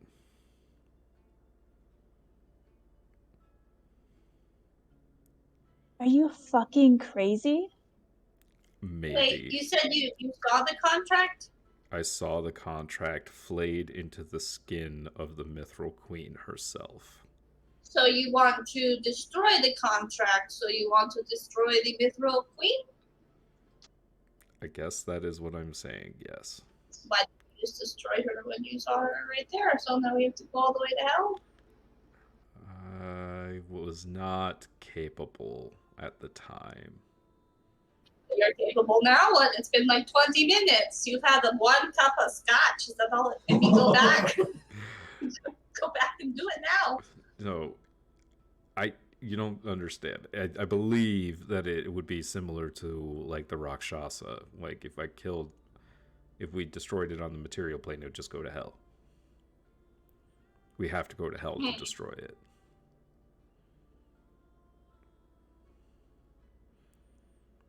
I just, it's just not really somewhere I was really looking forward to going back to, So, you're gonna have to give me a minute, Rafal, what if we just killed the queen instead, Would that be easy? Basically, what would happen is the contract would be presented to the next monarch. You. And if they don't agree to it, then there's going to be wanton destruction. And These Haven has faced wonton destruction before, so why not just throw one more wonton and then we build it up and just be done with it? I believe that We could even evacuate the city first. Send them on a nice little trip to, I don't know, the desert for a week. Because essentially what the contract said was that if the queen fails to complete her, assignment, then their entire and complete mortal soul and the souls of all whom they hold power over will be taken. So the souls of all of Misthaven will be taken.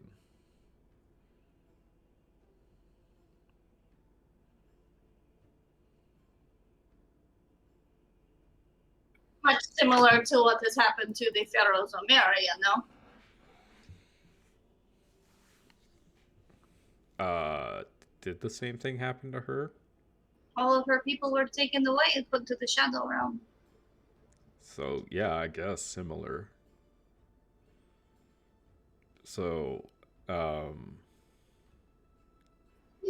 came back from that, so I don't see why we couldn't let it come back again. I mean, not really, right? Like, a different people built on the ruins of a people that were eradicated, Nari. Like, they didn't come back. Build new people again, on top of the city. I don't think you're on the same page as me here. I would like to save the city as it is, Nari. And and I hate to break this to you, but the rest of us aren't going to live forever in undeath, so we kind of have to deal with our shit right now. It's a fair point. I mean, it's a little low blow there, Rafal, but I hear you. Someone else make some suggestions. I'm gonna drink a little bit more. Yeah, he just kind of snapped at you for no reason. Yeah, that's cool. She's just gonna lick her wounds as she drinks some more of your scotch. She's gonna pour herself a bigger glass. So there, now your scotch bottle is more empty, and you can't have it. Rafal, can you even get drunk? I don't know. What Find out. What if it doesn't work, Rafal? Then what? What are you gonna do then? I don't know. I had that thought too, because I don't know if this is gonna work. Then why even try it? Because I have to try something. How else are we gonna free the city from these devils? The city is being held hostage by these devils. We have to go to hell and kill them all. It's an infernal contract. It doesn't care about this plane or that plane or if they're actually here or not. Like, it's not just a simple matter of going over to the Inquisitor's Fort and killing a bunch of devils. They won't do it. Rafal, I'm still fairly new to the city.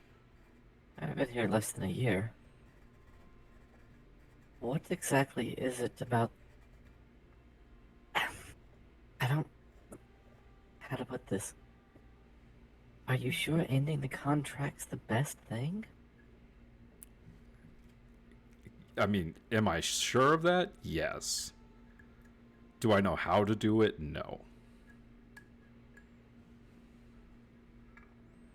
I only ask because Misthaven is, well, it's flourishing. I was sent here because it's a bustling hub of business. The people seem relatively happy. I don't think you understand. This is because of what the Mithril Queen agreed to. These devils could ask anything of the Queen, and she has to do it. She has to do it. They could call for her to send her forces to war against another kingdom. We are talking about not the people of Misthaven not controlling their own fates. Do you understand? So now you care about fate. Well, I care about the people being able to make their own decisions, Thule. Yes, I've always cared about that. Nobody Rafal, I controls hate their to own say fate. this, but- Rafal. What you're describing sounds like the fate of every people in every other country in the world. The powerful do what they want, and the people just abide. But we're talking about people and other people.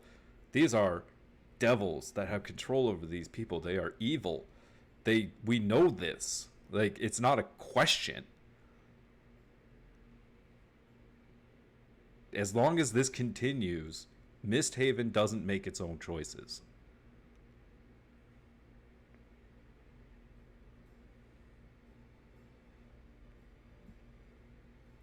The Requisitors out of character. Yeah. What are the name of the couple of the other major cities in the continent? Well, so the other major powers are the Empire of Averson, and then the city of Valeria is the dwarves. Okay. Or the Duergar. And you think Averson or Valeria? I mean, they're controlled by powerful peoples who make the decisions for the nations. Right, absolutely. But they're not controlled. And you don't think that they occasionally make decisions that aren't in the interest of all their people? I don't understand why you're advocating for control of the city, abdicating control of the city to devils. Why is this the argument you're trying to make to me right now? Why is everyone okay with this? How am I the only one not okay with this? It doesn't sound like the control of the city's been abdicated to the devils. I'm trying to tell you that it has been. You're not listening, all right? There's a contract, all right? The way that the monarch of Misthaven has to act has been dictated by the terms of this contract and these devils. If the monarch of Misthaven acts contrary to that, they have broken their contract and forfeit the souls of their citizens. They have no power. And yet the city still stands. But the city, you don't And I don't think that a monarch can forfeit the souls of its citizens. They can, per the terms of the contract. That's what I'm trying to tell you. So your soul is forfeit for someone else's actions? Yes, that is what I'm trying to tell you.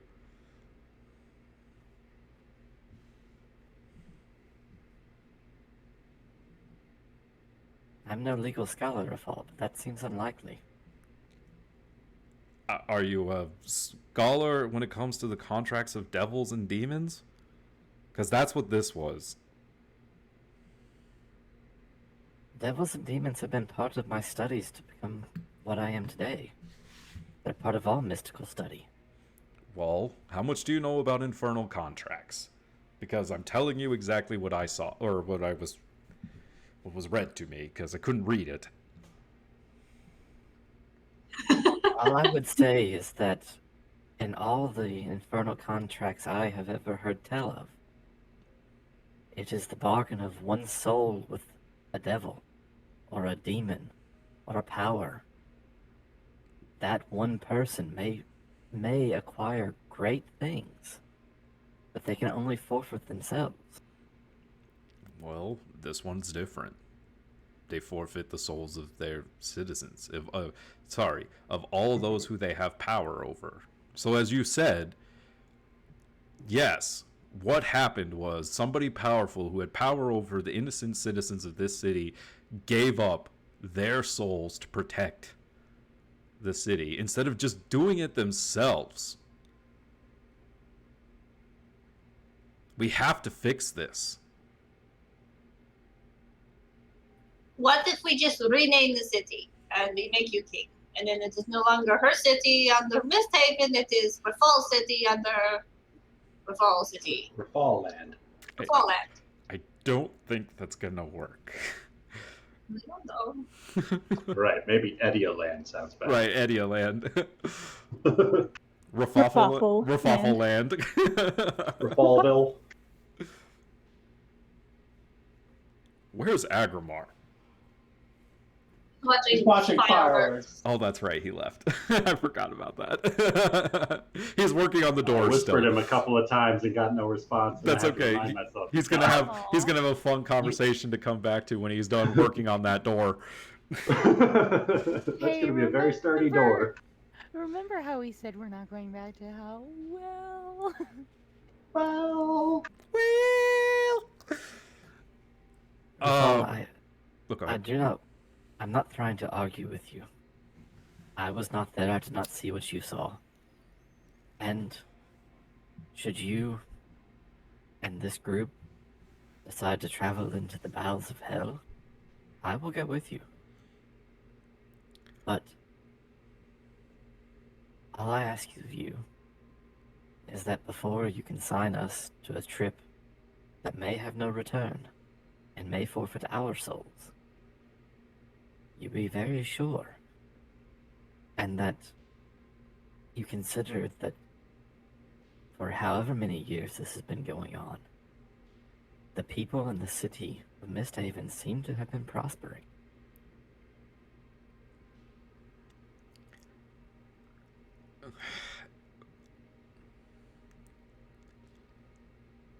I don't think you're understanding that not everyone is prospering, Callum. What? a little bit of that is also worded into the contract as well, and that the city's monarch will act in the interests of bettering Misthaven overall. Like, part of that is why the city rose to such a peak state of greatness under the rule of Queen Domina, because if the city were to fall to ruin, that would void the contract. So that's part of being the monarch Ryan, of the city. You don't have give to... them ideas. Their whole idea has been reducing the city to ash, and you're telling them, yeah, that'll work. Shut up! There you go. He's not giving me any ideas. God damn it, Ryan.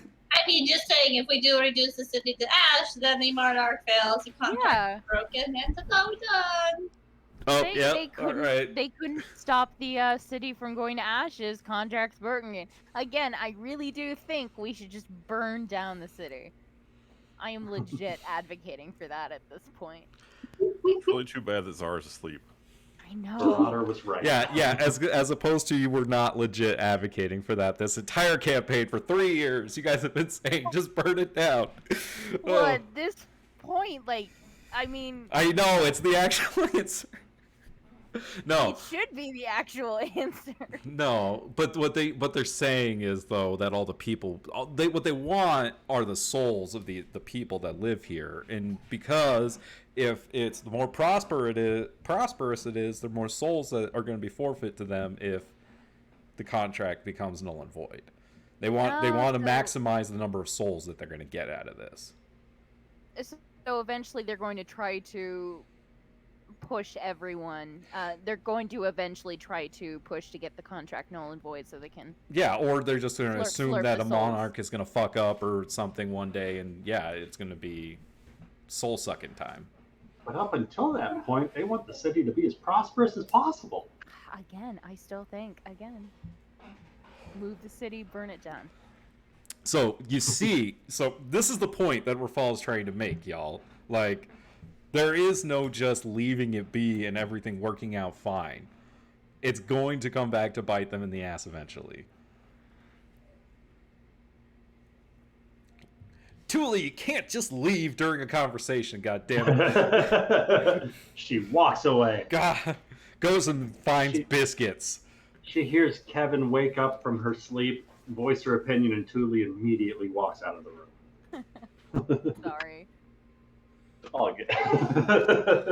But yeah, so like I was saying, yes, it is. Misthaven has been prospering, but that's for a reason. It's not the right reason. And, not to mention, the Requisitors also don't necessarily prosper for everyone. Think about why we ran away last night. Why did we run away? Because they won't listen. Because they kill innocents. Because they're judge, jury, and executioner. No one should be judge, jury, and executioner. Well, the Requisitors are sometimes. I know you haven't lived here long, but if the Requisitors were chasing a criminal through the streets, they would burn down the street to find the criminal. Is that justice, Callum? No, and I knew you had some sort of conflict with the Requisitors. I had not seen it in action yet, but I have been here long enough to know that people avoid them whenever possible. They fear them. They live in fear of their protectors. What kind of a city, what kind of an existence is that? Shouldn't you trust Far your more common than protectors? I'm afraid you believe. Well, Callum, I know you don't know much about me, but have I told you how I met Agrimar? No, I don't believe you have.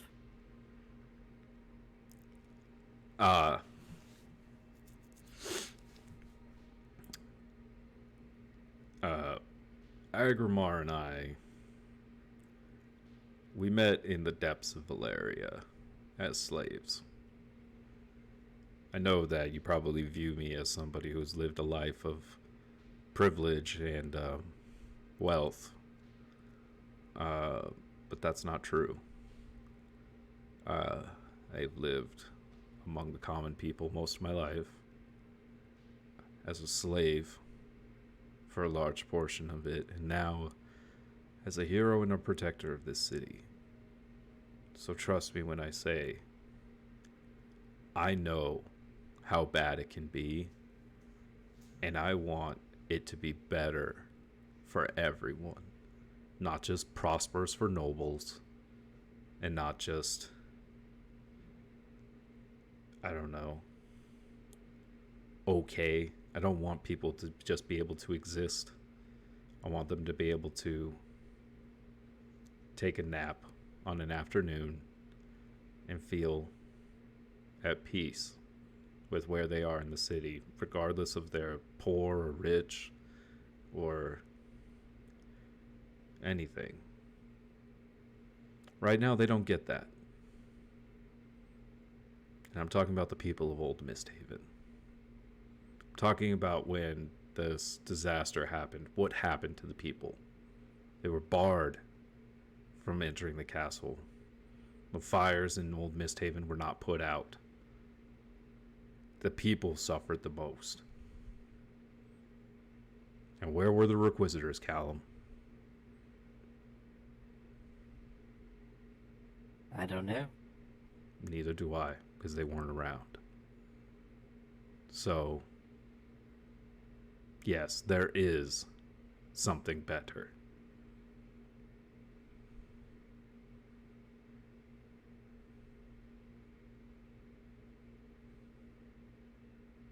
Well, it sounds like you have the drive and the ambition and the noble heart of someone born to lead. I think I was more born to follow. So, again, Callum, would you like to be knighted? What? Zara, He both hasn't even boys. killed anyone. I don't know that that would be appropriate. Okay. Well, let me know. You seem like one that would be of noble heart.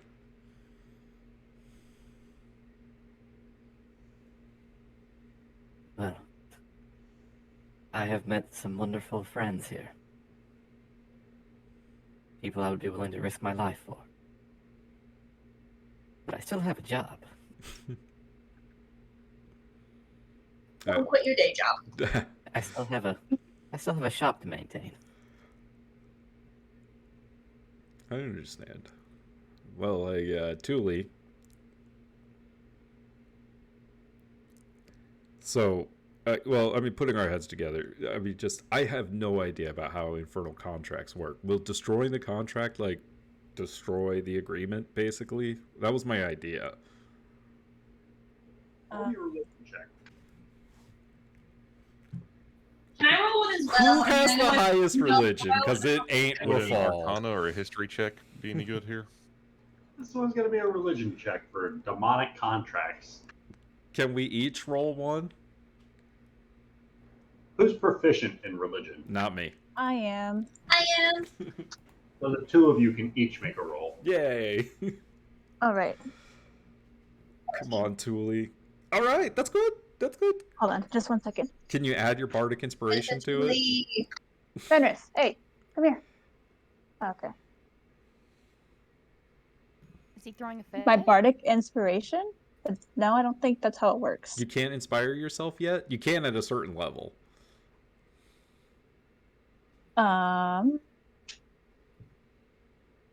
No, I cannot.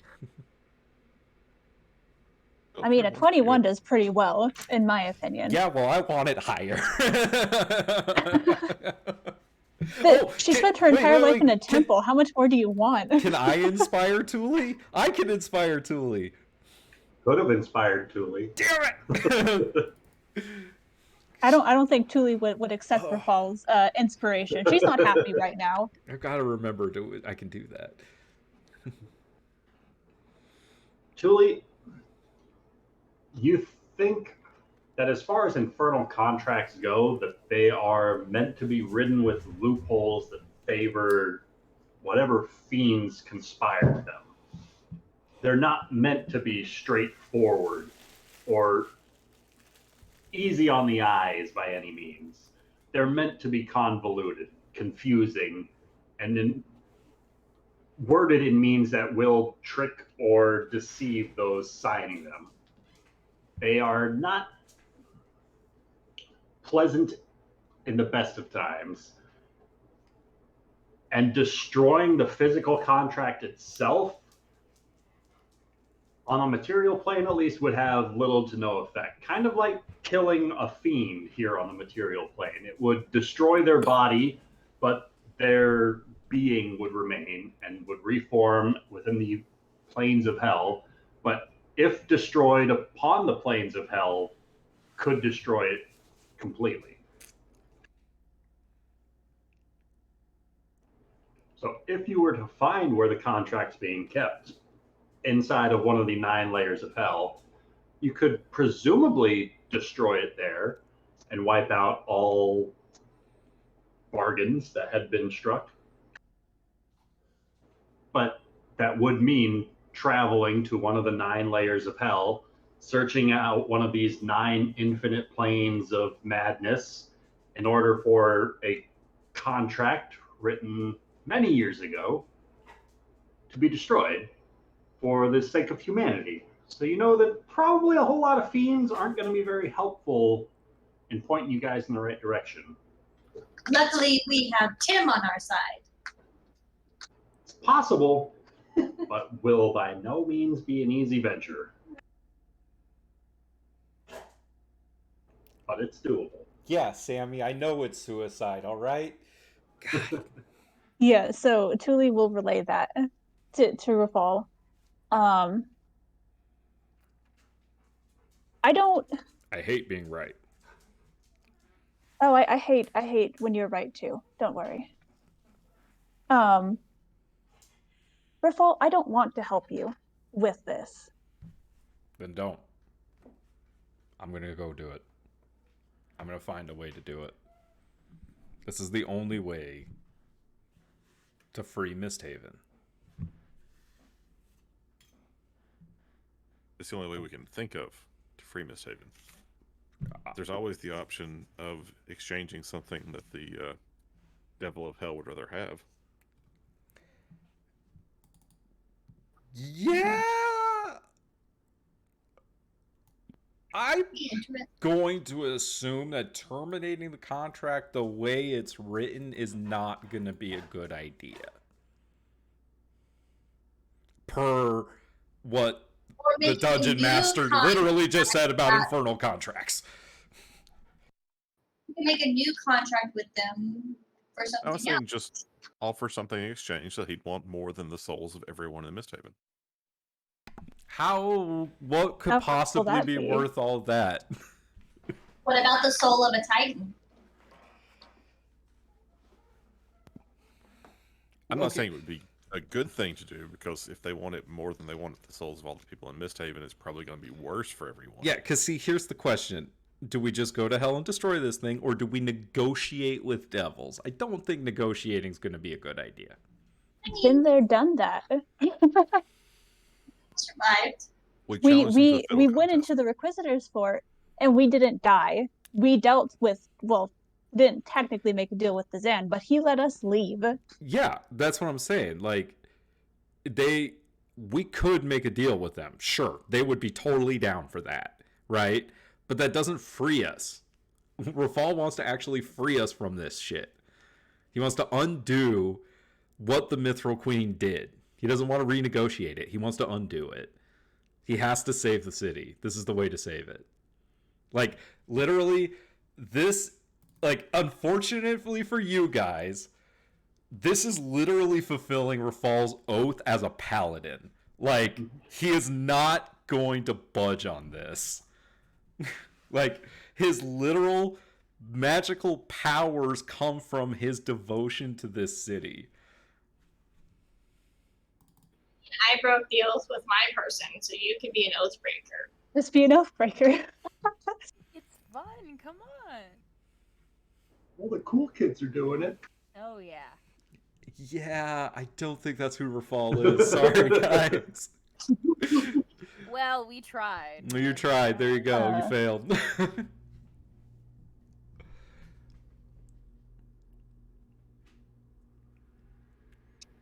Well, since we're on terms of really good potential possibilities seeing in our future, I have maybe one thing I'd like to do before we go to internal damnation.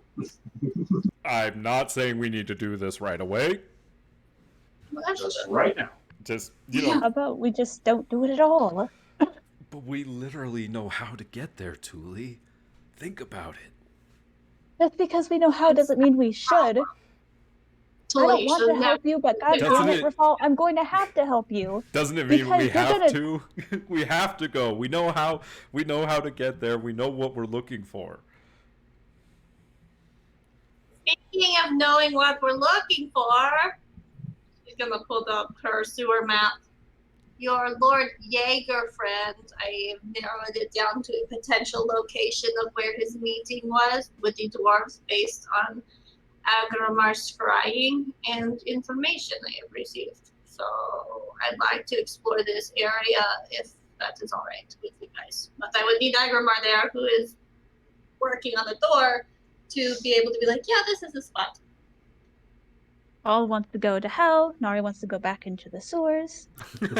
Anybody have any good ideas that maybe won't get us killed? Callum wants to go to the Oracle. No, she said that won't just get us curious.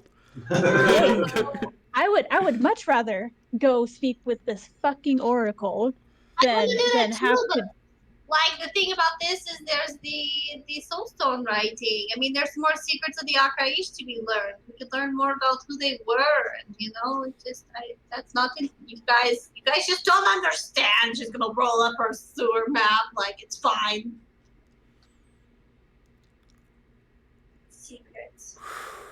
I'm throwing more pieces of Exesis or Ecstasis? Oh, there's a lot of pieces of ecstasy. There's 7, but like 6 of them are in the hands of the blonde-haired man now. Of the Emperor, right? Of Averston? No, Raffalganger, Oh, right. who's in hell, who has like 6 of them. Out of 8.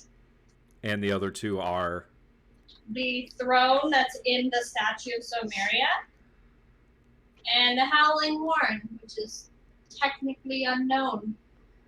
What are your 8 total? We have the Armor of Skulls, which was the Frost Giant, and he was in the acid. The Staff of the Slain, which is a plane hopping wizard, so I guess we don't technically know where that one is. I think we made it a guesstimate on who had that one. The Crown of Fangs, which I think might be in Zomeria's treasure chamber, but Rafal refuses to ask her about it.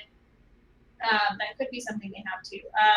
So I guess they only technically have 3 of them. It's probably a good thing that I didn't ask her about it, because if they did, then the devils would know, and they could probably go get it. I don't want to hear. You didn't know that at the time. But You're right. The bound blade, which the gold lotus for sure has. The shred skin, which the gold lotus for sure has. And then there's the howling horn and the throne of night. So That's 7 total. oh, fuck. Hold on. I have it on another page. That's good. It's supposed to be 7. Yeah, I yeah, have okay. 7 of these. I was wondering what your 8th was. I literally have it written down. 7 of just these said ancient artifacts known as the fragments of ecstasis, created by sin for the Yeah, no, first there's being definitely of this world. Over time, the people rose up and fought against the thing, and the Mad Guardian destroyed an entire race of people, the Ankayesh. It's one of my oldest notes. That's your oldest notes? It's one of them. It goes way before that. I also take terrible notes, so Well, you've seen Amanda's notes. yeah, I only write down like very important, specific things. Like I need to at least, remember like, this. Caleb's mustache is the 8th one. I That was mean, an illusion. out of character, I think it just sounds like we need to decide what adventure we want to go on. So, like, I know. yeah, like, I think that's basically where we are. Like, we have a few adventures laid in front of us, and we need to decide which one we want to do. Well, Sounds like it's time for a vote. I mean, hell seems nice to go to hell. Hell does not seem nice. I hear it's lovely this time of year. But Claire, I'm very curious about the Oracle. I think dealing with the Oracle could shed some light on the Requisitor situation. That's very fair. okay, so The here's bitch my controls argument. fate. Like, You're not wrong. And Rafal literally was just giving a speech about taking fate into his own hands, basically. apparently, Rafal is now all high and mighty about fate. But when Thule talks about it, oh no, Yeah, that's yeah, bullshit. yeah. What are you talking about? Last This time has been he Rafal's did. stance the whole time, was that he takes his fate into his own hands, right? Yeah, his fate, not That's your why fate. you- His fate. Yeah. Only his fate. Yeah, Rafal has and he's been talking kind about of giving the people of Misthaven that choice. But is Because- that the right choice? Well, right now they have no choice. Right now, their choice lies in the hands of the monarch. That's not fair. Welcome to monarchy. Yeah, Rafal's like fucking gonna bring this shit down, yo. Like I don't think you guys But what if realize that's not the this. right choice? What? What if that's not the solution to this? I mean, definitely I think that the right thing to do is to give somebody control of their own damn soul and not have it be controlled by the decision of the monarch. So you want to bring democracy, or Yeah. He is an anarchist.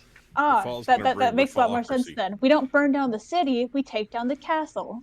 we I eat them? mean, Eat the rich. I mean, I can get behind it. yeah. Nick is living out his socialist dreams through Rafal. What of it? Let them eat cake. He's literally buying up property to build an orphanage. Yeah. Do you think Rafal doesn't act like a rich asshole? Rafal gives Sometimes away he his does. money all the time, only because he has to Lording for over politics. his many orphanages. He's got a role to play in order to accomplish his goals. Yeah.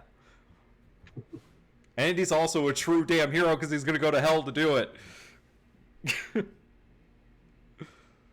Okay, but you know what else would also help the city? Is getting down to the bottom of what Lord Jaeger's doing with the dwarves. I mean, part of me just feels like he's doing that for money, and power, which makes sense. Which But they we do said indeed that- have proof that he's doing it for money. Right. They said that he was doing that to what was the words? To go where we're not supposed to go where we don't belong. He was seeking access to where we don't belong. Mm-hmm. That could be, honestly, that could be a lot of places. Be a lot Not of just places. hell. I don't know if it's hell or maybe the castle or I don't know. You know? I don't know what Lord Jaeger's plans are. That's why I'm not as focused on it. Because like I feel like he's probably not trying to destroy the city because then he wouldn't make money. So I think Starting a war. And he has little to no chance of becoming king at all. So it's not for power either. Is that true that he has little to no chance of being? Yeah, he's pretty low on that. Not within the line of succession. But that doesn't really matter in Misthaven because He's rich, but not within the line of the lineage. Right, but that doesn't always matter, right, Ryan? Because historically, when a king has fallen, they've just kind of chosen a new king, right? Because lots of the monarchs haven't had any kids. So, like, or their kids have died before they would have risen to succession. So right. Somebody else is typically taken on the crown, hence the curse of the Crimson Throne. Right. Rafal being around is weird. It's something that really... It's unusual. It's unusual. Like, so if the queen died and Rafal died, that's it. And my mom. That's it. What about Revenant? Is there absolutely no chance of him becoming I king?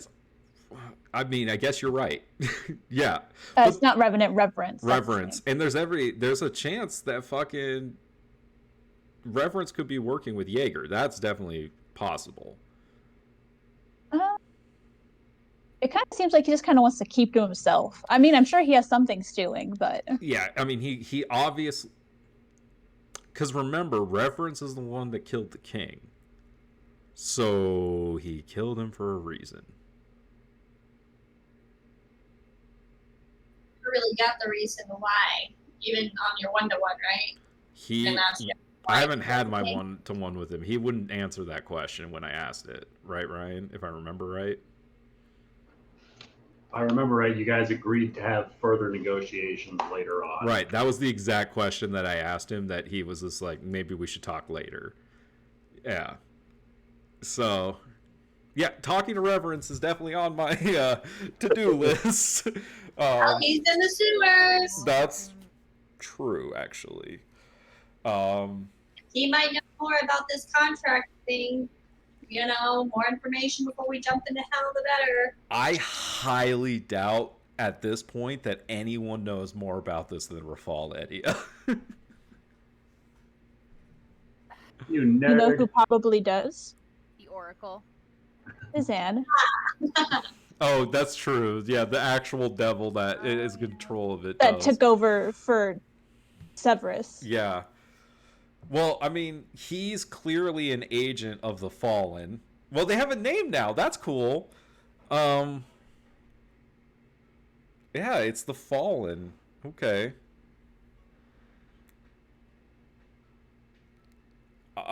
Yeah, I mean, I'm down to go on the other adventures before we go to hell. It looks like I've just thrown it out there. We're going to do that eventually. We can say hell is at the end of the line. It has been added to the quest log. There's a quest log? Where's the main quest line? Hold on. Which one of these are main quests and which one of these are side quests? Main quest now. I mean, they all feel like main quests because, like, the pieces of Exodus are like that's got to be like the level 20 end game shit. That's gonna be good if they get their hands on more of them. I'm just saying. You're not wrong. And guess what? Guess who we can find in hell? I know. I'm very aware. I've always known we're gonna go to hell. Because we can find the Rakshasa there, and we can find the Bone Armor Raffle gang are there. And maybe you guys can find Preston, have a lovely reunion. It's true. Oh, Preston's in hell? Oh, you guarantee that his soul woke up in he hell. went to heaven. No. That evil son of a bitch woke up in hell. We had to face off against... Oh, we had to face off against a lot of people. Oh, God. You got a lot of friends in hell. Yeah, if we go to hell, we can face everyone again. Fun.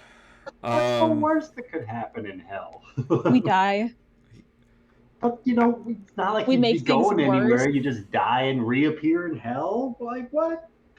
We cause the apocalypse. That's a very real. Hey, question, Ryan.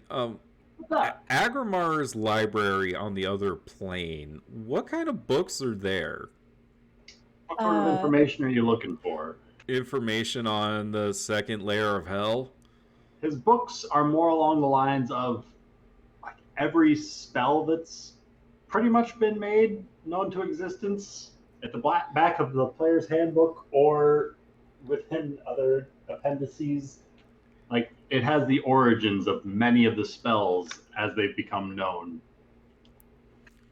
Like the heroes who first discovered such spells, the names of those who conjured forth the spiritual warriors for the first time. Got it. That information as it gets passed along cleric to cleric. Oh, okay. It's the clerical knowledge. Oh, okay. It's That's like cool. his source of spells. This information he has read that he can call upon for his own use. Well, that's not going to work then. Okay. Could look up the disintegrate spell to use on the contract. So, your buddy in hell, what's his name again?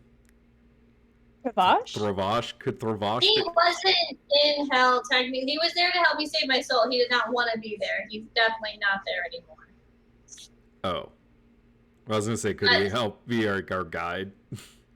He would, maybe. I haven't heard from him since I've been back, and I've been back for almost a year. So, I've been trying to figure out how to find him again, and I have been... Well, I mean, I guess technically we could ask the queen to have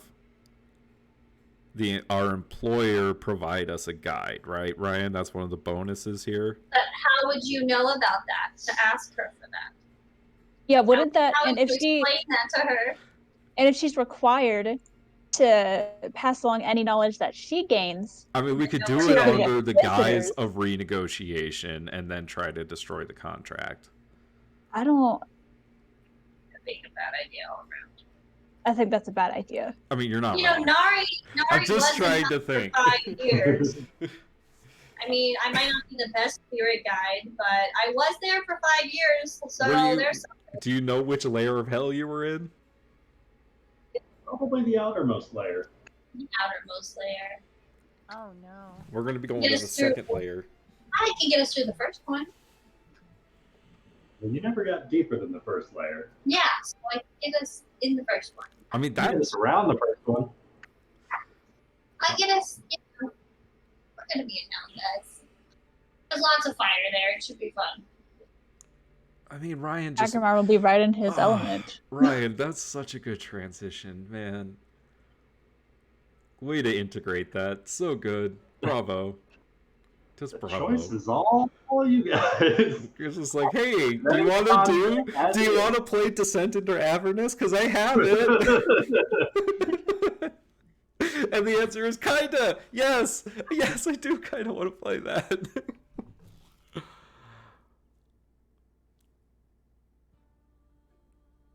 Oh my god, we could be gone for so long. But not really, because It'll 5 be- years was a week up here. Oh, that's Be right. another desert. But isn't time subject to different shifts? Oh yeah, it's Yes. wibbly wobbly timey wimey shit for sure. Yeah, so it could speed up or slow down at any time that we're there. Yeah. We could So be it's gone Say for what thousands length of time years. is an eternity in hell. We come back and everything's completely changed. Or and we it's could just be anyways. stuck there. Yeah, Or, yeah. but if we succeed, that it means that all of these people will be free, guys. We really care about these people. Yes. If we're in yes, hell, he how do we does. know that it works? What? If we're in hell, how do we know that it worked? We don't, I guess. Exactly. Phone It would be all friend. for naught. Maybe, but Rafal's gonna do it anyways. And that's what it means to be a paladin, god damn it. You'd know that if you weren't a bard. And that's why I only have 2 levels in paladin. And that's why Thule never swore an oath. That's why Thule does not have an oath. Not that. Other than the fact that none of the oaths fit her character at all. Oath of the undecided. We could totally, again, I'd like to raise this again. We could burn down the city, build a new one. Ooh. Well, it Or- has been established that that would work. I just want Don't to point burn out, down the city. Take that was Rafal option away 3, from the and you picked city. option 2. Yeah. Kidnap Wait, Rafal. Rafal We never go back to too Misthaven. Nick, you just have to make a different character, okay? You guys just kill everyone in the city before the devils get to them. Then it completely voids the contract. There we There go. are no souls. And if we just say, yeah, we, overthrow the queen, she has no power over us. What are you gonna do? Kill everyone? We already did it. So Nari's gonna take Nari Rafal would be fed to for the life. sewers, and then Kevin and Thule will burn down the city while Rafal and Nari are in the sewers. And when he comes up, everything's burnt down and we're done. Yep. How am I the problem player here? Oh, God. Sometimes these Well, solutions from a character require perspective, violent answers. say that nobody else wants to go to hell with Rafal, right? Everyone else refuses. You know who won't refuse? Agrimar. Yep. You know who goes if He's Agrimar got goes? Thule Thule here. will go. Yep. And that's the only reason why Thule is even going to fathom going to hell, because she's not going to let Agrimar die. Because if Agrimar dies, she's going to kill Rafal. Well, you wants have to to be go to right hell to there do with that. Hmm? You have to go to hell to do that. Yeah, because Agrimar will follow Rafal anywhere.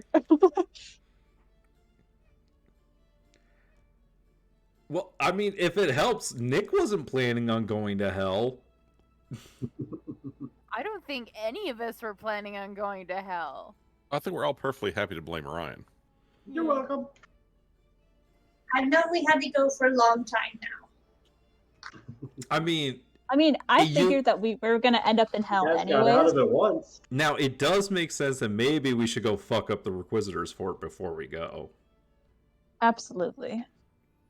But to get Well, back, right now, there's only 2 people who voted in the poll for what to do, and Seek Out the Oracle's winning. That's a 2-vote majority. 100% of the people who voted. Make decisions.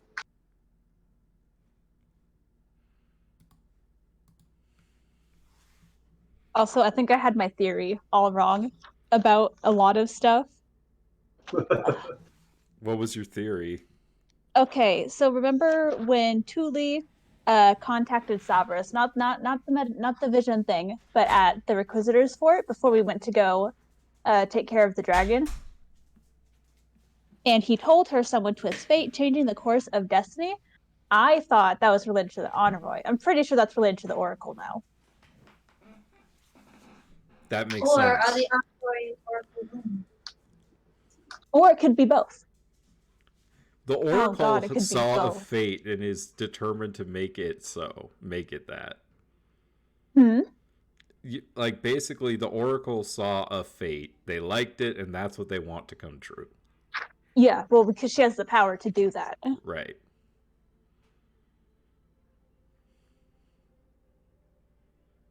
What if we just kill the Oracle? Well, Then we'll be in charge of fate. right. Of the sacred timeline. Right. Right. and we can void the contract. Mm-hmm.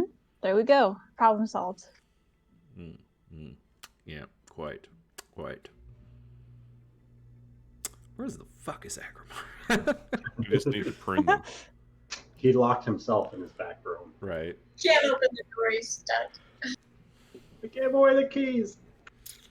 I Built guess the door wrong hey, and got locked in there. we could do downtime in the meantime while we like all argue about this. So what sort of preparations would you guys like to make? Whatever you choose to do next. I want to explore all the sewers because we Well, still don't know which one it is. I'm down for I don't some think sewer. that's downtime. I'm down for some sewer spelunking today. I have 5 Yeah. places I want to go. So I'll be happy to explore the sewers, but I've also got some. Well, I guess like my simulacrum's working on stuff for me at the shop. So leave your 9 to 5 for a different time, okay? I guess Thule would join in the sewers. Hey, we could actually put the pipe of the sewers to use. Yay! And my map that no one's used. So look how useful it is now. Look at all these potential markers of Akaish scribbles on the walls. But Thule does want to attempt to use this crystal ball of scrying just one more time to see if she could this time be successful in scrying on what the fuck is his name? Vale? Vale. Scrying on Vale. Yeah. All right. So what's it look like as Thule prepares the crystal ball for scrying?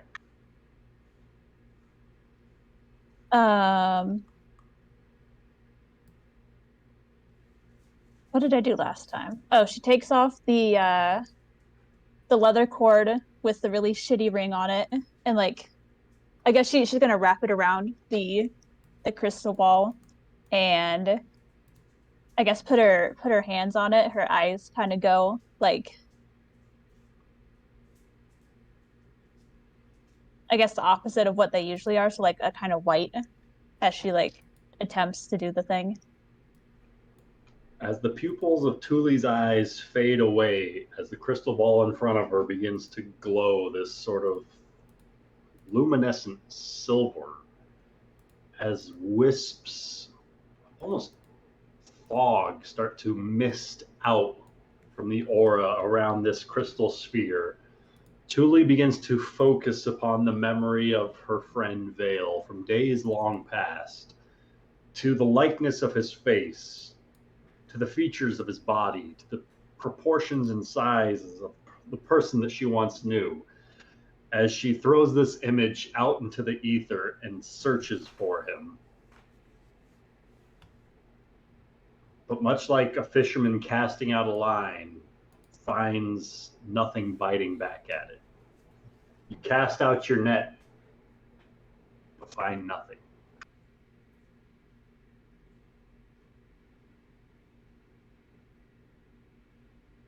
You rolled above a 17 on the wisdom save. Damn it, the smart fucker.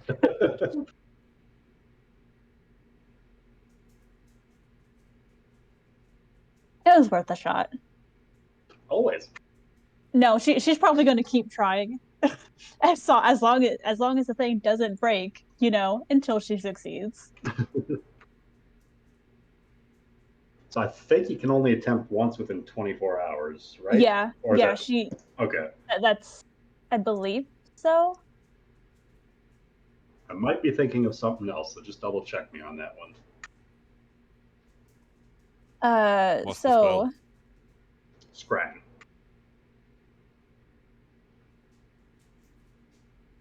Let's see. Takes 10 minutes to cast. Target isn't affected, and you can't use the spell against it again for 24 hours. Yeah, 24 hours. All right.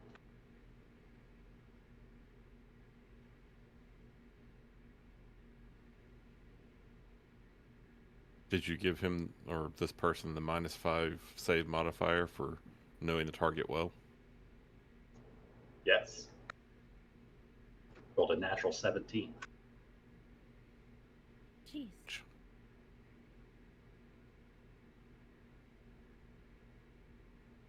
What you really need is a body part, lock of hair, So- bit of nail, and the like. Or just dumber friends to scry on. Yeah. So that's with the -5 and then the -4 for the possession. What possession of his do you have? The ring. That's The his. ring. Okay. That could make a difference. Let me double check his modifier. Because he has she has his ring and then he has her ring, presumably still.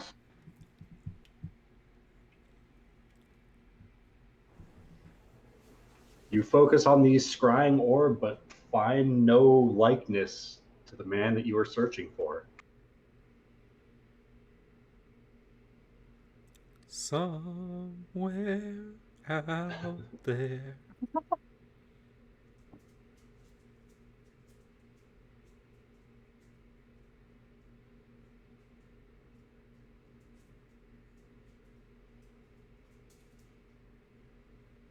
That's it. That's all she wanted to do. So, what preparations is the party making for I their wrote- sewage escapades? We get some health potions for sure. And also, I was going to suggest if anyone had anything they wanted to get from Theo here, we could call him now, and then when we're back from the sewers, he'll have it ready for us, you know? Because it'll take them time to go out and get it. We should also probably make final disposition of all the loot stuff.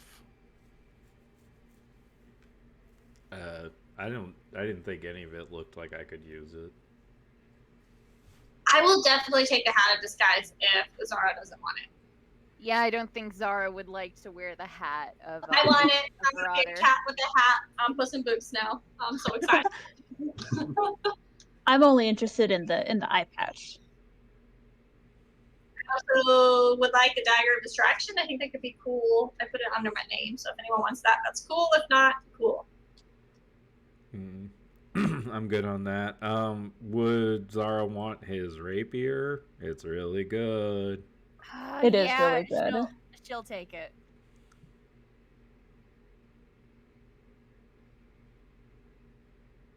But she's not gonna feel great about it. Hey, on the bright side, you very rarely will use it. True. Because you don't Think of it as a use your souvenir. motherfucking bear paws. You're not gonna use it. Like, it's just there just in case. Yep. Potions of bull strength. That could be cool for, Oh any yeah, of us. I'll take that. I- Would that make my strength higher than 20? Does it go above 20?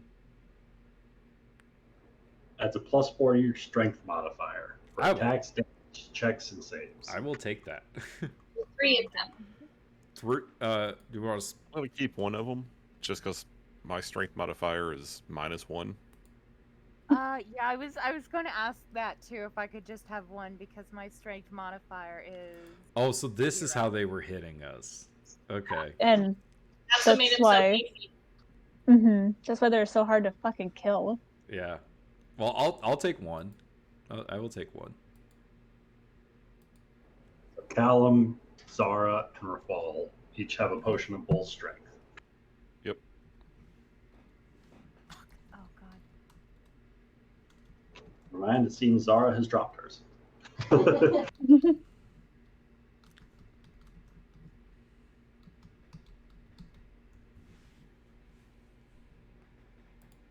What else is there? Dagger of certain death, ambidextrous ring, oil of weightlessness, pearl of power. Power. Power. Lucas did mention he was interested in the Pearl of Power. That makes Nobody sense, wants it. actually. I'm also a little curious about the smoldering studded leather armor. Like, what makes it special? Just that it doesn't smoke? Effectively, it smokes. It's a While you're wearing common magical property. It's hella cool though. Yeah, it basically just makes you look all dark and edgy. Callum's considering wearing it, but With his tattoos now. yeah. But Double unfortunately, the it's, edge.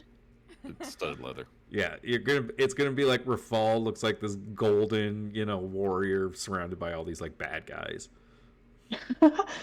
What does the ambidextrous ring do? Is it just that? Let you use 2 hands to fight. You can use non-light weapons in your offhand. So like you could use like 2 rapiers or 2 long swords or something like that. 2 one-handed weapons. They don't have to be light weapons to attack with them. Right. You could wield 2 + 3 rapiers. Good. Slice and dice. Yeah, but it also takes up a 2-minute slot. So if you want my opinion, probably not worth it.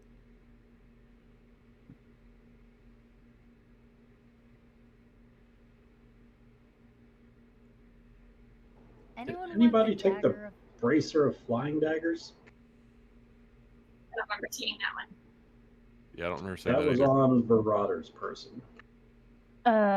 It's not in the items for him. Is that the quick draw bracer? No, that's the. Gosh. I don't think that was that wasn't quick on draw. that wasn't on the loot, I think, Ryan. Mm-mm. Don't worry, guys. Of course I was to miss something. So. Anyone want dibs on it? Oh, it does. You get effectively up to 2 daggers as an attack action. So it's Loki's daggers. Sort of. I mean, it's Jarlaxle's daggers. If no one wants it, I'll take it. Yeah, it requires attunement, and that's not me. Nor me. My hat requires attunement, but I'm gonna wear it anyways. Without attunement. I already have sweet golden bracers. I've never reattuned to the Ring of Free Action, so I have a free attunement slot. I have given you so many of my magical items. Yeah.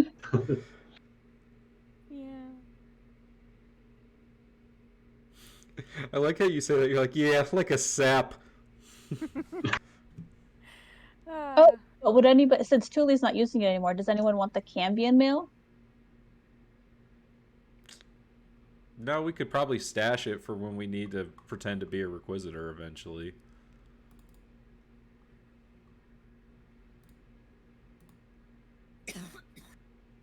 Oh wait, no, I don't think I can. So you said Agrimar wanted the portal of power? Yes. Power! It's like, it's handy, but since it takes up an attunement slot, it's just not worth it for me. Yeah, I'm not sure what he's going to drop for it, but he mentioned it. Yeah, I mean, it is a good oh shit button, right? If it gives him up to a 3rd level spell slot. That's free Revivify.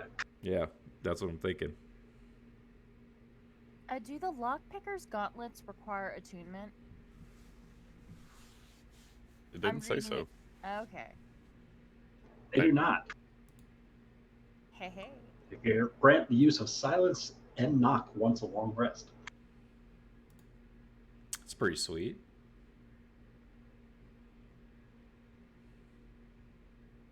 Why did you ask us what all of our favorite magical items were, Ben? For reasons. For what reason? So he knows how to Reasons kill we'll find everyone out. in the party. So he knows what He's to revealed steal. his big bad. It was your favorite magic item. Oh no, come on.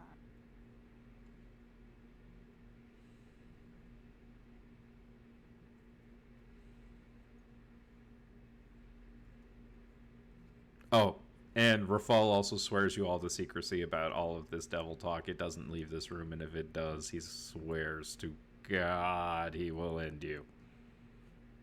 Who else do we Which talk You're to? already planning on doing that to me We anyway. kind of don't talk to anyone but all of us. Each other. I have to throw it in there, you know?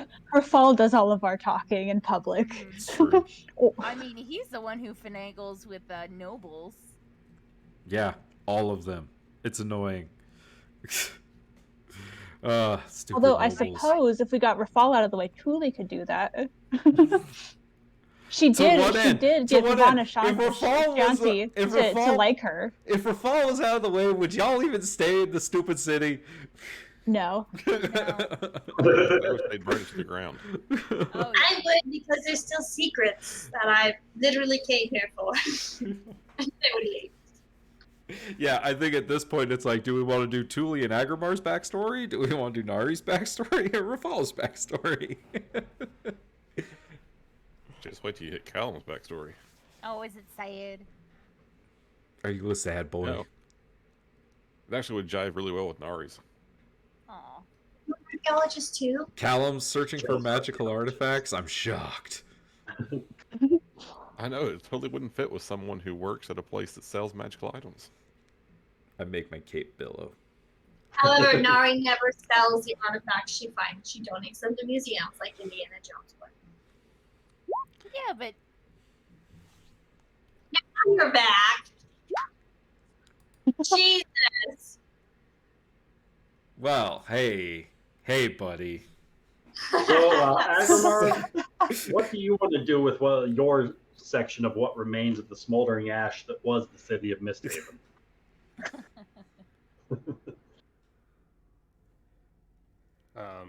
Is my temple fine? Oh, that was the first thing that got burned. sorry. What started the fires? It's partly that's fine. I mean, I can just take it out of here. That's fine. So Did I give you the silver dagger? Does Phelan have that? Oh, that's what we need. Oh yeah, we need before silver, we go to hell. We need silver weapons. weapons. Yeah. Yeah, that's why I did that a long time ago. Remember when I said I knew this was happening and I silvered all my weapons? You talked about silvering your weapons, and I think you silvered one of them. Yeah, I silvered my battle axe. I didn't. Yeah, Oh, the can cursed I axe. silver my soulstone flail? Is that something I can do? So hey, Lucas. Basically, Rafal came back and told everyone about the contract and basically decided that we have to go to hell and destroy the contract. That's going to be the only way to free the city from the Requisitors.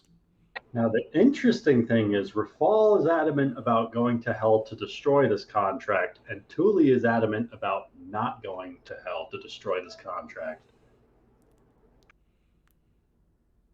It's true. Agrimar's got a choice to make. Is he going with Rafal to hell or staying with the woman he loves? Man, you guys gonna really put me in that situation? You were gone. Yeah, kinda, cause Rafal. That's what it is. When you play this back, you're going to get to hear a pretty impassioned speech that Rafal made.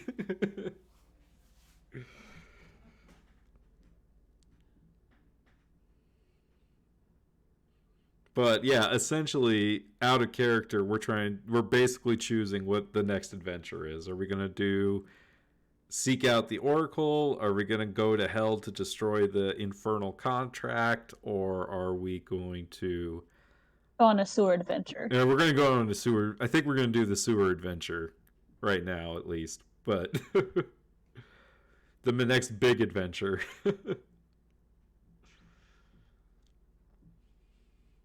So, seeking out the Oracle will take us to Averston, right? Is that where the Oracle is? No, the Oracle's on a different plane. Yeah, I thought that. Seeking out the contract will take us to Averston. That's where that is. Not Averston. Avernus. Avernus. Because that's the second layer of hell.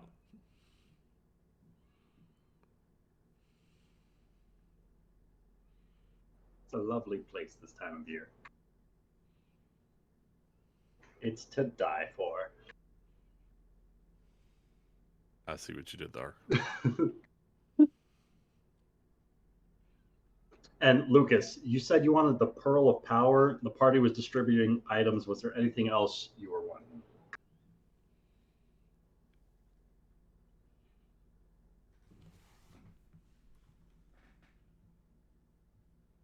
I think we've stunned him.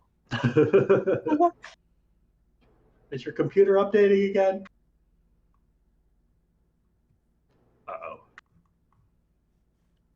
no. Did it crash again? He went to hell by himself. What do you do? All right, so the party wants to go get some weapons silvered. After your previous research into this endeavor, you know that some of the local smiths can offer such services in exchange for about 100 gold pieces per weapon to be silvered. That depends. Alternatively, Agrimar can provide these similar services for about 100 gold worth of silver to affix to your weapons. Really quickly, are we playing late tonight? I think Summer has to go to work, so I don't think so. Yeah, I have to. I've work at 11, so I need to get some sleep at some point. So we can What cut out point at is 7. that? 10 minutes, guys. I mean, we have been playing for almost 6 hours, so.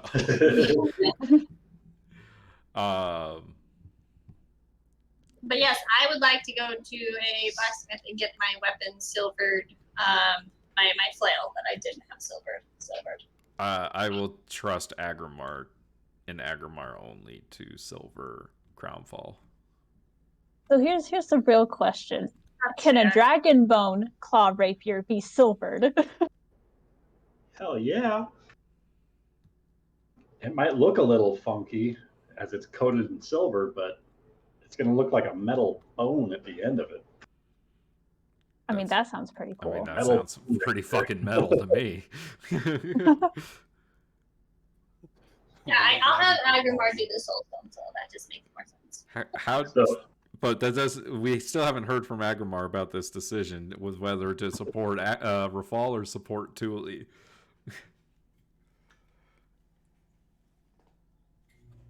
I will support you both. Uh-oh. But I think Well, dealing with the Oracle should be first, and then we go to hell. Oh no, Thule doesn't want to go to hell at all. I still think we should go to hell. There's people that I have to kill because someone else killed them, and I don't want them coming back. I gotta go kill a Rakshasa, basically. I have to go to hell. You don't have to do anything. No, I kind of have to.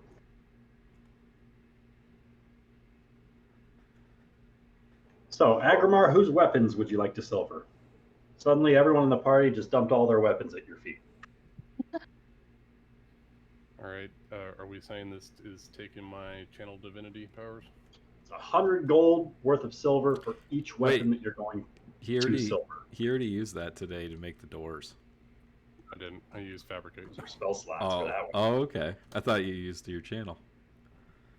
Now, well, if you guys give me like, I don't know, 6 hours, I could do everything. That'd be nice, because Kevin kind of, sorry, needs a, All right, pile everything in the armory. I'm going to be sitting there all for the rest of the day. you wanted to be the workhorse. So how much gold is Agrimar spending on this? And how much silver do you have? I don't know, Kevin, do you want to just pony up with silver coins so I can do it that way? depends how much silver you have.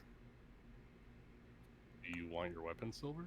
I do. I really do. Then How- you pay the fee. How much silver? How many silver pieces does it cost to silver your weapon? 100 gold's worth. So 1,000 silver pieces. 1,000 silver pieces. I have 1,000 silver pieces. I have 1,000 silver pieces. I have 1,500 silver pieces, so I will use 1,000 to silver Crownfall. So you can silver a single weapon or 10 pieces of ammunition for 10 gold. Oh, so it's only 100 silver 100 gold. for the weapon. It's 1,000 silver. Yeah. Okay. Yeah. Take my 1,000 silver. It's done. I subtracted it from my. I bank. did too. Agrimar, take my 1,000 so you can do Agrimar, suddenly everyone's throwing silver coins at you. You ask Kevin for money and everyone's donating. Oh, also, I ask you to cast Gentle Repose on the body that I had, the Marauder's body. The rotting corpse that's been on the table all day long. Yeah, I do all the things. Now that you're back. How I much gotta step for away again. I'll be right back. Hold on. how much for the ammunition? It's 100 gold for 10 pieces of ammunition to be silvered. 100 gold for each. For 10 pieces. Basically, So it's, you can- it's one weapon or 10 pieces of ammunition. Do our So do 10 our Seems like a do our really weapons need bad to be bargain. silvered and magical, It's up to you. or is it just them being magical? Does it bypass the resistances?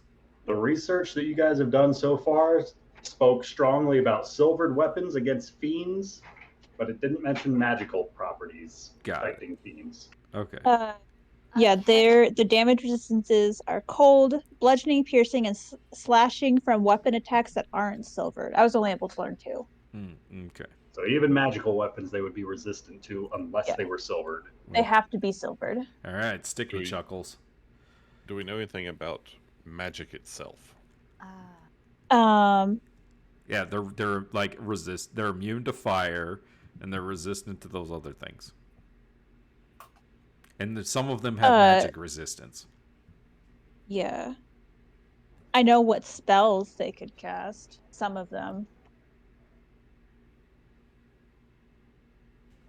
I think Thule rolled pretty well on her research into Dazan and some of his capabilities. Yeah. Can Kevin have Agrimar silver 30 pieces of ammunition for 300 gold? Absolutely.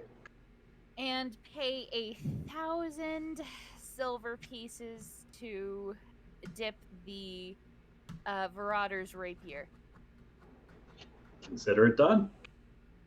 Tight. Can she also do it with the motherfucking bear paw? For each bear paw, it's going to cost 100 gold worth of silver. So that's going to be around 3,000 silver for all 3 weapons. For the rapier and the 2 bear paws. Okay, I mean. Oh, God. That's a Okay. little dense. Ain't no thing. I mean, you've like never spent your money before, right? So might as well be Not now. really, no. Well, I Same. did off screen, but yeah. Really As well Zara's too. rising from her nap upon the table as discussions of silvered weapons are being had around her. It's as if her subconscious is attempting to prepare herself for whatever journey lies ahead. She finds herself sitting upright, and a blanket she doesn't remember draping over herself falls away. Aw.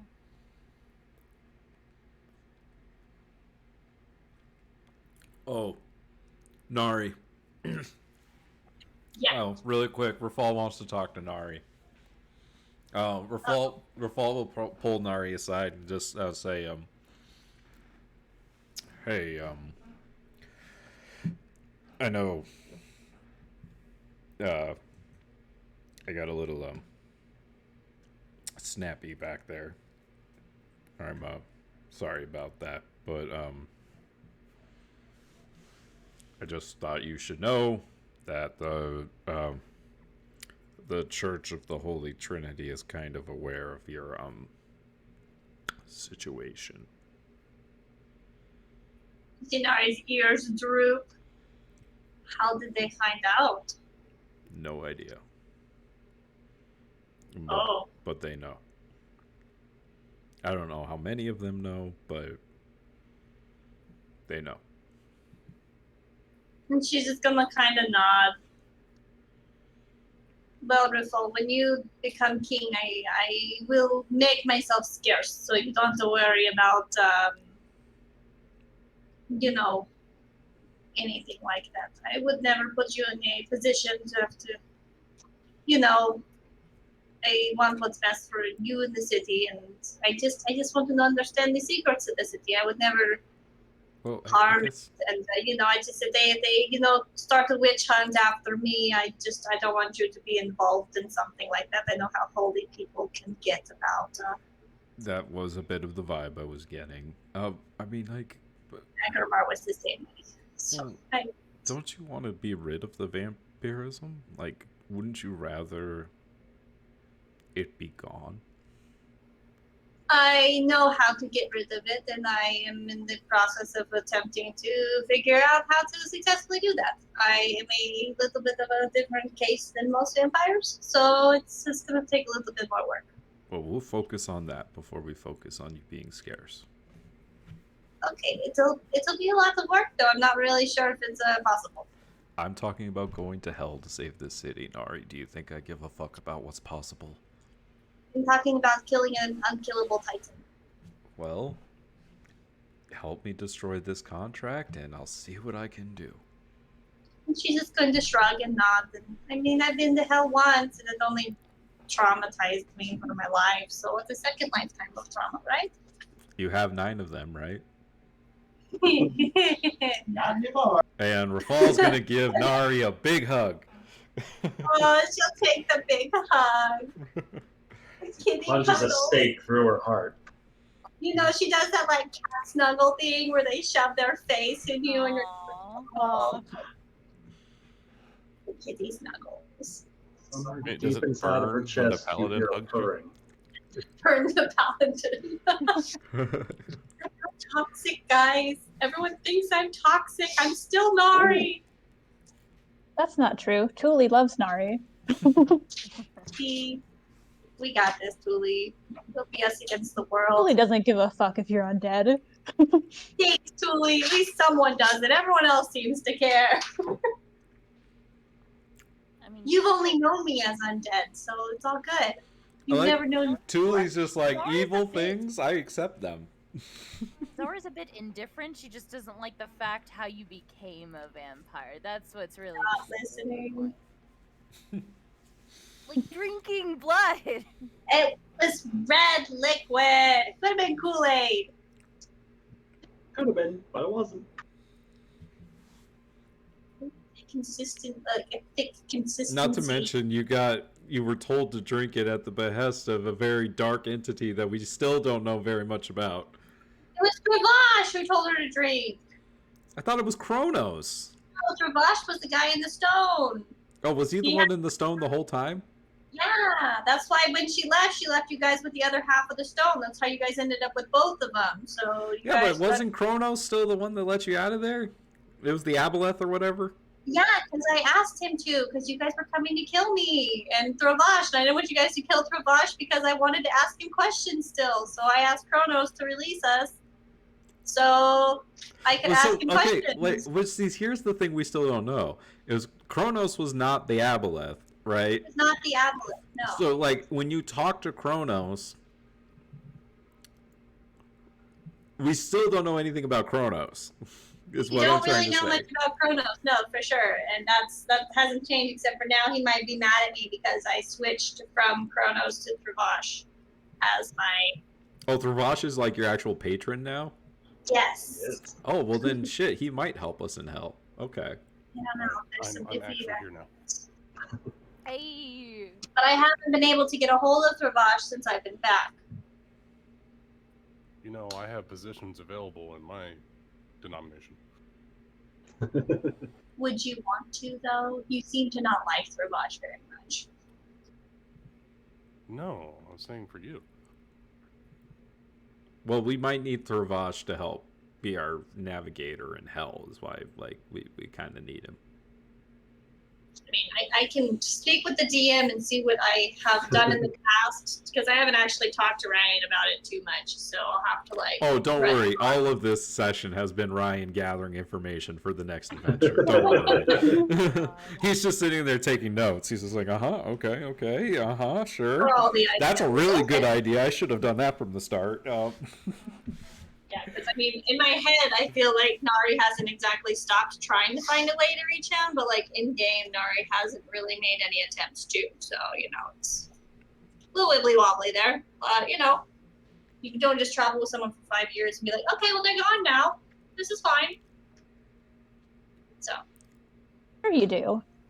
You could totally do that. Tuli did that. Right? Now she can't scry on. I mean, it wasn't. Ouch. Ryan, what process does Rafal need to go about doing purchasing the areas around the Phoenix Feather Inn, and like how much is that going to cost? I'm gonna have to do some building costs research for D&D? Because I don't think there's just a plain table for that. I don't one. think there is. Like, I don't even remember how much the Phoenix Feather Inn was.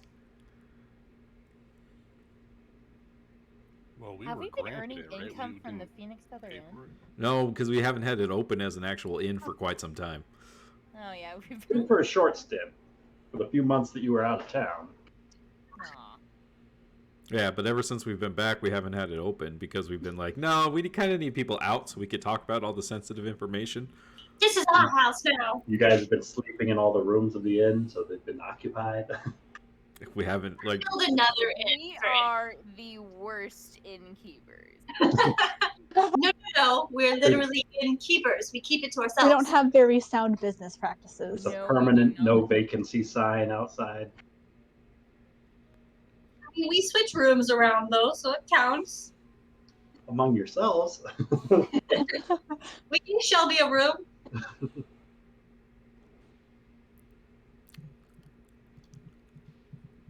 but anyways, yeah, that's something for Ryan to think about. I mean, Oh, if shit, it I helps, was not there is prepared. indeed a table for buildings. I was not prepared for us to go to hell. I thought we had avoided that. I knew we You were gonna did go. entirely. No, we were always gonna go, guys. You guys just thought we weren't. We were always gonna go. I knew it. In my gut. Because just killing the Requisitors at the Requisitors Fort's not going to do it. And more. But you can certainly try. We're basically I'd say wrapping it's up, worth a aren't we? shot. Yeah, tonight. Yeah. And have we like broken up and we're now doing like some downtime things, a couple of days? Yeah, Maybe a this is week. kind of a little more of a montage of the next few days as the party's preparing. So if we expect Agramar's another silvering dance weapons for many hours of the days. Talon montage required again. Well, I haven't written a Callum montage. I'll work on one. But after a couple of days, he does come by the inn, and he finds Zara. He brings a bottle of wine with him, and he has a small bag, like a kind of a satin velvet bag, just not much bigger than, like it's smaller than like a dice bag would be. And he asked her to have a drink with him. Aww. She'll accept, man.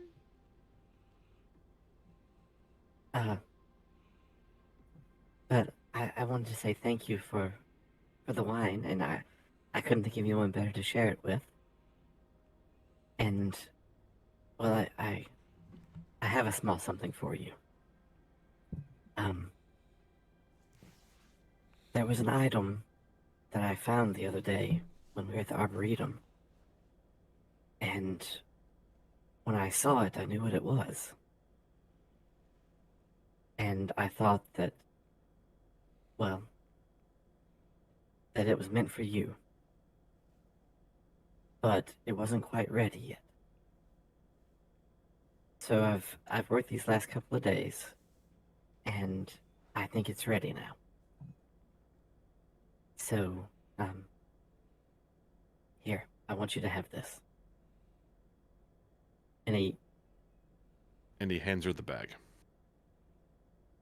What's in the bag, man? Oh man, Zara Does will it have open the it. note on the front of it? It does have the There's a note on the front of note? it. There's a note on this bag that reads, "Do not open until Callum says so." And I think that's where we're going to end tonight's session. It's a brick with Warfrat on it. Oh no! What's in the bag? What's in the bag? I saw this neat trick the other day. It sends you straight to hell. Who knew? Oh Our man. party's a little traumatized by bags right now.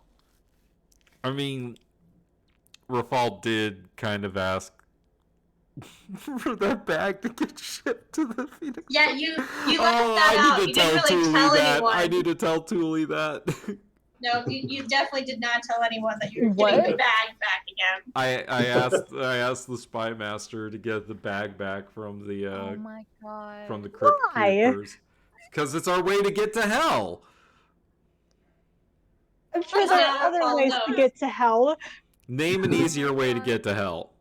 I mean, we're You all could gonna have die. to jump through while holding hands because time could separate us in multiple different areas in multiple different times. Aren't we gonna lose our shit? I don't know. Oh, yeah, because We things never can't go found through there. out. I just Oh, need a tuning no. fork to hell. That's it, and then we can get there. You just need what? You need a what? I just need a tuning fork. I can plane shift us to hell. Okay. Well, a tuning fork attuned to the planes of hell. That's why that's what I said.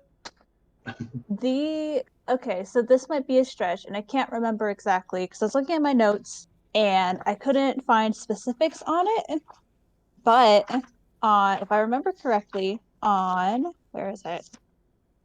On Dawn's wings. Where does that teleportation circle go?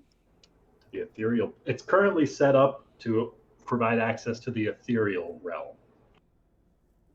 Can we change that? You certainly can. We'd have to find a. If we do that, then doesn't Agrimar's shit work? What is it? Word of recall? Doesn't it work like interplanar stuff? Wait, what? The thing that Agrimar has, where like we could go back to the temple. I think that works between planes. Yes. His recall spell. My Yeah. recall works across planes.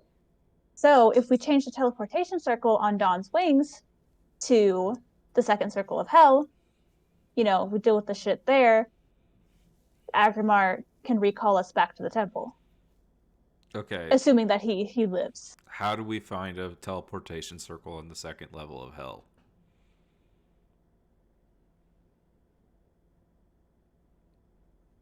We have okay, so how does like changing the destination of a teleportation circle work? Think about it like the arcane circle. You've seen Full Metal Alchemist, right? Of course. So you know how when they draw out each of their alchemical circles, it's its own unique design. Mm-hmm. So sort of the circle that's drawn out is its own address. It matches the circle at the location you're trying to get to. So as long as you know that design, you can travel to that circle. If you don't know that design, you could guess at it and certainly hope that it takes you where you want to go, but it's a lot more difficult that way. You got to get the custom stamp. You need to know their phone number. New teleportation circle. Who dis? No, dis is the first layer. You want to go that way.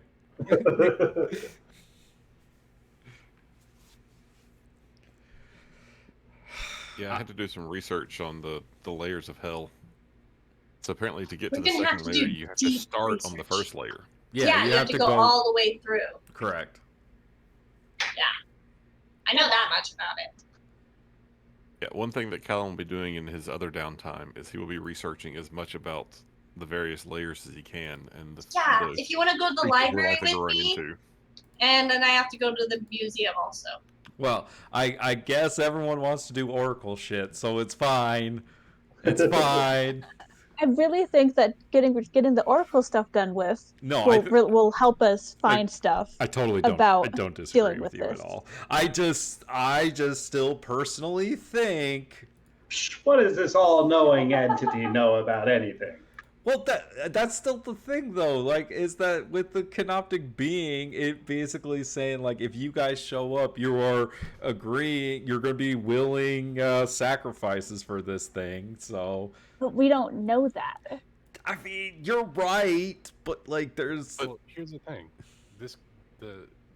If we do the Oracle, we can talk to Atriox, Keeper of Portals, Opener of the Ways, and we can use him to get to hell. That's not a bad idea. Herald of the I think there's Great two Worm, things to Lord of recognize here. Dragons. One is that Learn his full name. There it I is, would- Rachel. I would much rather be a higher level going into hell because, it's hell. Yeah. I'm not gonna metagame this shit. And 2, either place we're going in there to like disrupt or somehow argue / fight with someone who expects us to like be in on their agreement or accept what they're trying to do to us. We're going to fuck shit up. Here's the thing with Yeah. the Oracle too. I think no matter what we do, she knows what we're going to do, or she's seen what we do, or what happens if we fail. She has seen us die. All I'm many saying times. is Larice put that book there for a reason. Yeah, because she's a bitch. And there you have it. I'm just saying it's a trap. That's all I'm saying. It is. Like We've walked into many traps. That's true.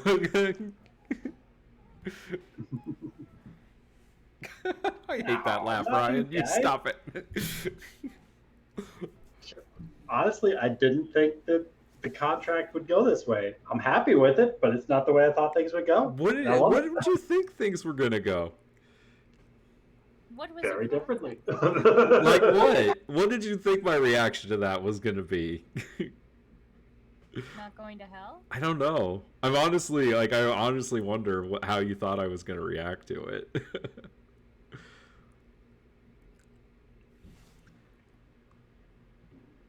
What did you have planned for us tonight? I'll never know. Oh, okay. Oh, shit. I forgot to. Uh-oh. Hey, Rachel, don't forget to. Yes, you forgot to tell us something. Tell you what. I don't know. What's in You the just box? kind of trailed off there. I forgot to ... Yeah, Sentence really got away from you. I have not been able to complete my sentences at all, so. Hold on. Holding. It's Rebecca Ashwood. Nice. She's Did proficient you in jumping draw jacks. that? No. Same gal who I skate with. Who That's did? The one that did Cool. the one for pirates. Yep. I love it. Hey, Ryan, I'm gonna need a token of that. Yeah, that's amazing. And That I one will, fits her personality so much better than the other picture. and I will get that added. Mm-hmm. Man, her face is Yeah, we- fucked up. Yep. We've been going back and forth as we've been You can't skating see around that. and hitting each other. Great.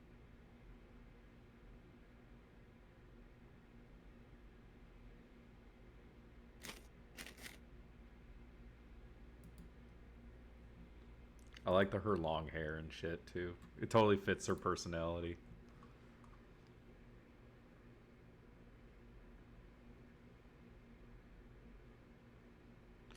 Oh man, what a good session! That was so much fun. That was a great session. I think we should do more long sessions. Yay! Just like, on occasion, but If you guys can just schedule more holidays. right? We'll just Well- have long holiday D&D sessions. I don't know about the rest of you. Typically, I can always start earlier. Running later I can is only very start hit and like miss. an hour earlier. Yeah, because you have work. Yeah, I get off at 2. I think that's why we originally started this time schedule, was because people's work schedules. It just fit perfectly. This, I mean, I think we've always had this schedule. We've never changed it. Mm-mm. No, but you just Yeah. but you were able to join because your work schedule, so it worked out. Yeah, it just worked out. We had a 5 o'clock Eastern schedule for like 2 years, and then we switched it. You guys weren't playing 2 years before I joined, right? I don't think Maybe close to that. Yeah, we might have been. Oh, dang. Through the Lost Minds of Fandelver and like halfway through the Princes of the Apocalypse. Yeah, I was gonna say it was a good long while before. Where we had Corneo. Then you guys Or it the was Black Raiders the rolled Black up. Raiders. Yeah. yeah, Katrina, she was great. Join the Black Raiders. I like how you used her as like a test character to be like, do I like these people? Yes. Okay, they can have a real character now. Well, I just didn't know what the game was or anything either, and like the character I made, like, cause like she ran away once, and y'all were like, "What?" I remember that, and you all were like, "What I the was fuck?" killing a farm full of halflings and innocents. Yeah, like she ran away. I think you appeared Wow. for like the darkest chapter of those adventurers' lives. Well, yeah, I because forgot about the farm full of halflings. yeah, like because like everyone was gonna Oh, die. and or- the bee it's like, something? she was just like, I don't know these people. I'm not gonna die for them. And she ran, and y'all were like, she does what? She's not gonna fight to the death. I'm like, no. Doesn't she want to kill these innocent children? Trees. So like, yeah, that was really it was funny.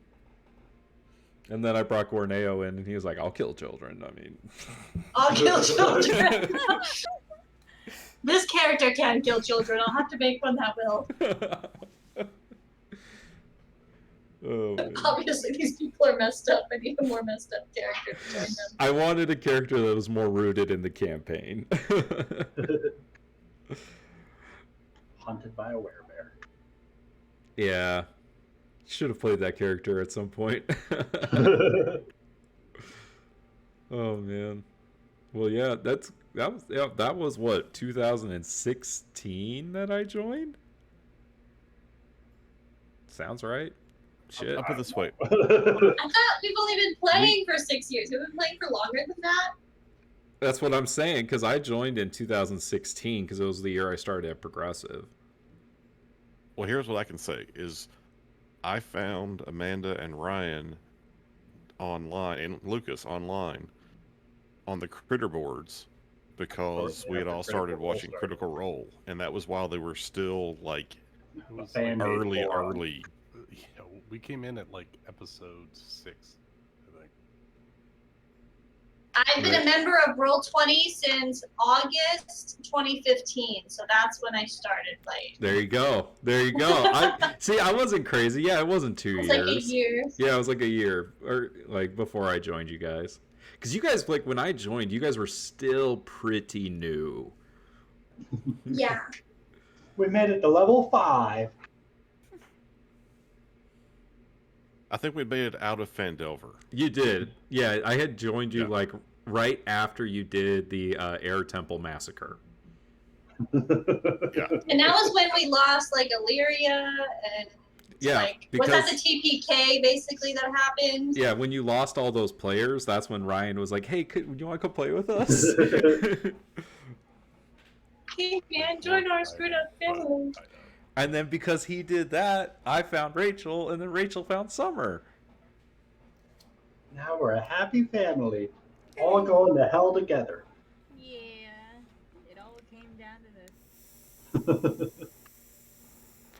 Tell you what's crazy is So it's all You guys Nick's fault. you may have played more while I was not playing than we have when I was playing. Possibly. Yeah, because we Miss did Tab- the whole Miss Star. Haven's been a. Oh, go ahead. I was gonna say Miss Haven's been a long running one.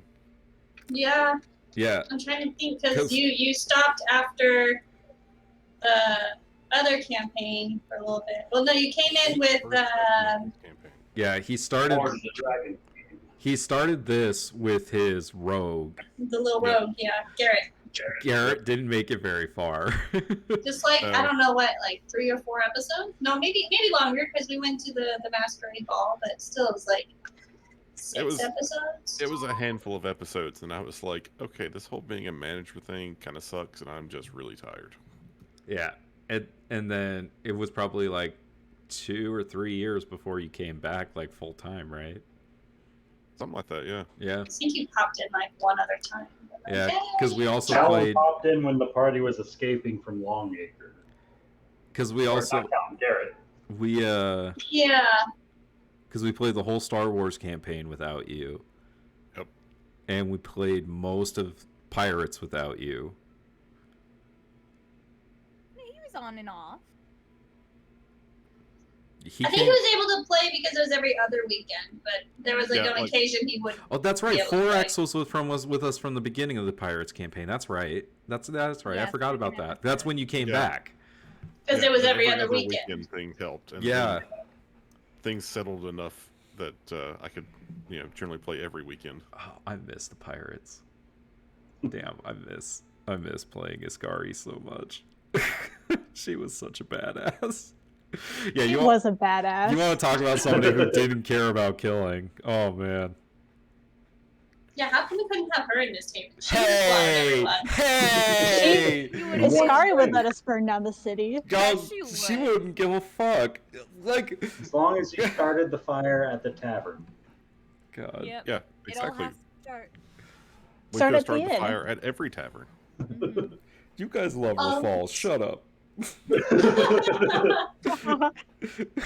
I just love I just love how exasperated he is most of the time at the party. Things have gotten complicated. I love how every time he talks to anyone other than the party, they're like, the people you work with, they're all shit, They're right? assholes. And he's like, yeah, I know. They're my people. They do good work though. It's hard to find good help these days. I mean, Good so hell. far, Thule and Callum have a clean bill of health. No bad talking about them. Yo, I just asked Callum if he wanted to be a knight. I'm totally cool with Callum. Oh, come on. He shot me down. Yeah, we killed 3 rat folk. Yeah, he hasn't killed 3 people. You didn't accidentally take out an old man.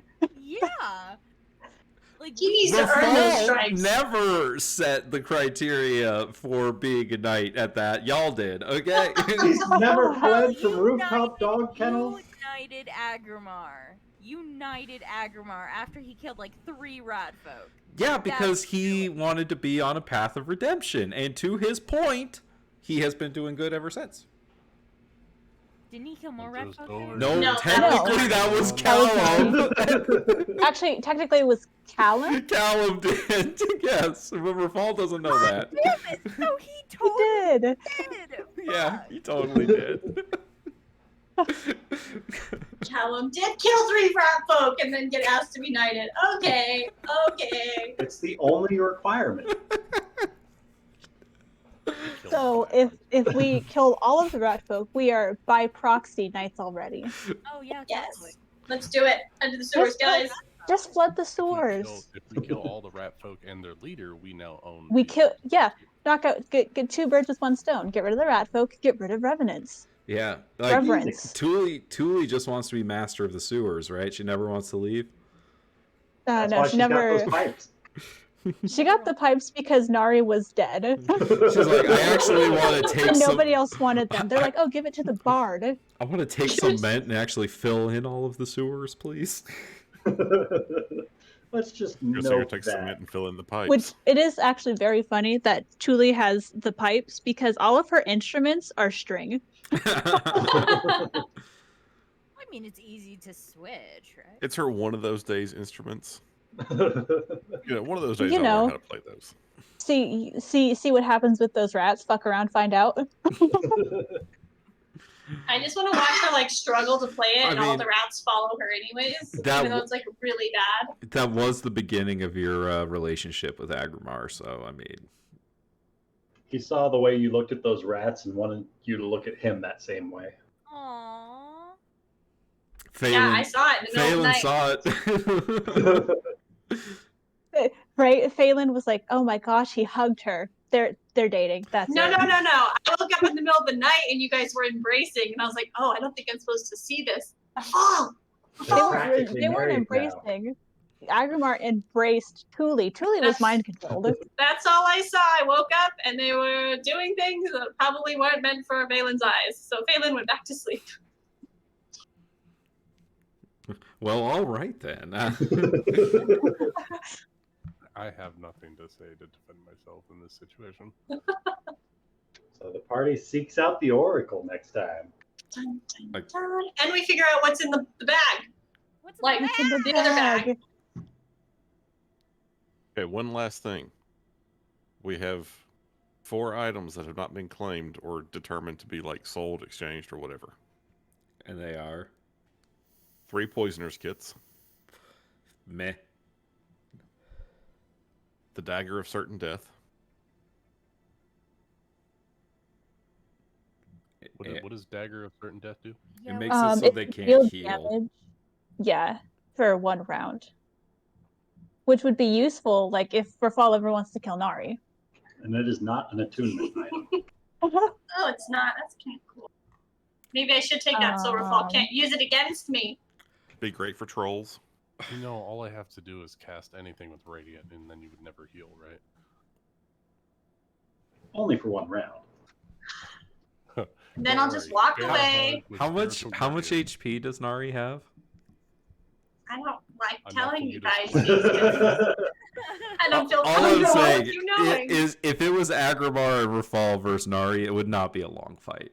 No, it wouldn't. It wouldn't. I mean, but I to could. be I fair- could get out of there real quick. I could run for my fucking life. That's true. I would, As long as you Tuli, didn't stab me with a wind stake. It's true. Tuli would assist Nari in fleeing. Dimension door, baby. There you go. There you go. See? I can cast that so many times. I really want to get. I want to get to a level where I get another feat because the next feat I'm taking is Mage Slayer because I'm sick of that shit. Guys, can we do a battle royale with these characters at some point? Please, that would be so Everyone knows fun. my weaknesses. What I don't know is, does Zara really only have 91 hit points? Yeah. Yes. Yes. She rolled. She's well. squishy. Here's the thing. I'm terrible at rolling. Okay. Atrocious. I was like, how on earth do I have more hit points than she does? She's squishy. Very squishy. You She's have to squished. protect her, Callum. Callum's built up thicker calluses over his life as a wizard. And He's a little chunky around the middle. Sorry, Zara's had it easy her whole life, just being on the run, never having to work a full day's living. Yeah. What you're saying is it's malnourishment. Yeah, she's been starving. She has a very high fast metabolism. Just always. Makes total sense.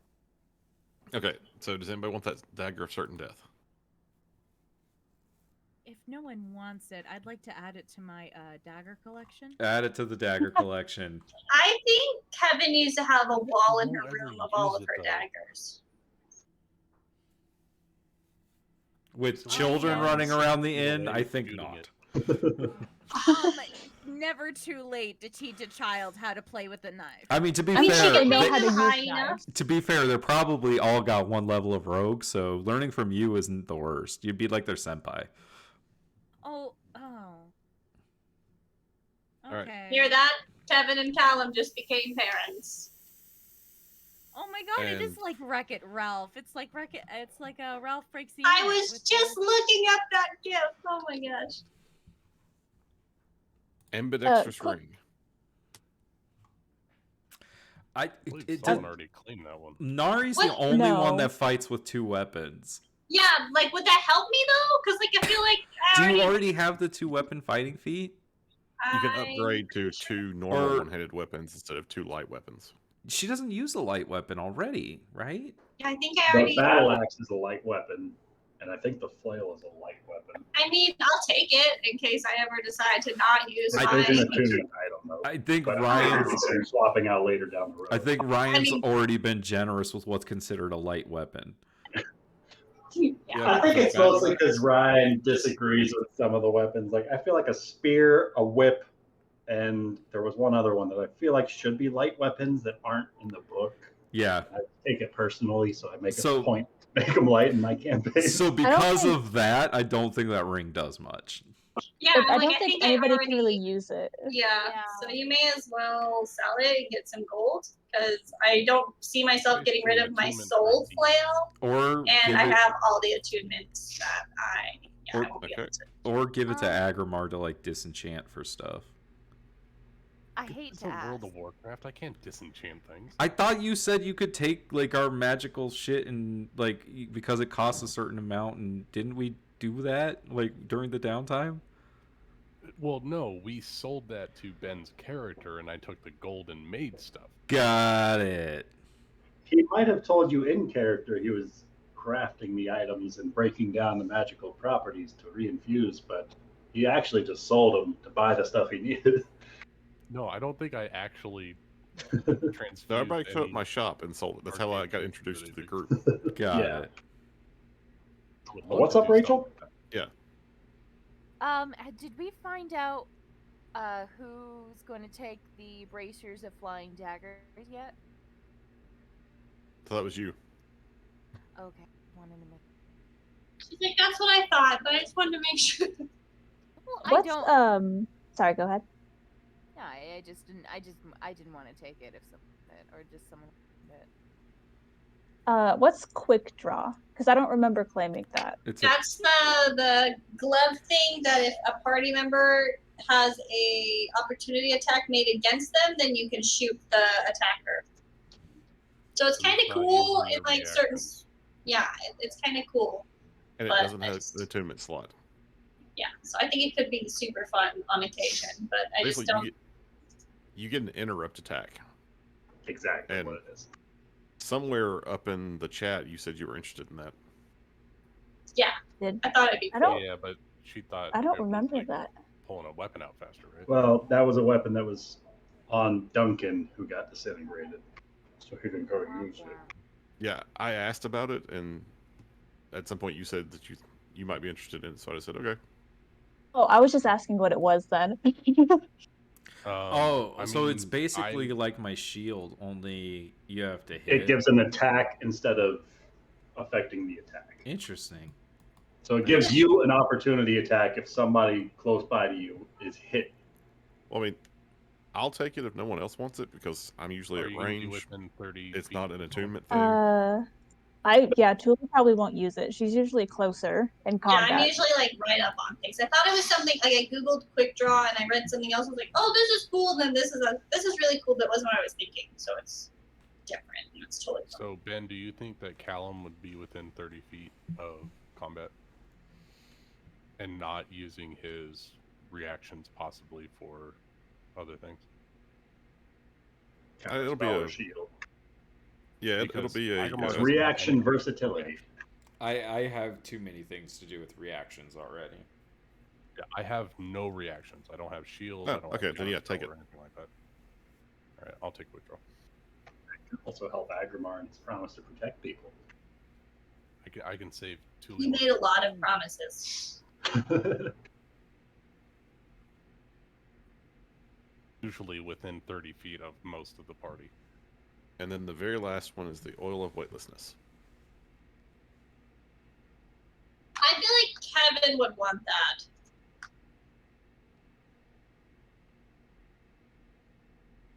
See, I didn't get to see any of these item cards, so I don't know what any of these things do. Yeah, I didn't see them. He only just people People picked who up looted the items saw the item cards. Oil of Weightlessness was on Marauder. So it's quartered weight. Things can be thrown farther. It changes the weight of items. You can jump twice as far. I think we should just put that in the bag of holding for safety. Yeah, just in case we ever. It's useful. Well, I mean, that's probably really good for Rafal and I to douse ourselves if we're doing a stealth mission. Yeah, but like I definitely think it'd be like keep it in the bag of holding so it doesn't break or anything, and then just like pull it If out we when need we it. need it. Yeah. Tell you what, since we are distributing items right now, let's go ahead and roll to find out how many applications of the oil of weightlessness are left inside of it. So, Summer, that was an item you picked up off of Marauder, right? Yeah. Would you mind rolling me a d4 plus 1? That's how many uses are left inside. D4. It has 2. 2 applications. So we have 2 applications. Nice. For 24 hours, we can be extremely normally stealthy. For 48, one of you could be particularly weightless. Nope. You 2 can eat whatever applications you want. can code a medium creature. Yep, we can't even go. Agrimar, he's too big. On the other hand, Callum could be coded twice, I think. Exactly. So one of you could be coded for 48 hours. Do halflings count as small or medium creatures? I think you're small. Small. So could you use it 4 times? Is that what you're saying? They can use it No, we're twice. saying it's once for one normal sized person or twice for a short person.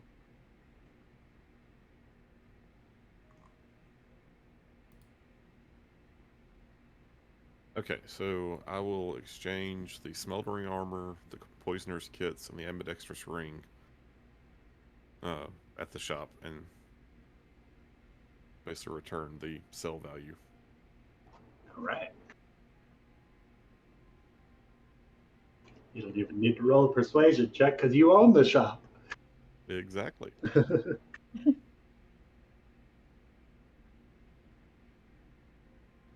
And who's got the venomous backbite poison?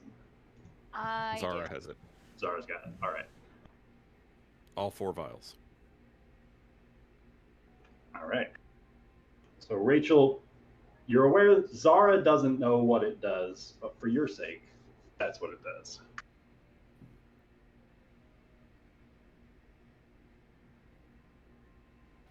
So what we all know is that we were, it fucking people who sucks. were getting hit at the Arboretum were really taking some massive damage from the poison. Oh yeah.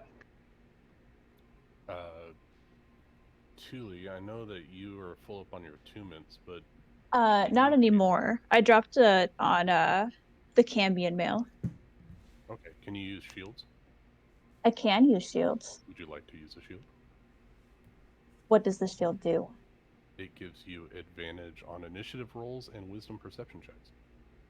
I'm gonna So the pass on Zarya shield? that. Yes. It also Because- lets you pass suggestion. Yeah. It's really I think I'll have to pass on that because I wanted to attune to the Knave's eye patch, which also gives me advantage on perception checks. And Yeah, it makes me immune to magic your that mind. allows other creatures to read your thoughts or determine whether you are lying. Oh, you can lie to Rafal We're full now. I can Yeah, lie to Rafal, I'll Rafal. totally go to hell with you. Oh, As she wink. winks behind the eye patch. Wait, And have I you think she's had like a badass with issues the eye with telling patch. Rafal lies? I mean, like, come on. All the time. I just think it's gonna look really cool with her poofy hair. I just don't. Yeah, talk I to think her. she'd look badass. That's how you don't lie to Rafal, is you just don't talk to him. You just keep changing in subject. I mean, she's pretty good at that half the Just time. pour him a drink. Y'all really make me feel like I should make a new character. God damn it. No. Like, is he I really love that Rafal bad? is put in front of so many situations where the easy choice is just not what he's about. He's about maintaining his moral standards, no matter how bad things are getting around him. I feel like he's like the foundation that every time the party falls and hits rock bottom, he's picking them back up again. It's true. We have to give you a hard time. It's who we are as people. Literally everyone in the city sees what terrible friends we are, and you're like, nah, they're my people. They're fine. Yes, they make terrible decisions, but they're good people. Deep, deep, deep down. Deep down. I mean, as a player, I love Rafal. He's a wonderful character. Thule just thinks he needs to be knocked down a few pegs. Like 20 I'm pegs. trying. I mean, many have tried, all have failed. Right? That's not true. Maybe Thule I just hasn't think- tried hard enough. Technically, I think Reverence is the only person that has knocked Rafal down a peg. Like verbally? Well, and the fact that he got away, like, that was, like, our greatest failure, was we actually didn't catch the killer of the king. Well, to be fair, you originally thought your greatest failure was to let Trinia die. And look it, we helped you with that. So that's why you nominated me leader, was because you just gave up on life for a minute there. No, That was after we let Reverence, after we couldn't find Reverence, was when that happened. I thought it was after they decided they were going to execute Trinia. It was like the night before, and we're like, Well, No. Trinia was put up on the executioner's block because you guys were never able to find Reverence. okay. Yeah. And Both. but no, the Trinia thing was why Rafal and Agrimar got into a fight, because Agrimar was like, we have to let her die, and Rafal was like, but we just went through all this shit to save her, you son of a bitch. Like, you know, that was... Did we fight over that, or did we agree that the gods were being dumb? No, Agrimar, Rafal... you went against the will of the gods in order to support Rafal to save Trinia. Because Rafal straight up yelled at you. Yeah, I remember that because I was actually mad.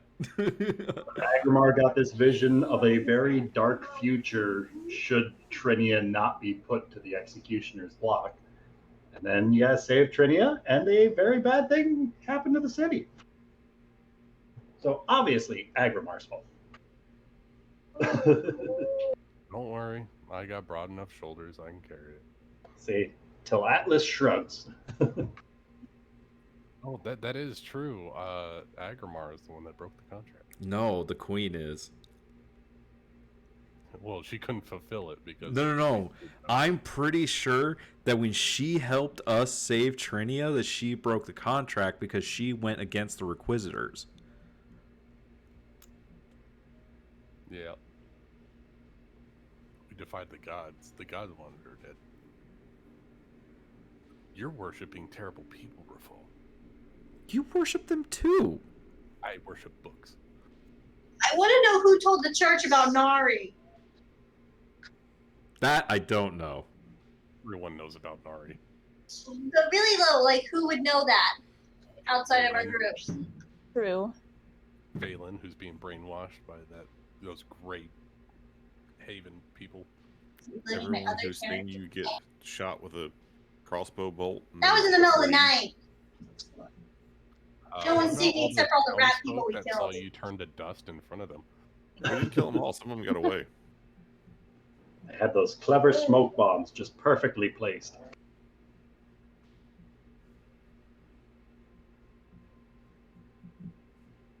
Or, you know, if any paladin walked past you, they could use divine sense.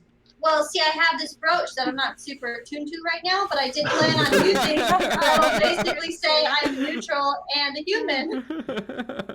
I just am like, well, I have weapons that I need to be attuned I'm not to. super attuned to right now. I'm not super into it right now. But I have it.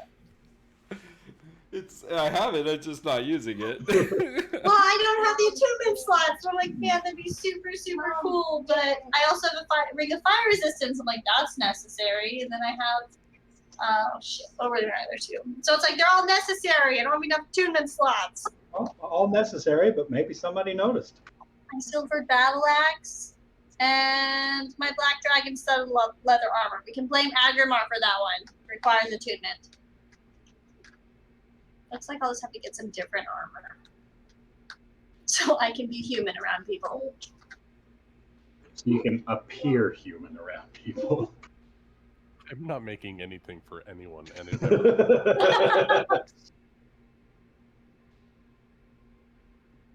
Well, Agmar, you haven't made anything for me yet, and I haven't had to use it, so. I can't make anything that you can't already make. I mean, Except if for she wants forged it, friendship. Tuli still technically has the elven chain.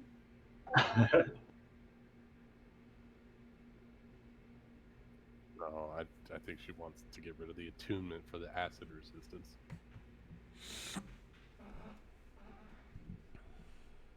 I mean, where we're going, there's not going to be a lot of acid. No, there is going to be a lot of fire, though.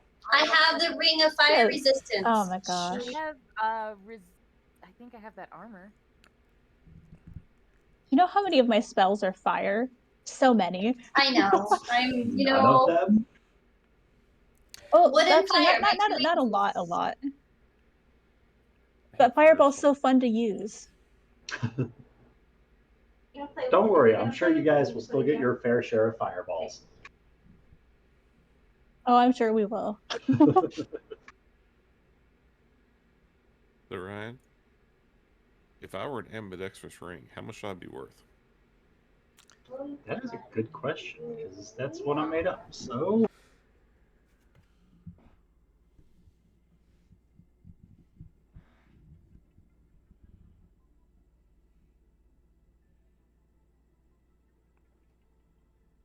looking at magic item costs.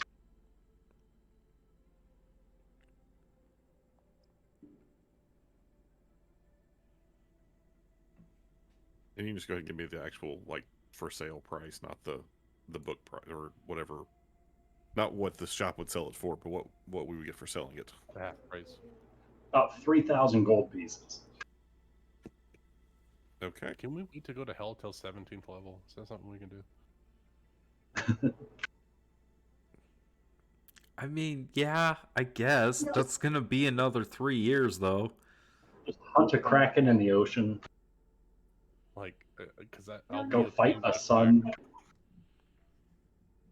Just straight up immune to fire. I'll just walk through. How much XP is a normal commoner worth? 10. Do we not get XP for our social encounters? You do. And How how many close are we to commoners are there in the leveling up? city? Ryan, didn't you say we And were? Did were we close level to up after the Arboretum? No, we didn't, We right? did No, not. we did not. See, what we need to do is go out into the forest, killing boars. All I of mean, them we've were got a boars. giant castle, literally, of robots that just keep coming. We could Yeah, just you farm guys up- have an XP farmer. What if we All go I into have- the sewers and kill all the Otyogs down there? You see? You All have the sources rest of experience. I could walk into the Black Tower. I'm gonna cast. You've even got a whole fort full of devils inside of this city. I'm not against assaulting the Requisitor's fort to find out where the contract is. I Didn't don't you just think- see the I- contract? What? I thought the contract was on the body. Yeah, you just saw the contract. Yeah, but we Yeah, but don't we know have to where in find hell her. that is. Don't know where she was pulled from. Right. Probably from Devil's like corridor warehouse of bodies. Here's a suggestion. Thanks, Lucas. I like mean, late obviously, Dr. Wells knows where. I don't think he knows where it's Dr. Wells is the located, though. bishop He can just of pull the it. church. I think he's a bishop of the church, and that's why he's close to the queen. Well, Because he can summon it from hell. He doesn't know where in hell it resides. yeah, but did you divine sense him? No, probably should have. What if he's a devil? He should and have, because maybe that's why he knows about Nari. He's a bad guy. He could be calling he could be the evil bishop that's close to the queen that can do the contracts and stuff. He was speaking abyssal. No, I feel Infernal. Or, well, it was Infernal or Abyssal. But then why would he help also? Like, why would he want you to know that? Because he wants someone to make a new contract. Does Rafal really seem like the type to do that, especially when he told the dude at the Requisitor's Fort to fuck off? He already turned it down I think it would be once. worth it to try to renegotiate it. I think Dazan would listen. We don't negotiate with terrorists. Rafal about doesn't negotiate with terrorists. All of us do. You literally have terrorists in your party. I don't know what you're talking about. An ex-terrorist. Kevin, who? We are the terrorists. She's rehabilitated. Yeah, we killed all of her The terrorists. freedom fighter. Her terrorist cell has been put down. It's fine. Thule is Well, now she's technically a alone. terrorist. God damn it, Oh, Thule. yeah. Why do you do this to me? Arson. It's good for the soul. I guess Oh, that makes Agrimar a terrorist as well because I killed 5 people. I think this makes you a serial killer. It depends. See, terrorism is politically motivated. Was it politically motivated? In hindsight, it is now. In hindsight, it was motivated. Well, no, I'm saying in hindsight, it's political because. I mean, I feel like it was political because you killed them because they tried yeah. to fall. Since Rafal is technically, since he's next in line, technically it was politically motivated. You are a rat folk terrorist. This is correct. To the rat folk, you are a terrorist. Congratulations, you've been promoted. Terrorist knight. I like it. So Nari, the vampire, is not a terrorist. You're welcome, Rafal. Well, hold on, wait. If it's politically motivated, then technically Kevin Czar is just arsonist.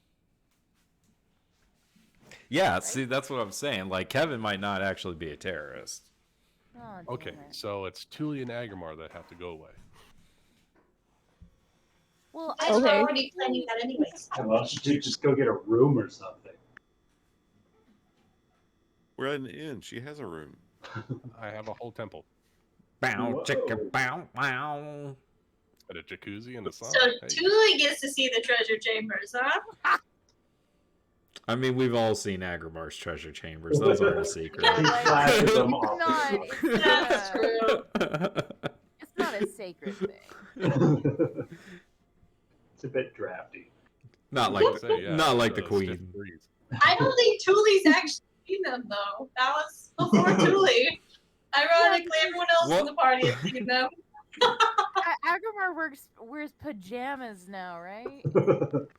At Kevin's request, yeah. Only when we're adventuring, he keeps his pants on. Oh. Yeah, and the party's been adventuring almost the entire time that Tuli has known them. So What are you talking about? We just spent the last 10 months not adventuring. Mm-hmm. He didn't wear pants. yeah, and Single Agrimar one was of those up in a days. temple. Yeah, no pants and just a leather skirt, so I don't burn my junk. Look, we don't know what happened in that bedroom on another plane, so... Oh, Tuli almost I died in did 2 not- hits. That's what happened. Oh, is that how we talk about? Is that how the kids talk about it? It only took 2 It hits, wasn't, huh? and it Good wasn't job, even from buddy. Agmar. It was another man. Oh wow! Oh. Agrimar got cucked on another plane. Oh god. Oh no. Portal, wait, the protector I portal. also didn't specify that Agrimar had any clothes on during that whole altercation. Oh god. Everyone else was naked. So yes, Thule has seen Agrimar. Wait, you went swimming completely naked? It was In a my own church. temple, yes. Well, I there's guess another you'd be reason why- Free of the flesh, my friend. I guess he literally is a Greek god, so.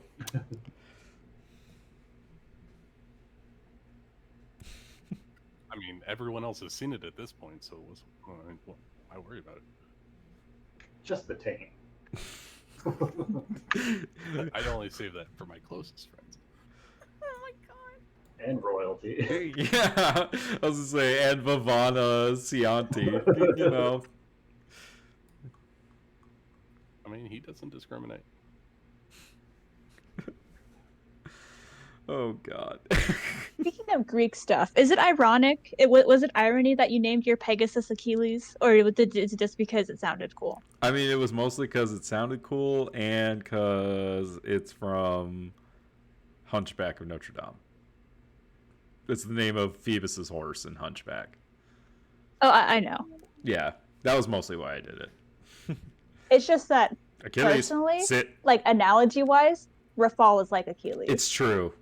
It's very true. which makes Agrimar Patroclus. Wait, I'm who? Patroclus. You know, Achilles' best friend. Oh, Best Achilles' friend, best lover. friend to the end. Yes. Oh, what are you talking about? They're best buds. They're bros. Obviously, they're just really good friends. Really good friends. Yep, really good friends who Achilles swears vengeance on the people who get him killed and like spends, well, just a lot of time mourning him. Yes.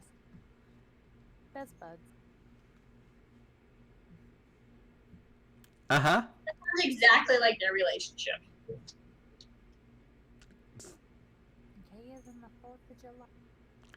But that accosted heel! He could have been the best. Everyone be sure you put down your 542 gold pieces. 500 Why? what? Why do we have to put that much money down? Just... From the stuff he sold. Is it 542? Oh, we're adding Yep. 542 more? Yes. Got it. Hell yeah. I mean, Cal will be happy to keep everybody's shares if they want them, but No, it's fine. I'm buying land. I'm paying I off don't- debt. Just so the DM knows, probably for next time, maybe get some things together. I would like to have a chat with Pierre about some items. So I know we all have our 2-minute slots filled, but I still was hoping he might be able to help with some things. Any other preparations that you guys want to make before we start next session, feel free to just throw them in the chat. Okay, so wait, really quick. So next session, are we going to go into the sewers or are we going to see the Oracle? What are we doing? Sounds like we're hitting the sewers first. I think we should get the easiest one out of the way, so the sewers. Okay, sewer adventure first. Because we haven't spent enough time in the sewers over the last year. I've barely spent any time there. Lucky you. You didn't get to spend days on end. Out of the sewers, okay? You can't go into the sewers. Why not? Because your friend Reverend said, don't bring your dog back down here. Oh, that's right. Agrimar can't go down there. Because I'm going to cause Rafal some troubles. Oracle shit it is then, guys. Sorry. I mean, I might have a loophole to that. Nari and I definitely have a loophole to that. Here's a disguise hat. We could. I have a disguise kit. He's not technically a dog. Oh, I forgot about reference. Yeah, we probably shouldn't go into the sewers right now. You know what? I'm going to polymorph into the biggest fucking dinosaur I can and just run back down those tunnels. How's that? You crush yourself with your own find size. and I'm gonna shit him out in the water. Sounds like you've totally worked through your problems. Unless we made it like a stealth mission, I guess. In which case, Rafal and Agrimar cannot come with us. If I take my armor off, I'm fairly stealthy. There's a giant robot that's Well, gonna follow us wherever weightlessness. we go. No, Cognar's staying home. No, Cognar gives me +2 AC and half damage. I mean, the 4 of them could go, and I guess. Yeah, just let the stealthy Oh, in kids go. fact, since I no longer have disadvantage on my stealth, I'm just going to do a quick test roll. It's better than my usual rolls. At least it's not like a 7. Your bardic. At least it's not a disadvantage. I just kind of want to get in and out and just like check out all these places real quick. It doesn't have to be like a long trudge. We just have to kind of get in close to it, see this area. And the only thing is I would need Agrimar to verify which place he saw in his scrying. That's the only issue. So the sewers thing, it has to do with Lord Jaeger, right? Yeah. I guess I feel like we before. can let that wait. I don't know if it's as like. Okay, so it's Lord Jaeger and Curiosity because these are all the places that had the soulstone markings, so there may be more. Oh, like the riddles and stuff like that. Yeah, so it's mostly Curiosity. I guess it's not super necessary, but you never know what could be helpful. What if we waited until Jaeger gets back, then we interrogate him, and if he's sus, then we go into the sewers. He's for sure And going to take him meet with with us. whoever in a week, so he'll get either another item or, so he might have more magical items and be too powerful for us to, like, hey, you have to come with us, whether you want to or not. I still don't think we have any jurisdiction over that, but go on. We can certainly try. What are we going to arrest him for? What crime has he committed? Being a To dick. arrest him, we just have to be Crimes very against persuasive. fashion.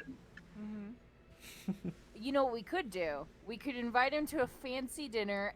Everyone's goblets is full of truth serum. We make him drink it. He could start spilling out the truth. I honestly thought you were just going to say poison him. I was going to go with poison. That too.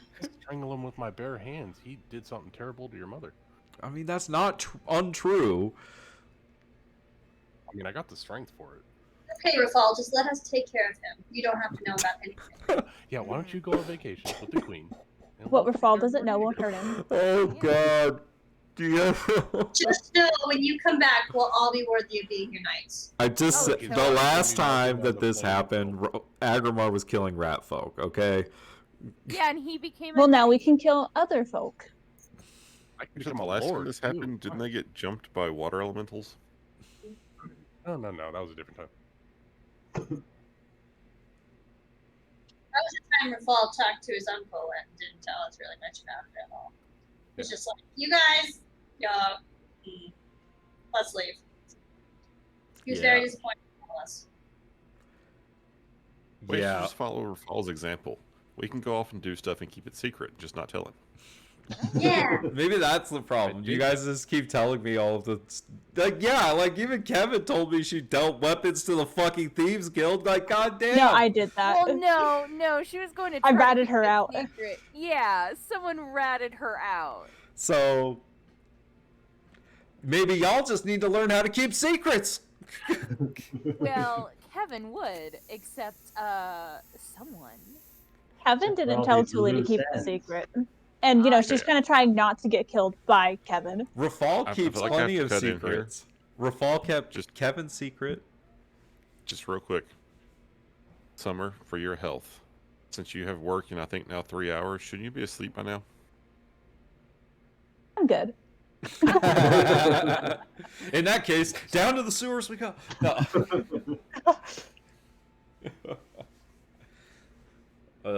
Well, I mean, like next week, you guys are going to be going into a mine, so mine sewers pretty close, right? Are there any rats in there? Just no, but apparently there's rust monsters. Don't worry, I have fists. Okay. Yeah, we don't have anything don't get that could eaten really again. keep them away. You're not gonna rust my fist, are you? Nick, I told you that my pistols are made of stone, right? Right.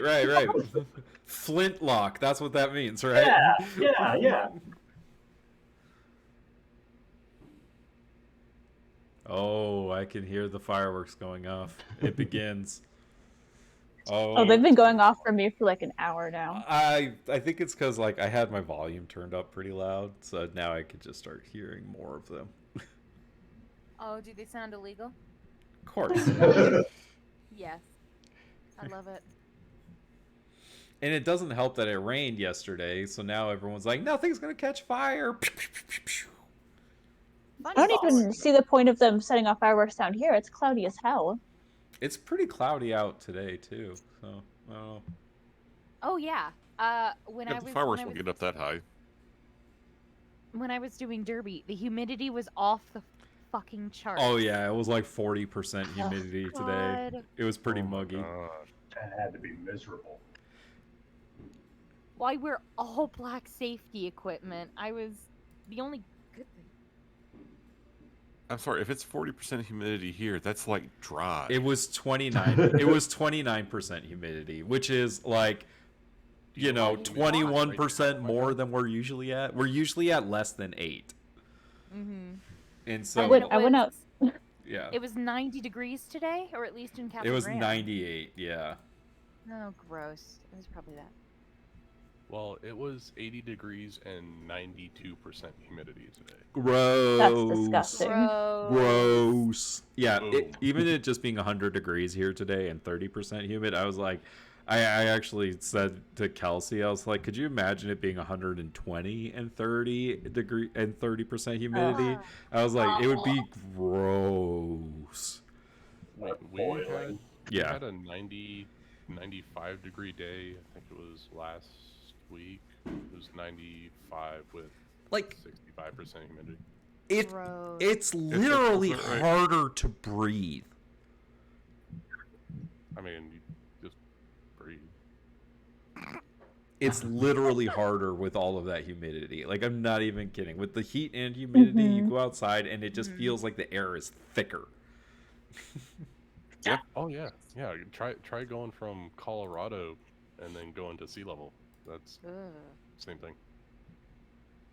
I went from Colorado to my hometown in California, and yeah, you can taste the air. It's so thick. Yeah, but at least that's ocean air. Like, that's that's refreshing. Industrial air. It That's was not refreshing air. Oh, not where I lived. I got off the plane in San Diego a couple weeks ago, and I was in heaven. I was just like, oh my god, it feels so good. San That's Diego's pretty much great. the only thing I miss about living in San Diego. The weather? Oh, the weather's perfect in San Diego. Yeah, it's consistently like cool. It's in the summer it's like 80, but you've got that kind of cool ocean breeze most of the time. In the winter, it doesn't really exist. It's the perfect climate. It really is. If I could afford to live there, I would. Yeah, it's extremely expensive, and the entire, like, everything around you is brown, except the places that have been, like, watering themselves just ridiculously. I mean, it's really green compared to Arizona, so, you know, that'd be nice. I can believe that. Yeah. Compared to southern Arizona. That's true. I mean, yeah, I grew up in Payson, which was plenty green, but like, also I've realized that like what I consider pretty green was not pretty green. In like when I drove through the Rockies, I was like, oh, that's what a green forest looks like. Oh my god, Mhm. I thought Shola was green, and then I drove through Mississippi. Jesus Christ, is that fucking like green? even so like I was saying, like even northern Arizona, like it's not the green, like green comes a with desert water. green. Yeah, like it was. I was just like, Variations of green. yeah, like See, this is the reason you guys need to come to Tennessee for like the big get together. I mean, I have never been to Tennessee. I'd be down. Same. I'll go there over West Virginia, right, Lucas? Huh?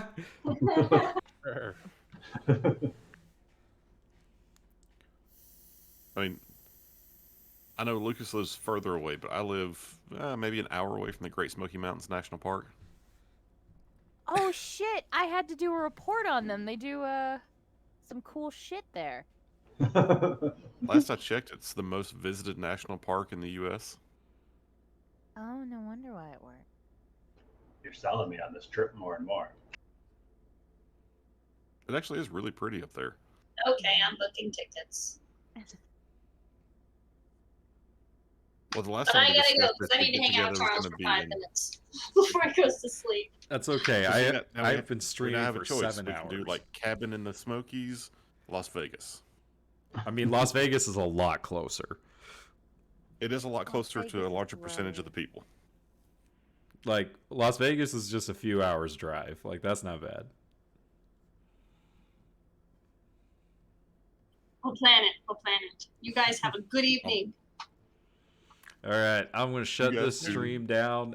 It has been 7 hours of streaming D&D today. What a good day. At 6. There was an Happy hour America to Day. 6 and a bonus hour. That's right. This is the after party. Yeah. For subscribers only. Right.